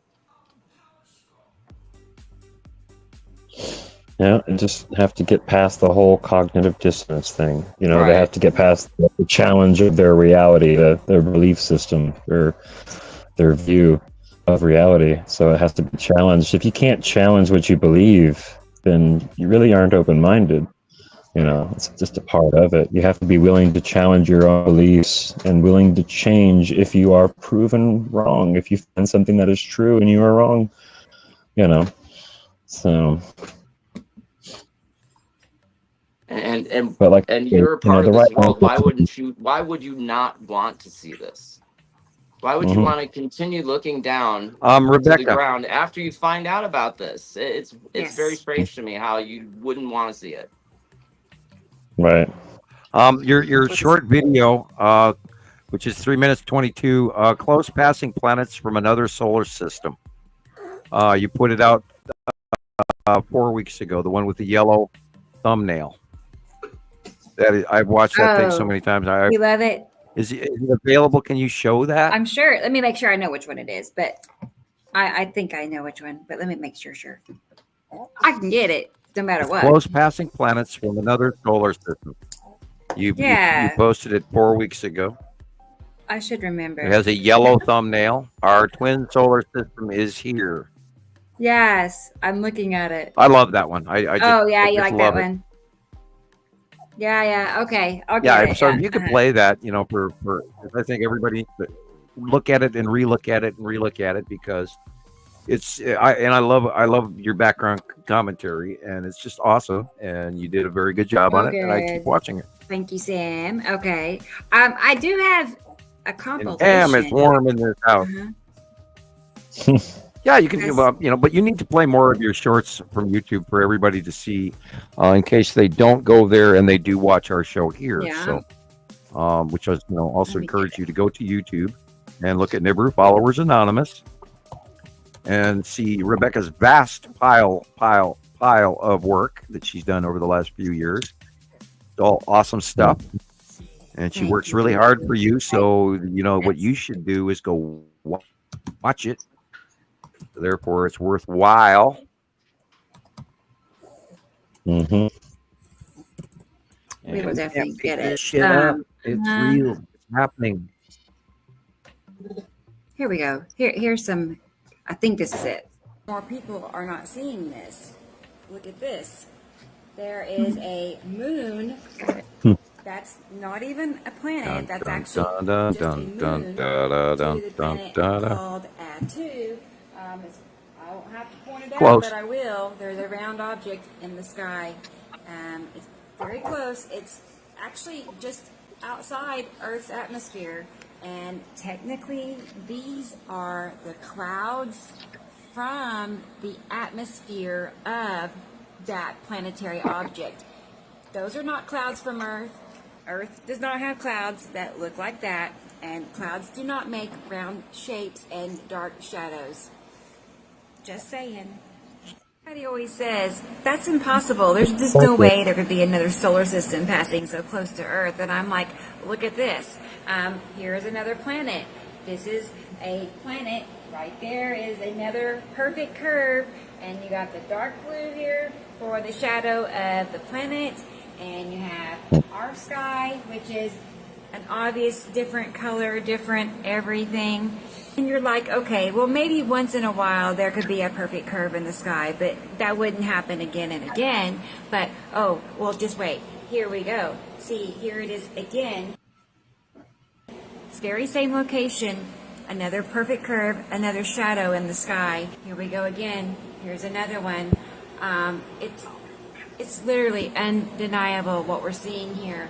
But, yes, here is shadow of a planet. This is actually two planets. We have Isatum in front of Nibiru and our sky here. You guys, it's here. Our binary twin solar system is here. And you're like, okay, I'm sure it doesn't happen any more than that, right? Well, actually it happens daily and worldwide. These planets from the twin solar system are visible worldwide. Here's another example. Here you can obviously see there is a object there. It is a planet. And these planets, they're big. They fill the whole sky. You do not need a telescope. You do not need a telescope. The entire blue area is planet. Our sky is this sliver right down here.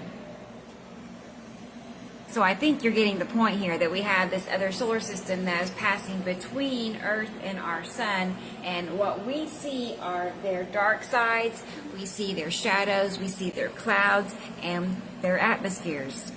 And that's just it. Most of the clouds we see every single day are actually clouds from the atmospheres of these other planets. Here's another example. We have the curve here. We can tell it's there, but this time it's wrapped in its own clouds. I love that shot. Yeah, that's what I'm saying. These are clouds from this other planet. That's right. Perfect. It's incredible. It's really easy to see them once you understand what to look for. They honestly reveal themselves quite easily. Wow. And we know clouds cannot do this. Literally a perfect curve, literally a perfect shadow. Yep, as suspected, we have a planet here, and then the blue area here, that is another planet. Our sky, remember, is the pale blue area. I'm not kidding. There is literally nobody else talking about this, about how we have sky-filling planets in every direction we look. It is time the world knows what's going on. And yes, this is the real reason for all the new cloud names, as well as your favorite sky conspiracies. They have to hide this somehow or another. Just saying. You ready to see another planet?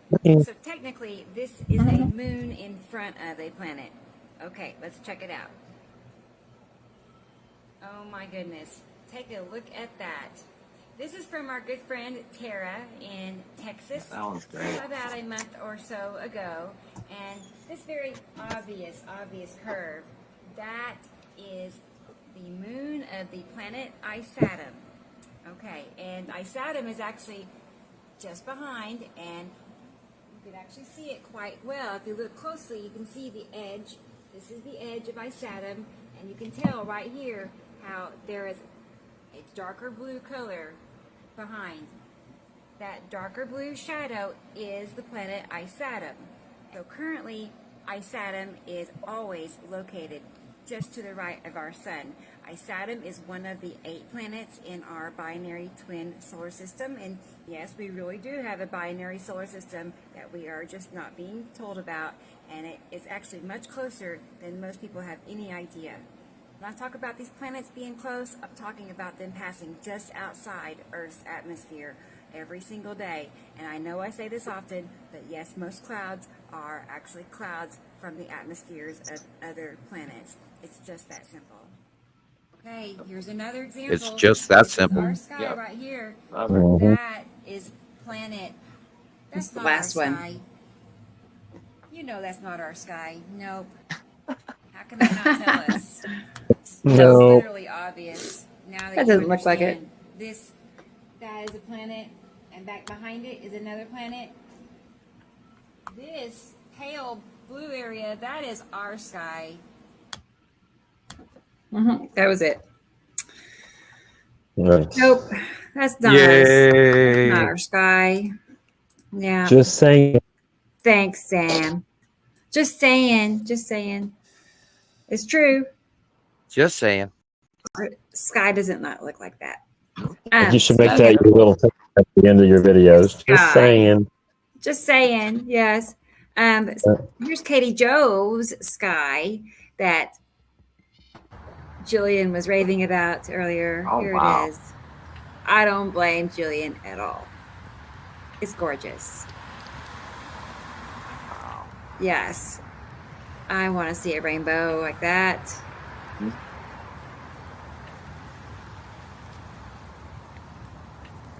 Planet Edge.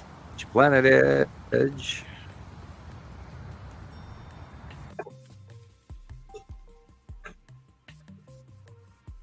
Well, of course, looking behind everything. Yep.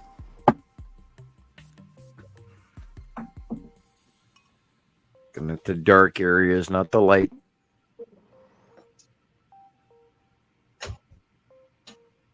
Yeah, these are not the skies we grew up with. Nope. With the illumination above. Yeah, not the skies, not the sun. I remember. I've always been thinking the double rainbow was because of the two stars. Okay. Two larger light source and a smaller light source. Interesting. We've seen them for years now, and they're most of the time now we have a double rainbow. Whereas years ago you didn't see it at all. Right. Mm-hmm. Thank you, Anissa. Thank you, Katie. Good to you. Yeah, she said it was beautiful. I bet. I can only imagine being there is even better, of course. It's just like, right. I want to be there. I want to see it in person. Right. We have some members around the world that just have the most amazing spots. Mars. To what? How does Mars fit in? Mars is just one of the normal planets. There used to be an atmosphere around it. I do believe that people did live on it at one point in time. I think there was an offshoot of the Anunnaki that was stationed there, and then it was destroyed. And we know that standard science believes that the upper half atmosphere of Mars was burned off. That could have been in a close pass or an intentional atomic reaction or something. There were atomic reactions on top of Earth out of written recorded history because the evidence is left behind about radioactive material in certain spots around the planet where only a nuclear explosion could have taken place that would create these event horizon areas. So we know there's history we don't know about. But generically, the smaller planets and the other larger planets in our normal solar system had very little to do with all of this, other than Earth being factory planet Earth and creating commodities in the soft metals group, which the other planets do not do or do not do in sufficient quantities. Mm-hmm. And we are the factory smaller half of the binary system. Where it's like the Klingon moon where they over Praxis or whatever it was called and they mined it. And it was a rock type moon, but anyway, I don't want to go distract to Star Trek, but example. Right. Our part of the solar system is like a B-side of a good album, right? Earth is like the only good song on the B-side, and then the Nibiru and all the other planets are like oh man, album that is sold in the store. Right. On the Kansas album, yeah. Okay, right. I get it. I get it. Dang, I thought we were cooler than that. I really did, but. Well, we don't own this Pony Dog and Pony show. We just participate. Oh, no. Are we? And the trick is to get a better job without pissing anybody off. Mm-hmm. Okay. Including Earth factions or demigod factions. You want to shine, but you don't want to piss any one faction off. You want to be elevated because of your integrity, not because of your deeds, or good deeds instead of bad deeds, or greed. And I'm sure the greedy people are being facilitated currently because they need something from them, but later I'm sure they will have karma served up as a dish served best cold. Okay. Okay. I digress into silliness. Yeah. Karma. I've recently seen karma in interesting doses. Yeah. Welcome to. Oh God! Look at the Earth. Oh my God! Look at the Earth. Look how everybody's behaving. Look what the weather's doing. Oh my God! Here we go to winter. Shit. Eek. Well, winter's gonna be something. Just want to get through Halloween. No snow before Halloween, and I'll be happy. Yeah. Wow. Yeah. That's because my kids, they don't like when it snows up here, and usually it snows like the day after Halloween or 2 days after Halloween if you're lucky. And nobody wants to go trick or treating in the snow, man. No. You never know. Working on Nova's headdress, we have made. What's that? Sorry. We made Nova a headdress of Anubis. She wants to go with Anubis, the female version of Anubis this year. Mm-hmm. Imagine that. Yeah. That's That'd pretty be cool, fun, actually. We've got some rather macabre children. Yeah, well, I'm going to take photographs of it. It's pretty much done. All we got to do is get it on her head and take a picture of it. And she's been hesitant to model it for me in my camera, so I will get a copy. We'll get. I mean, we did a good job. We did a really good job on it. So, and we went wire and hard hat and paper mache and all sorts of paints and all sorts of glue and all sorts of stitching and hand sewing and this and that and the other baubles that we've it's amazing what we made out of what we found. And we repurposed a whole bunch of stuff to create what we've made, and I'll show it to you here. Yeah, you have a couple to. of days, I imagine. Right. You gotta talk her into letting me take a photograph of her. I'll let her put on a face mask or something. So she does. Yeah, they're still wearing face masks at the store because they don't want to be recognized on Walmart software. I mean, my kids know about Walmart software and facial recognition recording. Do you know that Walmart records you for up to 2 and 3 years, and their AI matches your facial profiling for years on every individual customer that comes in throughout the nation? Yep. And they have an entire log of every time that you have stepped into that store, including self-checkout. Yeah. I'm not kidding you. And facial recognition AI times 10. Yeah, well, every time if you drive through any intersection in town, they're all linked to the it's spooky and this was all this federal money that gave everybody brand new traffic lights, and that's all hooked in. Hell, even China's doing it around the world, and that was their Belt Road initiative, where they were hooking up all of these cameras all around the world for their AI.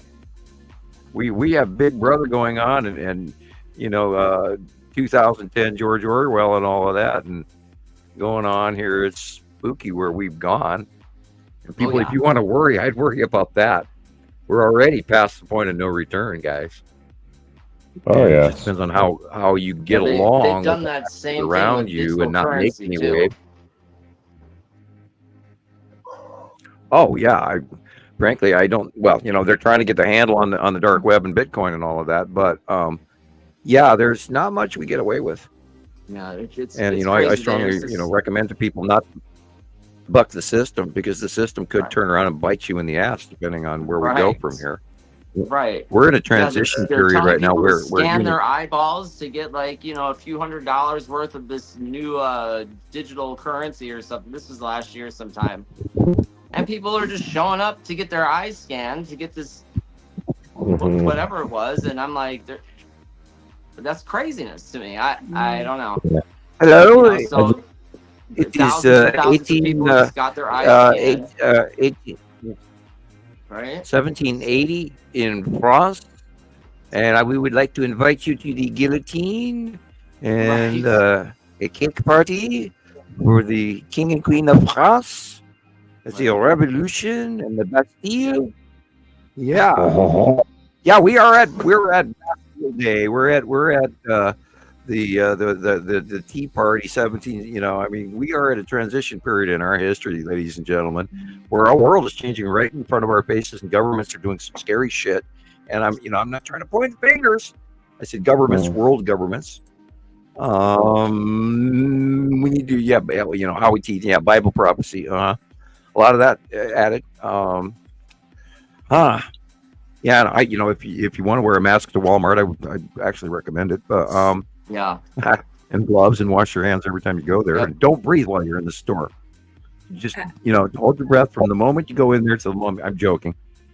Yeah, we're not in Kansas anymore, Toto. We really are in a very scary world, and I learned that in the 80s. Some facial recognition that even just read your eyes, like Chris was just saying about scanning your eyes, but sometimes you wear a mask and they can still recognize who you are with a mask on. Right. Right. That's why they wear sunglasses. Yeah. Yeah. Sunglasses. Okay. Yep. I think that's what like the iPhone does. Wow. So, when your phone is locked and you need to get into it, like the facial recognition, it's not facial recognition. It's taking a a photo, like a infrared photo of your retinas, like every few minutes, and that's how it's. Yeah, don't forget your fat suit and your extra tall shoes, and your gray wig. And if you go into public and you become somebody else, but then if you drive your own car, leaving from your own house, they've got the computer follows you all the way across town. Right. Follows you home. It's in your pocket. Yep. And then everywhere that that debit card in your wallet, in your cell phone, all interconnect to that information in one central intelligent AI supercomputer. They know where every one of us on the planet is from our, even the debit card, that microchip in our wallet. There's a satellite up in space that knows everywhere every one of us go with that little debit card chip in our, and they don't tell you that, but that's what that chip is all about. And, a lot of humans are running around with a similar chip inside their body, and ET knows where you are too. That's why they tag you, so that when they want to come down and test their test subject A106B3592, they'll know right where you are. And then they send a drone down or a small recovery team, and they sample you and clip your hair and check a look at your toenails and take a couple of bile samples and maybe a prostate exam, and off you go. And then we'd check the tag. Tag's still working. Yep, don't have to replace it. Oops, this one's deformative. We have to replace the tag. There we go. And off you go. 15, 20 minutes later, you resume your duties and didn't even know you were picked up. And it happens every day. To me. For decades. Yep. Sample the herd. I mean, who likes going to the doctor? Yeah. The urologist and the proctologist, here we come. Oh boy.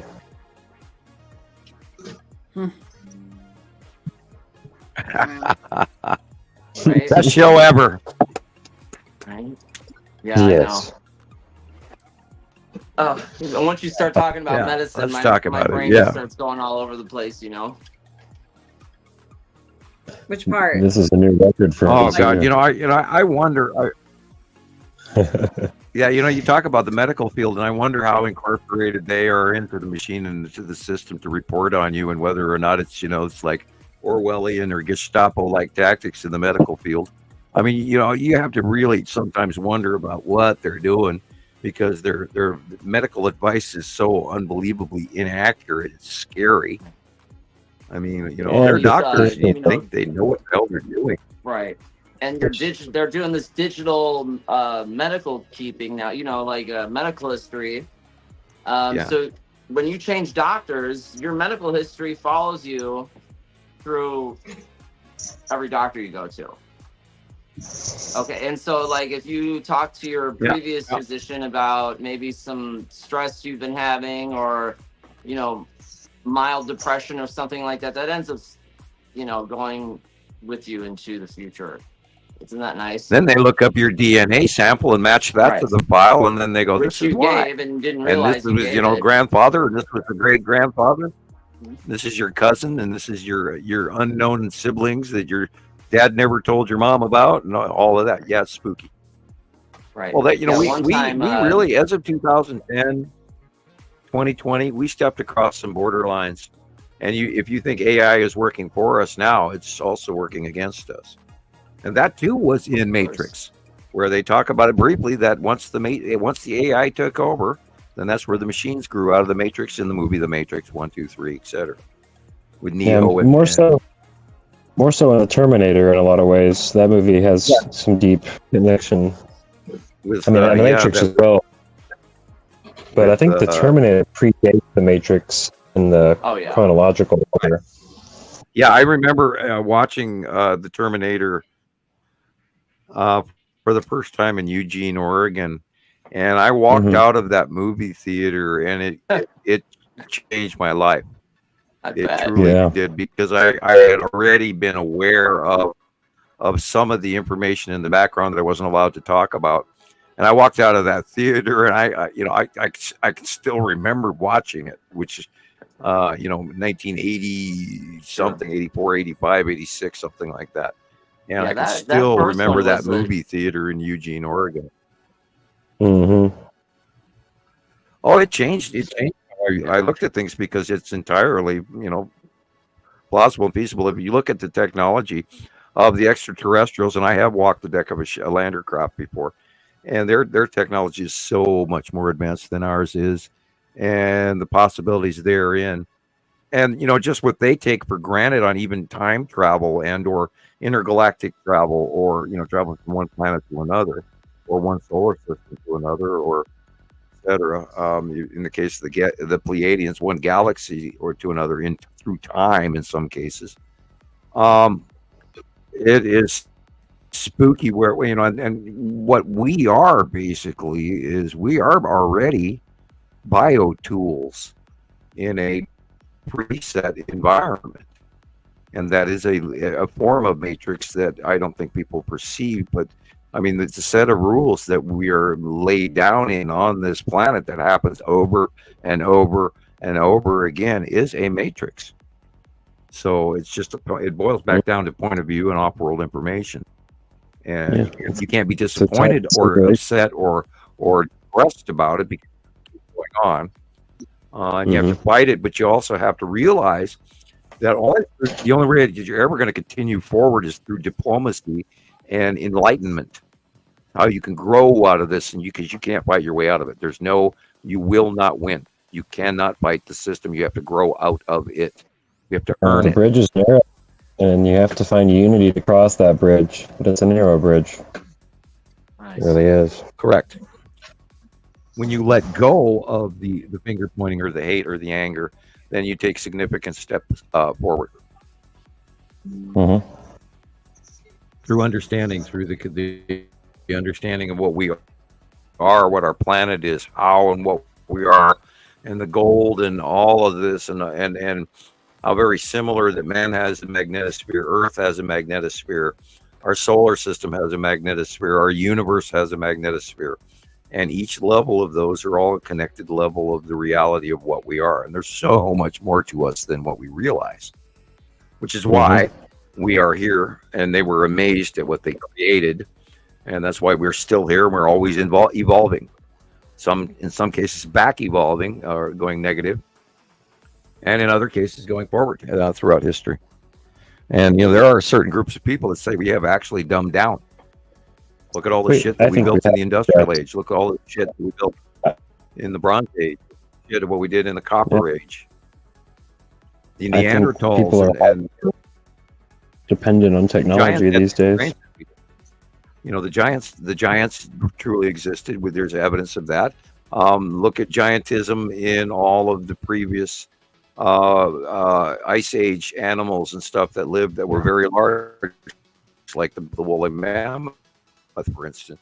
So maybe humans have actually evolved in size from the giants and the Neanderthals down to Homo sapiens and all of this, and it has to do with the levels of oxygen on the planet, et cetera, et cetera. So we cannot base our reality of what. Yeah, we're a hybrid, but we cannot base everything off of Western science. We have to open up to Asian science and off-world science as well, and mysticism. Because magic in the future is just science and magic to us, but it's science to them. And there's so much more going on that we're not even aware of, and we're the tiny planet Earth, And there's other factions that are here, and they're just watching. They don't have to do anything. They just keep observing and testing and watching the herd. And, we're such short-lived human beings. We're like cattle on the Montana range, and the rancher comes by and checks, and he vaccinates a few of them, throws a salt block at the local watering tank, and then brings in some oats and some wheat once in a while and a bale of hay, and checks on us and goes, oh, yeah, okay, these cows are doing good. Oh, that bull's okay. His feet are all right. His hoofs are good. He's got he's got too much poop on him. We better wash him. Same thing with sheep and all of that. They tend the herd. And then we go through good winters and bad winters and cycles, and we change and we grow and we get better or worse. So, and you know, it's just like raising horses or genetic breeding that any animal has gone through, including dogs to chickens to, you know, rabbits, even, you know, developing breeds. And it's just like everybody else. We've been, we've definitely been hybridized into, you know, a much more intelligent form of human being, but a thinner skinned, more delicate, weaker bone structure, but more spiritual. We have a deeper depth of that to us than our previous version, I guess you could say, you know, the Neanderthal version. But we have been given a deeper form of consciousness, I believe, and that's what makes us very special compared to all those before us. Well, some of our are supposed to evolve.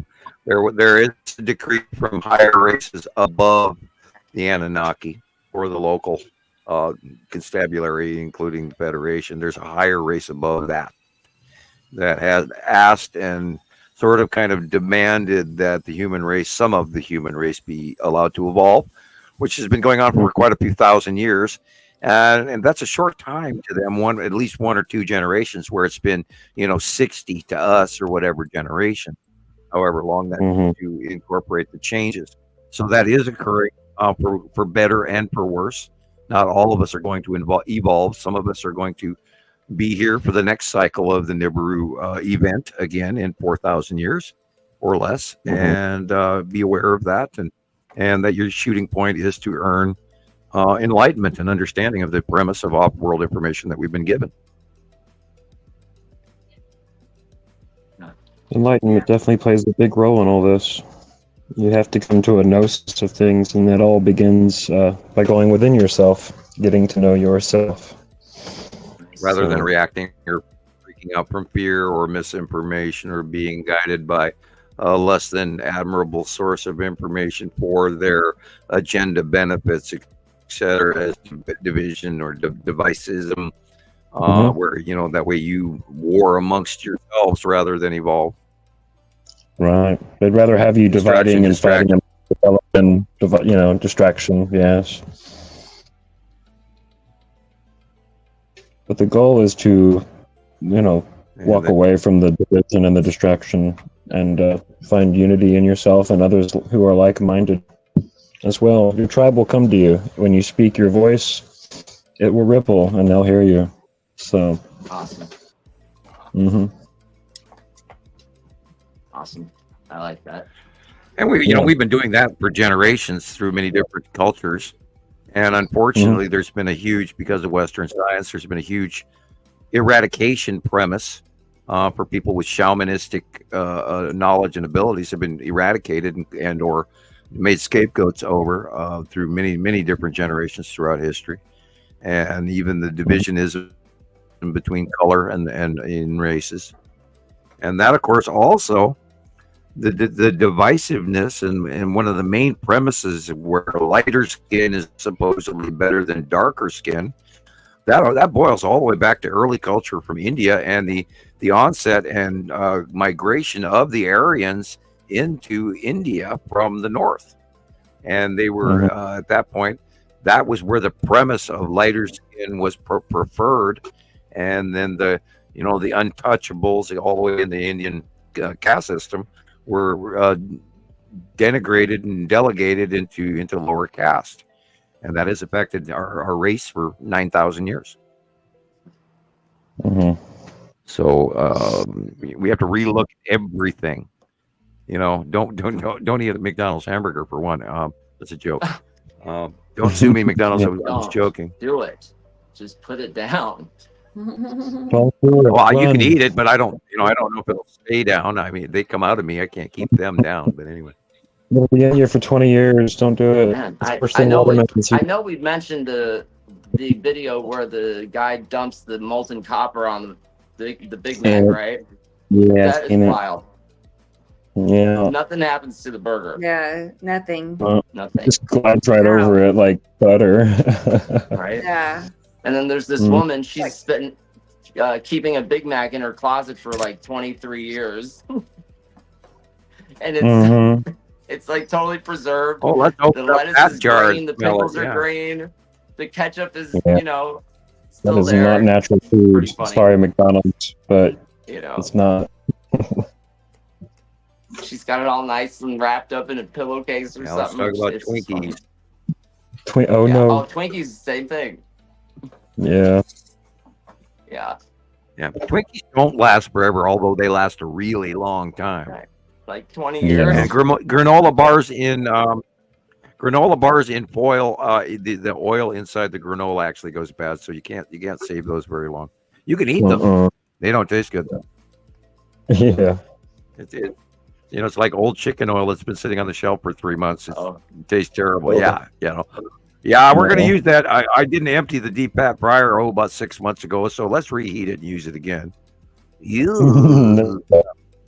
Yum. Yeah. I mean, Or hey, I got it even better. Chinese sewer grease, where they crawl into the sewers and scrape the sewer, and then I've seen put it this. in a big 50-gallon drum and reheat it, and then they filter it back to a T-shirt and then sell it back to the business. And there is actually an entire industry in China. What was that again? The sewer what? Sewer grease? Sewer grease.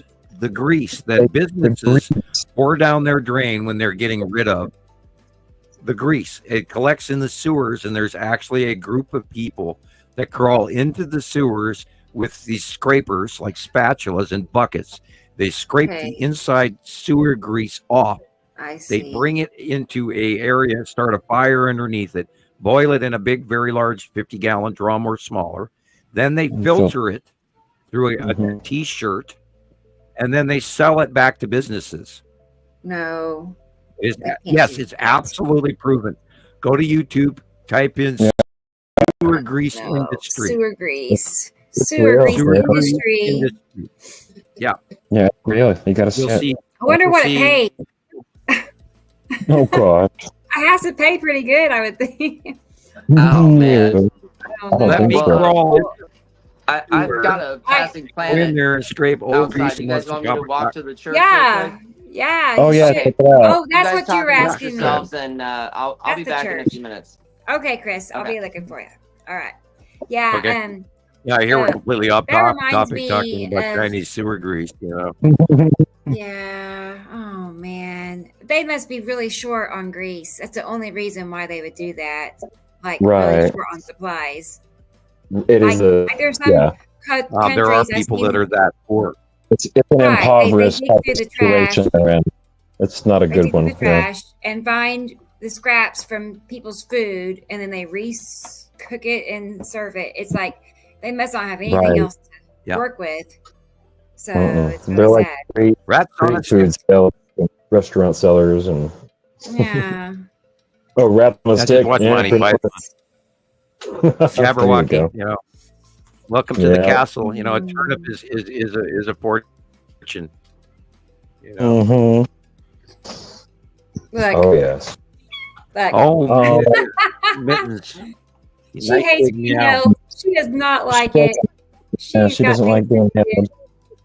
But she's like, this is a long time for her to be held. Oh, look how big she is. Look at her. She's a big cat. She's a teenager. She's growing very healthy, very healthy. Yeah, she is. Oh yeah. Yep, you big old teenager. Yeah, she's spunky, all right. Hey, there's Donald. Hi, Donald. What's up? What's up? This is our friend Donald from TikTok, who, not too long ago found my channel and discovered these planets, and now he's all over it. He can't get enough. So he's making more and more videos. Good job. Keep going. Cool. Doing good. He was like open to it, like right off the bat. This was the person that was saying, well, shouldn't we be able to see the planets, and we, just have to stop and think about the clouds that are with the planets. And it all made sense. After I pointed that out, he's on board. And we can point him to my 87 shows on Radio Wasteland on YouTube. I know. That's yes. They've broken it down into 87 shows now, and that goes back many years of information that you can cross-reference through the web site drawings, and we've got all of this stuff documented. So, and then of course, Understanding the Sky series. Type my name, Sam Hofman, into YouTube. That's my old videos. There's a bunch there. I can't get in there to post new ones because my account is frozen. But I do recommend that you go in there and see the early stuff for you new folks that want to learn more. And hello, Katie Joe. Yep, Katie Joe. She's still here. Hi, Katie. What up? What up? And everybody saying hi to Mittens, even though she split. Yeah, my nose is. I don't care. I'm rubbing my nose because you held the cat in front of me. You know, I'm suffering from visual allergy. Seeing it. Yeah, just seeing it. Yeah. Squaring up. Yeah.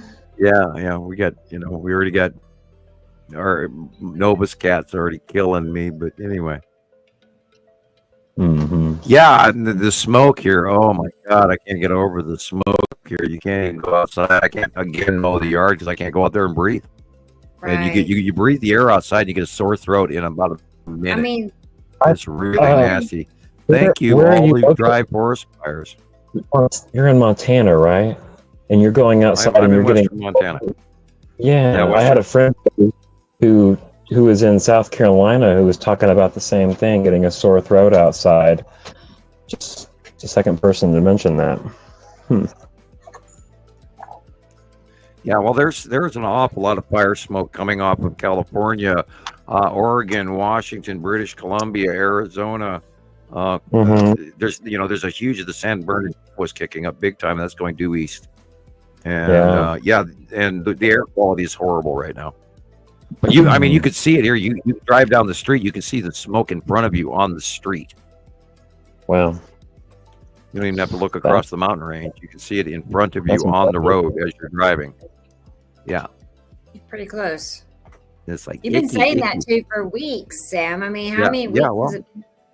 Well, we had 12 new startups since, like 2 weeks ago. And then they're all around us. And of course, most of them have been dealt with. And there was one like 7 miles south of me. But then there's one that's been burning for a couple of months to the east of me. And then all the new startups in Idaho since the last lightning storms went through. And I haven't even looked all of those up yet. And then there's more in Oregon, more in Washington State, more in British Columbia, more in Northern California, more in Southern California, more in Arizona, Colorado. They're everywhere, and they're filling the skies. It's like you look outside right now, you can't see the planet, but you can see the smoke, and it tastes terrible. And you feel like you've been licking stamps, or you licked the post office front door or something. Yeah. There's no. There we go. You see her, Katie Joe? And Christopher's outside. And we got Christopher. It's a competition. Yeah, you might want to blow him up. I'm almost to the parking lot. Yeah. Don't get heat That's stroke. What you meant by the church. I was wondering, it's like, what do you mean, Christopher? You want to go to church? I don't know what you mean. We're going to church. Yeah. Oh, I don't know why I keep coming to the church parking lot, because if I would have just made a left, I found that there's like a mountain by where I live, and you just go to the left a little bit and walk for like less than a half a mile. I can go all the way up to like the base of that mountain, and you can get a whole view of the city. But so I think there's Saddam's yellow moon out here, and then Uri to the left of the sun. Let's see. I can't wait.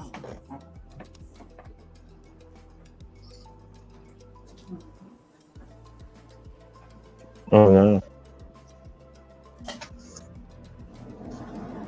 Is that which side is which? This is the left side of the sun. Let me just fix this real quick. Okay. Hold on. Okay. Yeah? There you go. Atu's moon, Atu, and Uri. Yeah, I thought so. There's kind of a boxy thing going there. pretty dark blue box right dead center of the top of the middle of the thing. Kind of Texas cutie. Right. So like, I don't know, about 45 and minutes the ago, skull you could asteroid see, should be to the left. right? Atu's moon's like way high, right? Right. Okay, and then yeah, and there's some kind of cube, something going on there.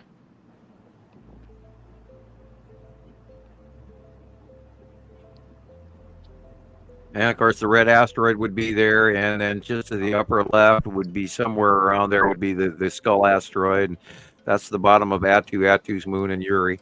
And the white stuff by the trees between the lights and the trees is the bottom of Uri at the tipped axis. Wow, that's awesome. It's just so massive. It's literally like a tower. And remember, look at the lower area in front of you. It's incredible. The lower area is the real sky. The upper dark blue area is all planets on the left-hand side of the sun. Atu's moon, and Uri. And then behind that all is Saru, of course, as well.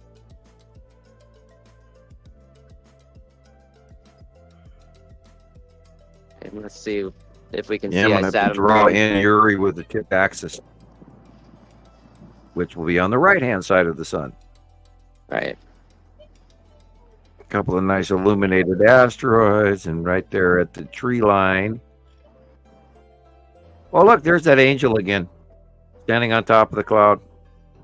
Got a selfie stick. Oh, yeah. There you go. It sure is. Oh, I I'm see looking it. for a little man. You That's see probably, again, the green asteroid.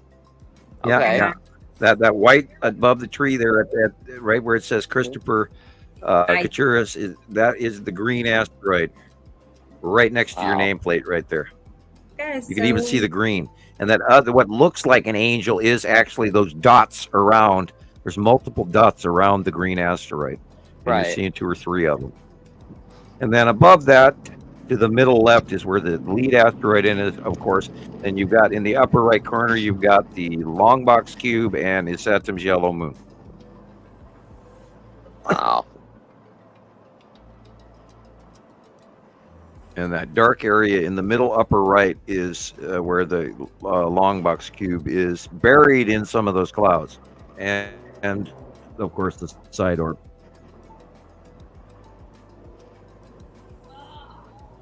God, I am quite warm. Yeah. This house is warm. I gotta open a window. I'm hoping it's gonna cool. Yes, it is cooling off outside. I had to turn my AC off. I was like, yeah, my AC is running in the other room, but yeah.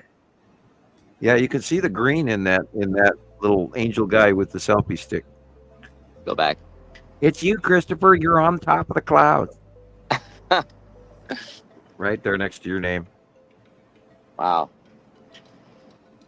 That's so now nice. Your nameplate is covering him up, the little guy, the little angel guy on top of the cloud there, standing there. Yeah, see him? Yeah.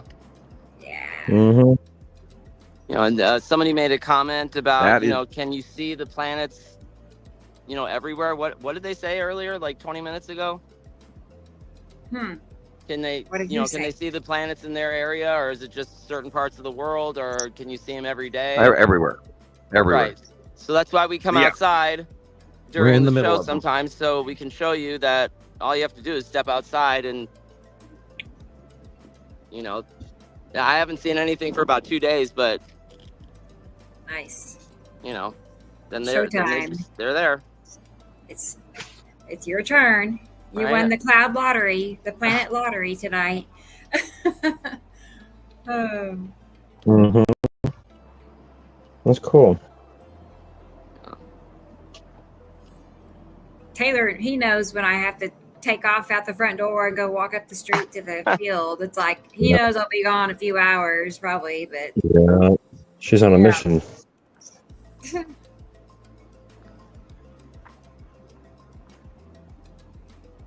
That is perfect. Right. Especially when those clouds, I had to feed the cat. You look straight up and it just goes as far back as your head can go backward. It's just like, They're massive. Just Side of Uri, side of Batu, uh-huh. Batu's moon and the asteroids right there. And over again. Everybody's seeing faces. See? I am warm. Yeah, crack a window. Oh. Turn a fan on. Yeah, well, I got my AC running in the front room, and this is the back room. Apparently, all the heat's running in here. I need to get a fan going in here or something. It's 72 in Oklahoma. Oh, check that out. Do you guys see this like round sphere right here? Like barely. My screen froze. I'm stuck at the moment. Oh yeah. Yeah, it's still frozen. I don't know what happened. Just now locked up.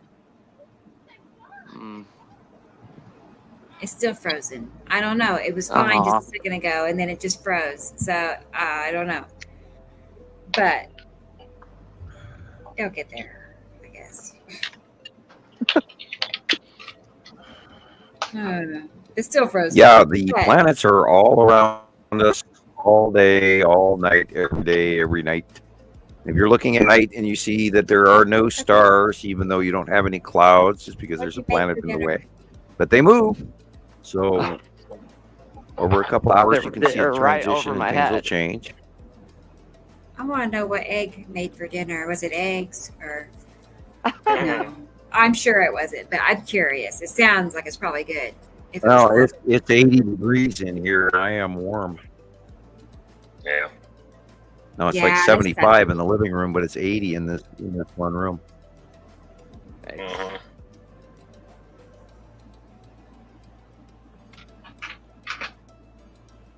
Christopher is frozen. Oh yeah, that's right, Michelle. See, Michelle. I'm watching it. Come back. No, you're better now. Yeah. You're fine now. But for a little bit there, you were froze. I mean, I heard you. Right. I didn't realize it was me. I'm sorry. But that looks really good. That looks really good right there. Right. And you can just see all these, awesome. big spheres in the clouds. Yes. Keep turning. You can see all these asteroids, and it's just incredible. You guys. Use your index finger. Point out to these people what you're seeing. I can't do that. Why? Just think Jesus. That's a Jesus thing. Yeah. Oh no, we all got fingers. Here. Yeah, there you go. It's on rent. Yeah. Yeah, right? That's the side of Uri right here. And then the salamander group's this whole I see the salamander. Yeah. Right? That looks good. Yep. And the natural bottom moon of is Uri way side of overhead. Yeah. Keep turning some more. Yeah. Keep turning to your left. Okay. Yes. I want to see what else is going on. I think it's Atu's moon up above. And then here, I think this is part of the ion tail. It's by Saturn's yellow moon.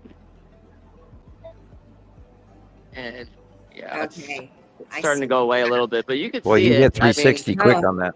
Right, sorry, I didn't mean to go so fast. That was I him already. Right. Well, I mean, in the up. I'll go slower this time. Because you were facing. Well, you were facing more up than you were out, so that's why it went so quickly. Okay. Pull your camera down a little. There. Yeah. Now go do another 360, would you? Yeah.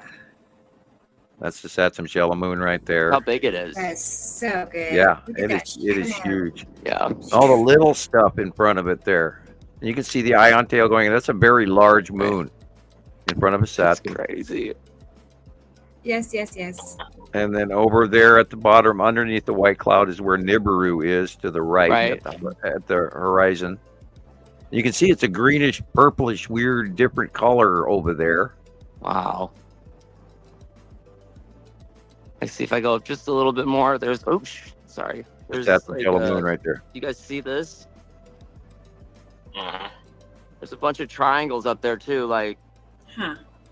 Wow.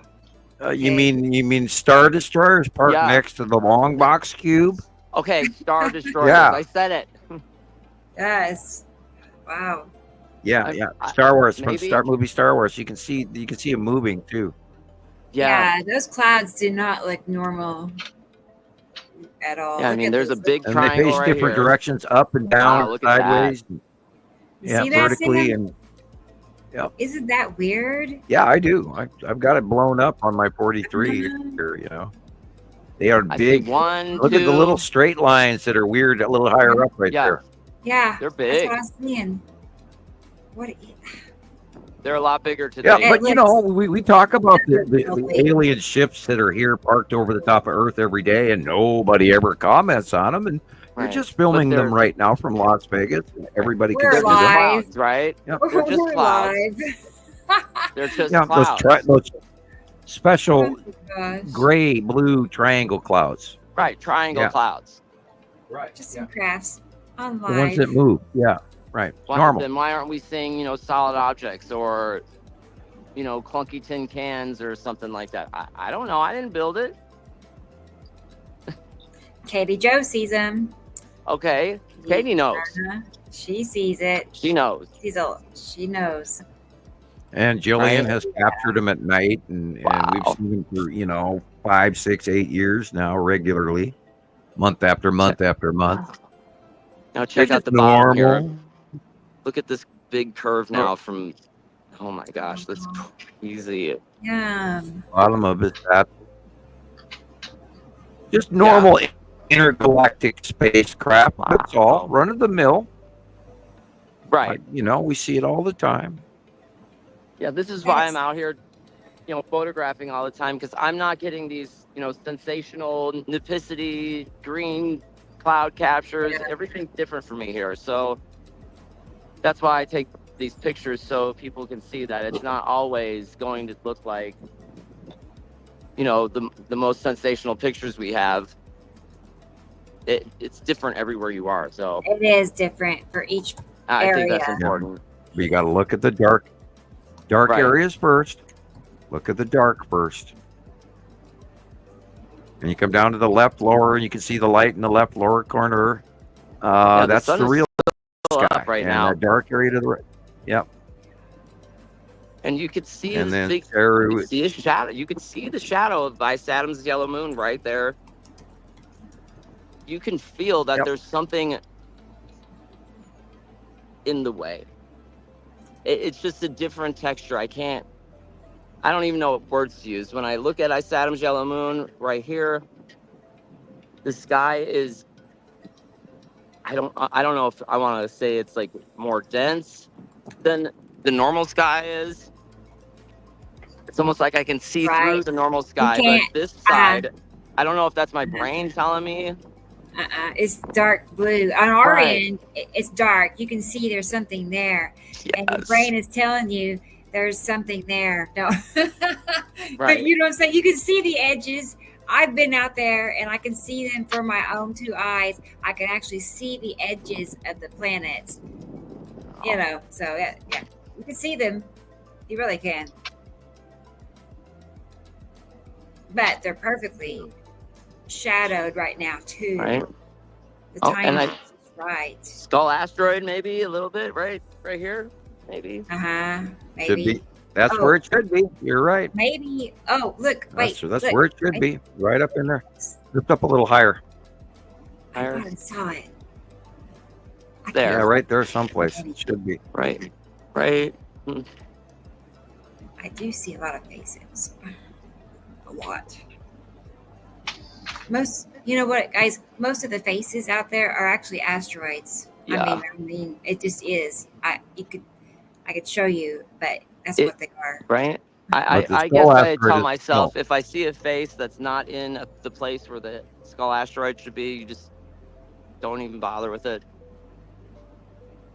Yeah, I And just stopped I looking for the chalk skull and say asteroid too, 'cause- it's probably 2 dark shadowed asteroids, or 3 or 4. Exactly.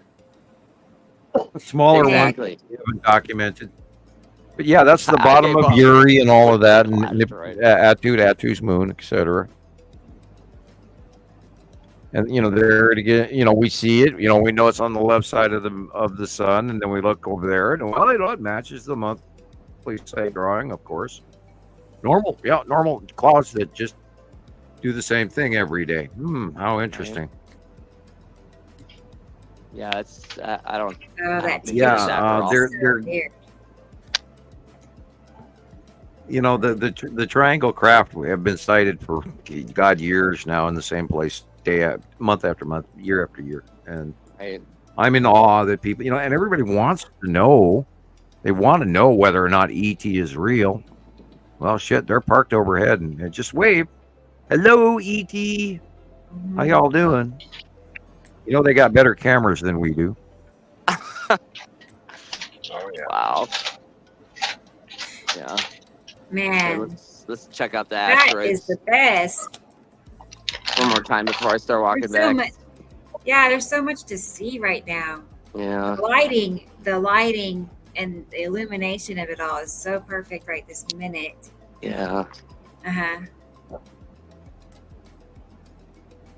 Yeah, I'm pretty sure earlier when I started noticing it coming in, because it was blue skies all day up until about 2 hours ago, and then it just showed up. Yeah. And the bottom of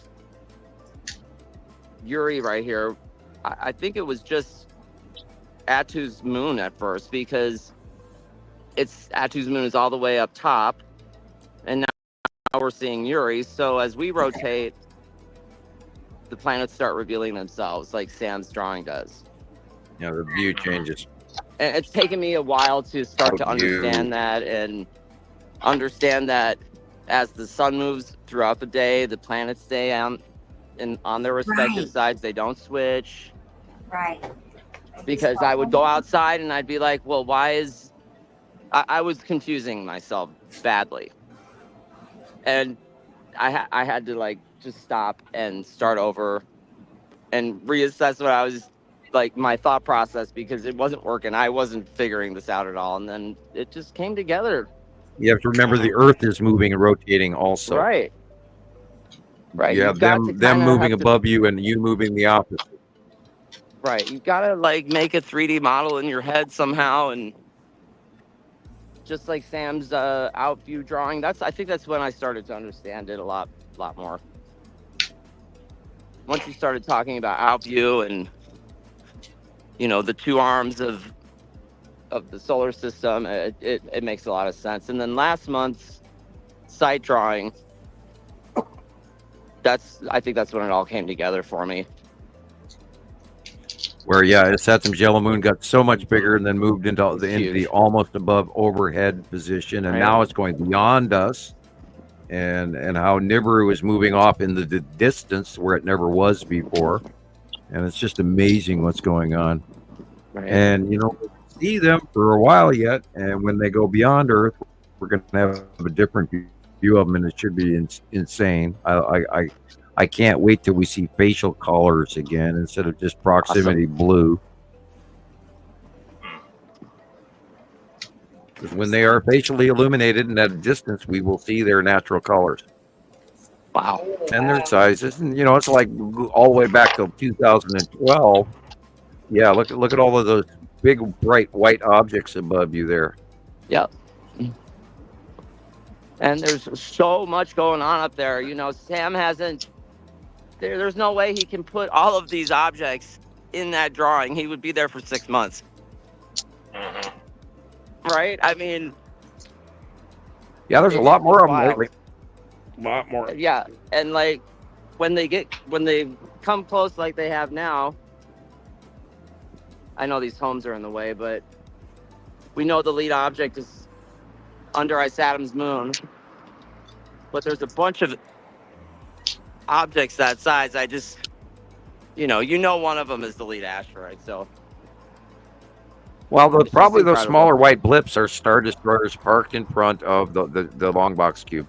Right. And they're so white because they're lower. They're being illuminated where the back of a Saturn and a Saturn's yellow moon are not. They're in shadow. And those little white, little circular and triangular shaped blips that are very, very much more bright than anything else in the sky, those are most likely the triangle Star Destroyers or smaller asteroids. couple of those are really close, big triangles, but some of those could be far away triangles as well, or smaller asteroids that we have yet to catalog. Wow. But those are really bright and very intense.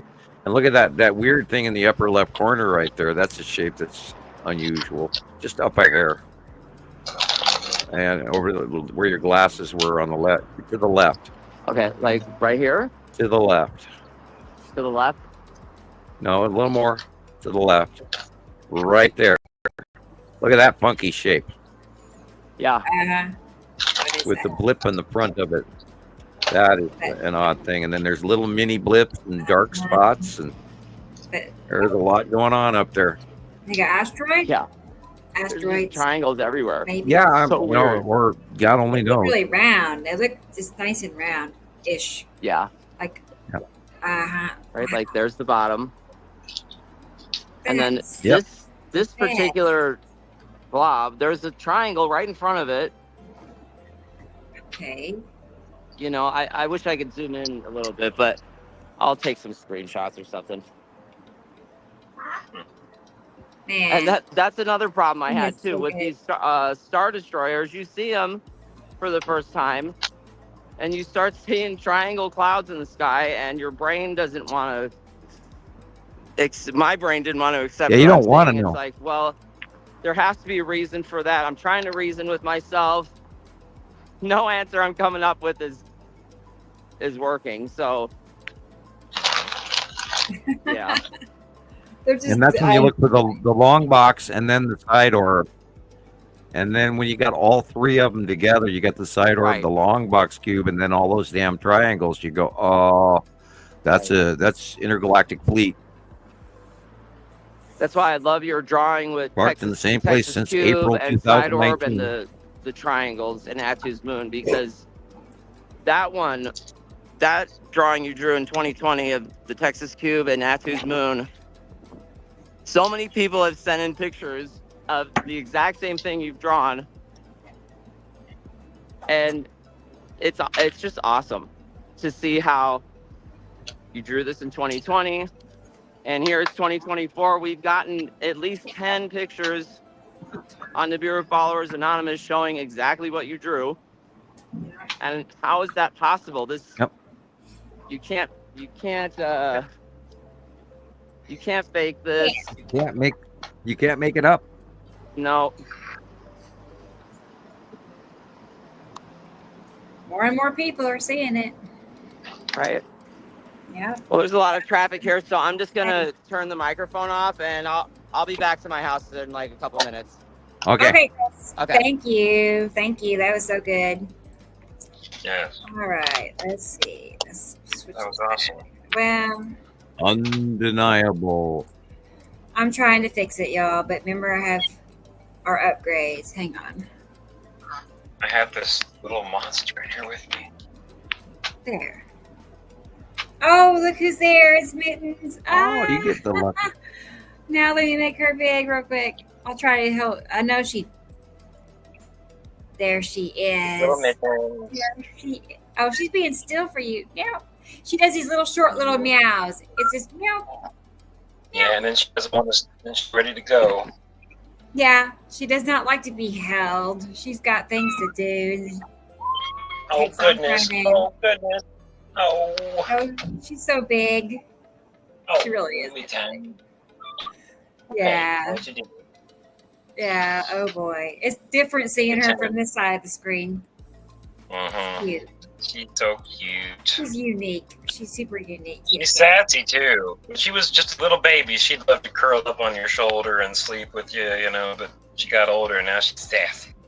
Yeah. Yeah. Yeah. She's almost like human-like. I mean, she wants to be like right with you, and like she's communicating with you. She's got a I know big personality. Mm-hmm. Yes, I know, Katie. I gush at her like all day long. I'm just like, I love her to pieces. Mm-hmm. So, yeah. She's got her own Facebook account. She's spoiled. Every time she walks by, I say, "There's little baby. There's little baby." Cute. Oh yeah, your cat doesn't want to be picked up either. Yeah.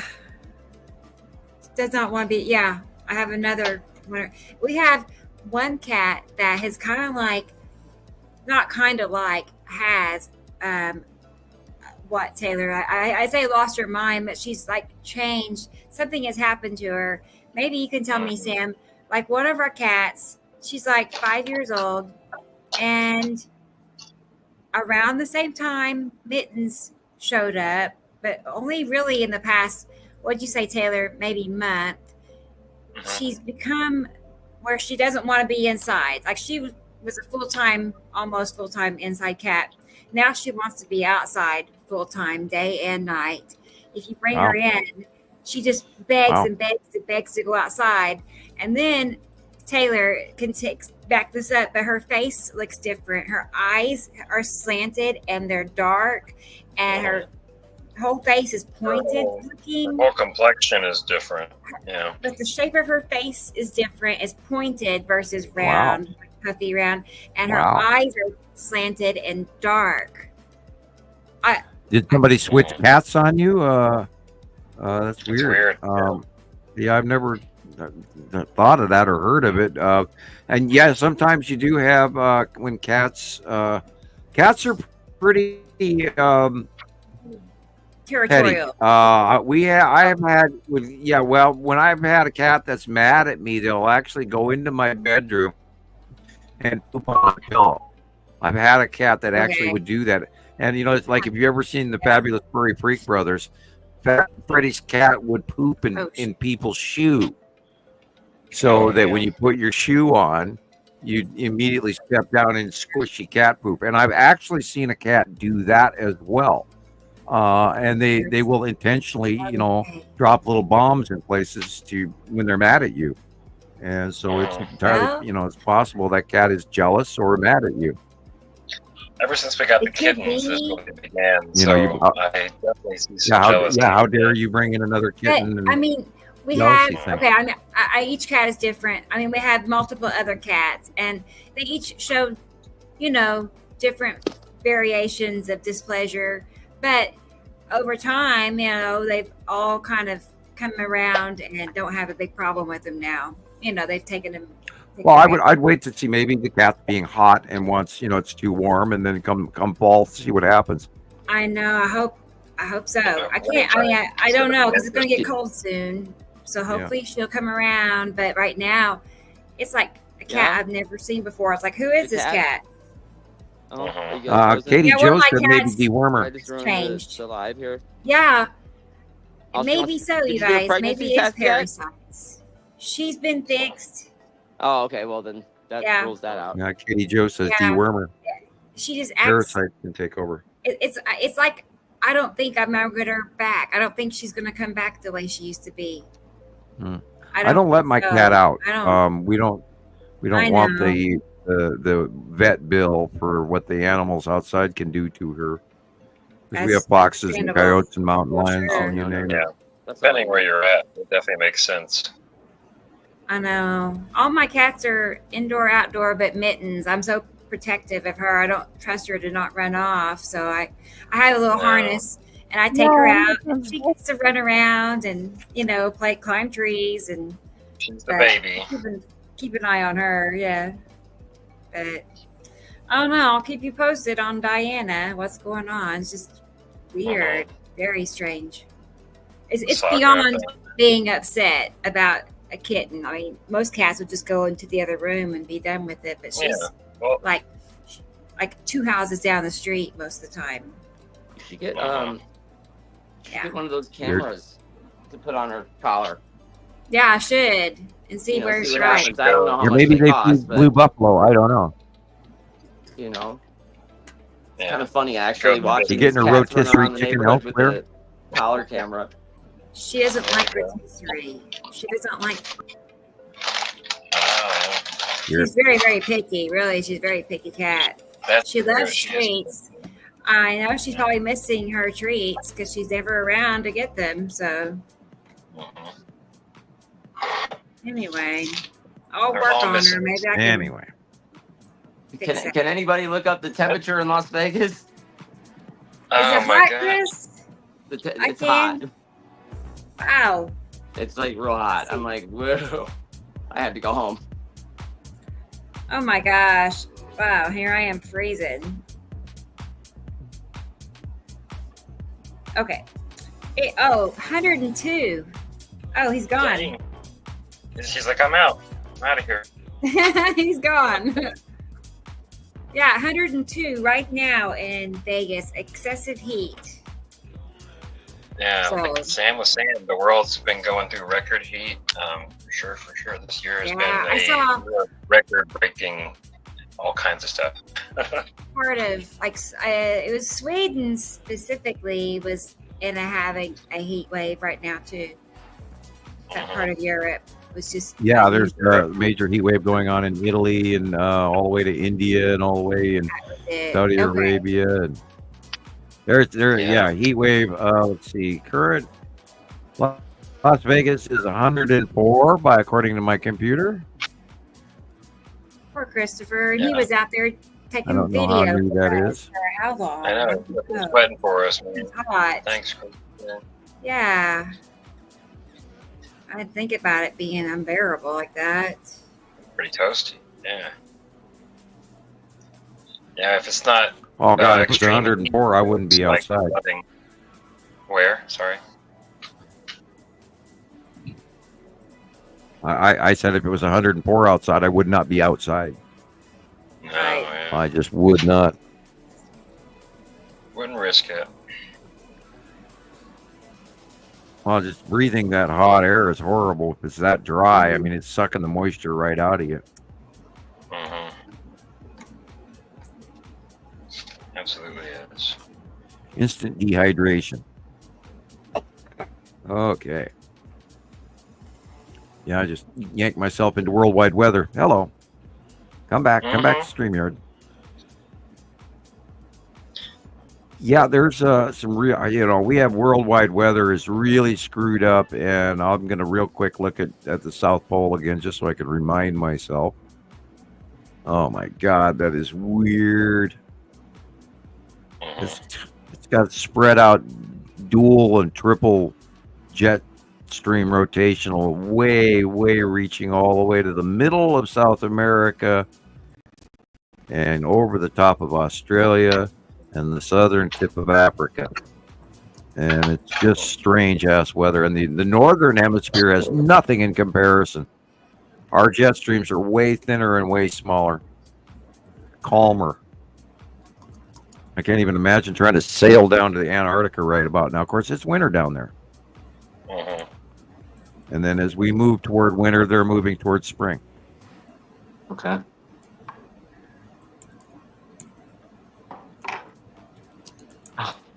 Opposite. Yeah, I can't believe you went outside, Christopher. It's 104 outside. I thought, I didn't think it was going to be that bad, but yeah, it's still freaking hot out. Mm-hmm. It is 74 and getting cooler as we speak here. It was 78 just a little while ago. Now it's 74.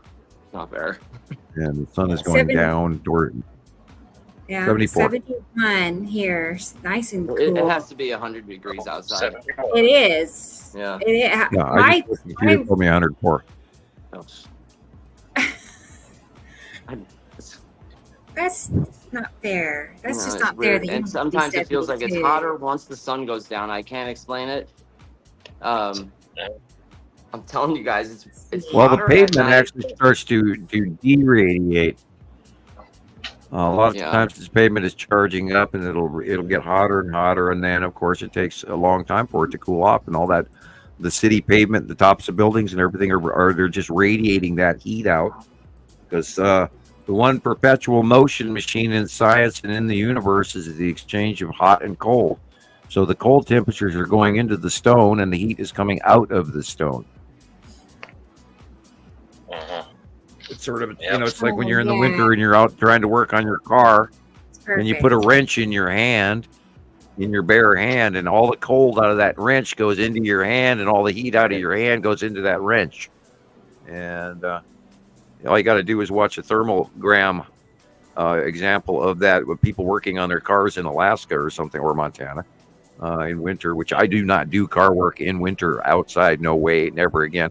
I actually one time changed the clutch in the middle of a blizzard on a '62 Chevy pickup. Nice. That was no fun. I'll never do. Yeah, we just buried the whole bottom of the truck in snow, and then I took the central tower out where the stick shift was, and then worked inside the snowbank inside the truck, and then replaced the clutch by hand. And that was in the mid-'80s, in the middle of a blizzard. Okay. I'm not that brave anymore. Right? Yeah. Yeah. Never again. No. But I had to do work on Monday, and I needed a clutch, and I lived out of town, and I had no choice and go out there and put a clutch in the middle of a blizzard. That was a lot of fun. Yeah, I And might with no try garage. to change No the garage. engine part, but I'm not going to attempt to drive anything that I do myself. So Yeah, that sucks. Yeah. Well, I had no choice. I mean, this was a rusty old yellow 1962 Chevy pickup. So I would, you could work on them back then, and you could do your own mechanic work. But nowadays, it's completely different. I mean, now it's a nightmare just to try to work on any car. You got to have 3 elbows on each arm. Yeah, you got to know all about all this and all of that, and it's insane. Cars should not cost $50,000. No. Planes should. They should buy for that. Yeah, mine's 21 I don't know if years I'm ever old. going to have another car because I'm not. There's no way I can't afford $50,000 for a vehicle. There's no way. And even the semi used cars are like at least $5,000. No, you know what I mean? That's You not know, too bad. I got $1,000 car is now $5,000. Right. You know, that's what it's not. You know, but when will I have $5,000? Yeah, and if you want one that goes on the highway, you're going to pay 10. I know that. Exactly. It might as well be 10. Because it's a wonder. I know. Yeah. Yeah, we don't have any cabs out here. We have no buses, so I have to have a car. Yeah. Some people have to have it. You know. Yeah, we have nothing. Most We people live in a do here truck in stop Vegas, town. but luckily I'm just in a neighborhood where I can, walk to where I need everything, and that's nice. Yeah, it's not too bad.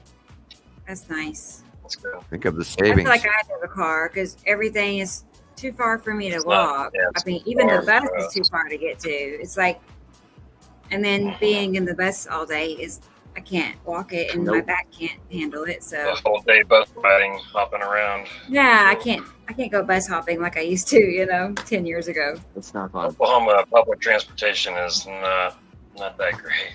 That's for sure. No. So, We had a really bad flood here last year. Michelle.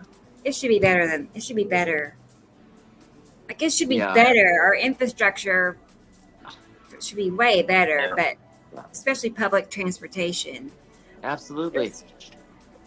There's a main road in Las Vegas. They just allocated $2 billion to build a 1-lane elevated train or underground train. I don't know.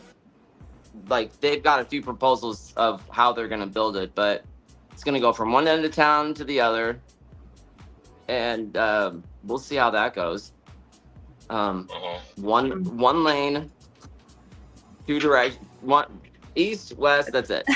$2 billion. Yeah. That's happening. And yeah, it's just too much. I know. But you see in the Idiocracy movie, so. Oh yeah.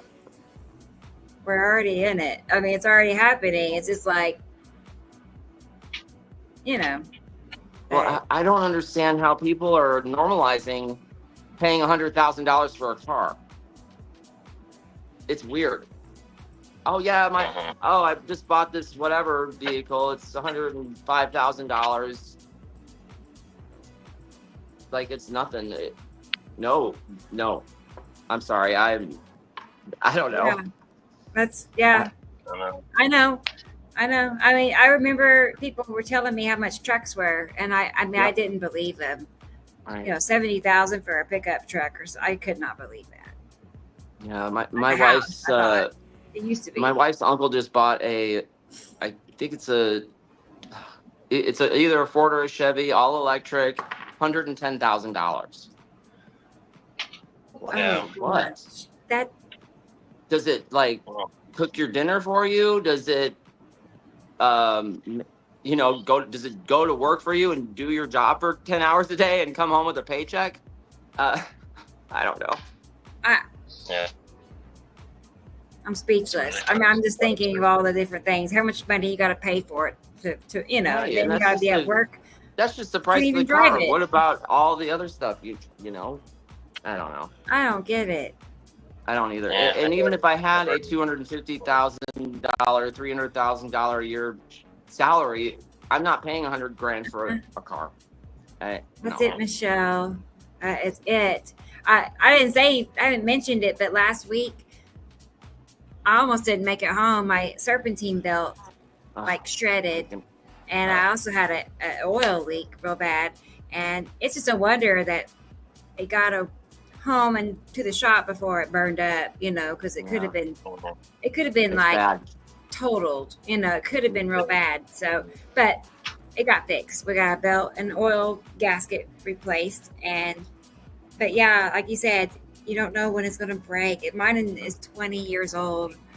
Oh, okay. Well, it's a Honda. It goes forever. I don't know. 30, 40 years out of that car. It's not done yet. Great. I can't believe it. Yeah, it has like 230,000 miles, but right. It's going fine. That's why I don't have a car now, because I had a Honda Civic, right? And I couldn't get to the oil filter myself because it's in the back of the engine. You can't reach it. So I took it to get the oil changed. They told me you need to do the oil change twice because the oil's really dirty. Okay, whatever. So I pay for it. I leave, and the car blew up on the freeway. They didn't put any oil back in my engine. Then I called them and told them, well, look, my car's in flames. I'm with the police and the ambulance. And they told me that they weren't liable, that I turned the car on and drove off the lot without checking the oil. That was your responsibility, really? Yeah, I guess after you pay for 2 oil changes for one car, you have to check the dipstick and make sure they put oil in your engine before you drive off. So I didn't even say anything. I just hung up the phone, and there's only so many battles you can fight. I know. It's like, what can you do? That is. Yeah. So check your oil, everyone. I was going to say that too. Kind of in a way. Keep some oil in your car.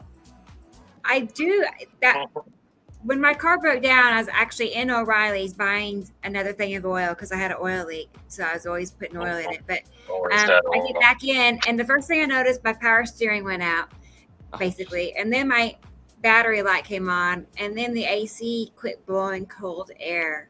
And I went home and Googled those 3 symptoms, and it came back serpentine belt.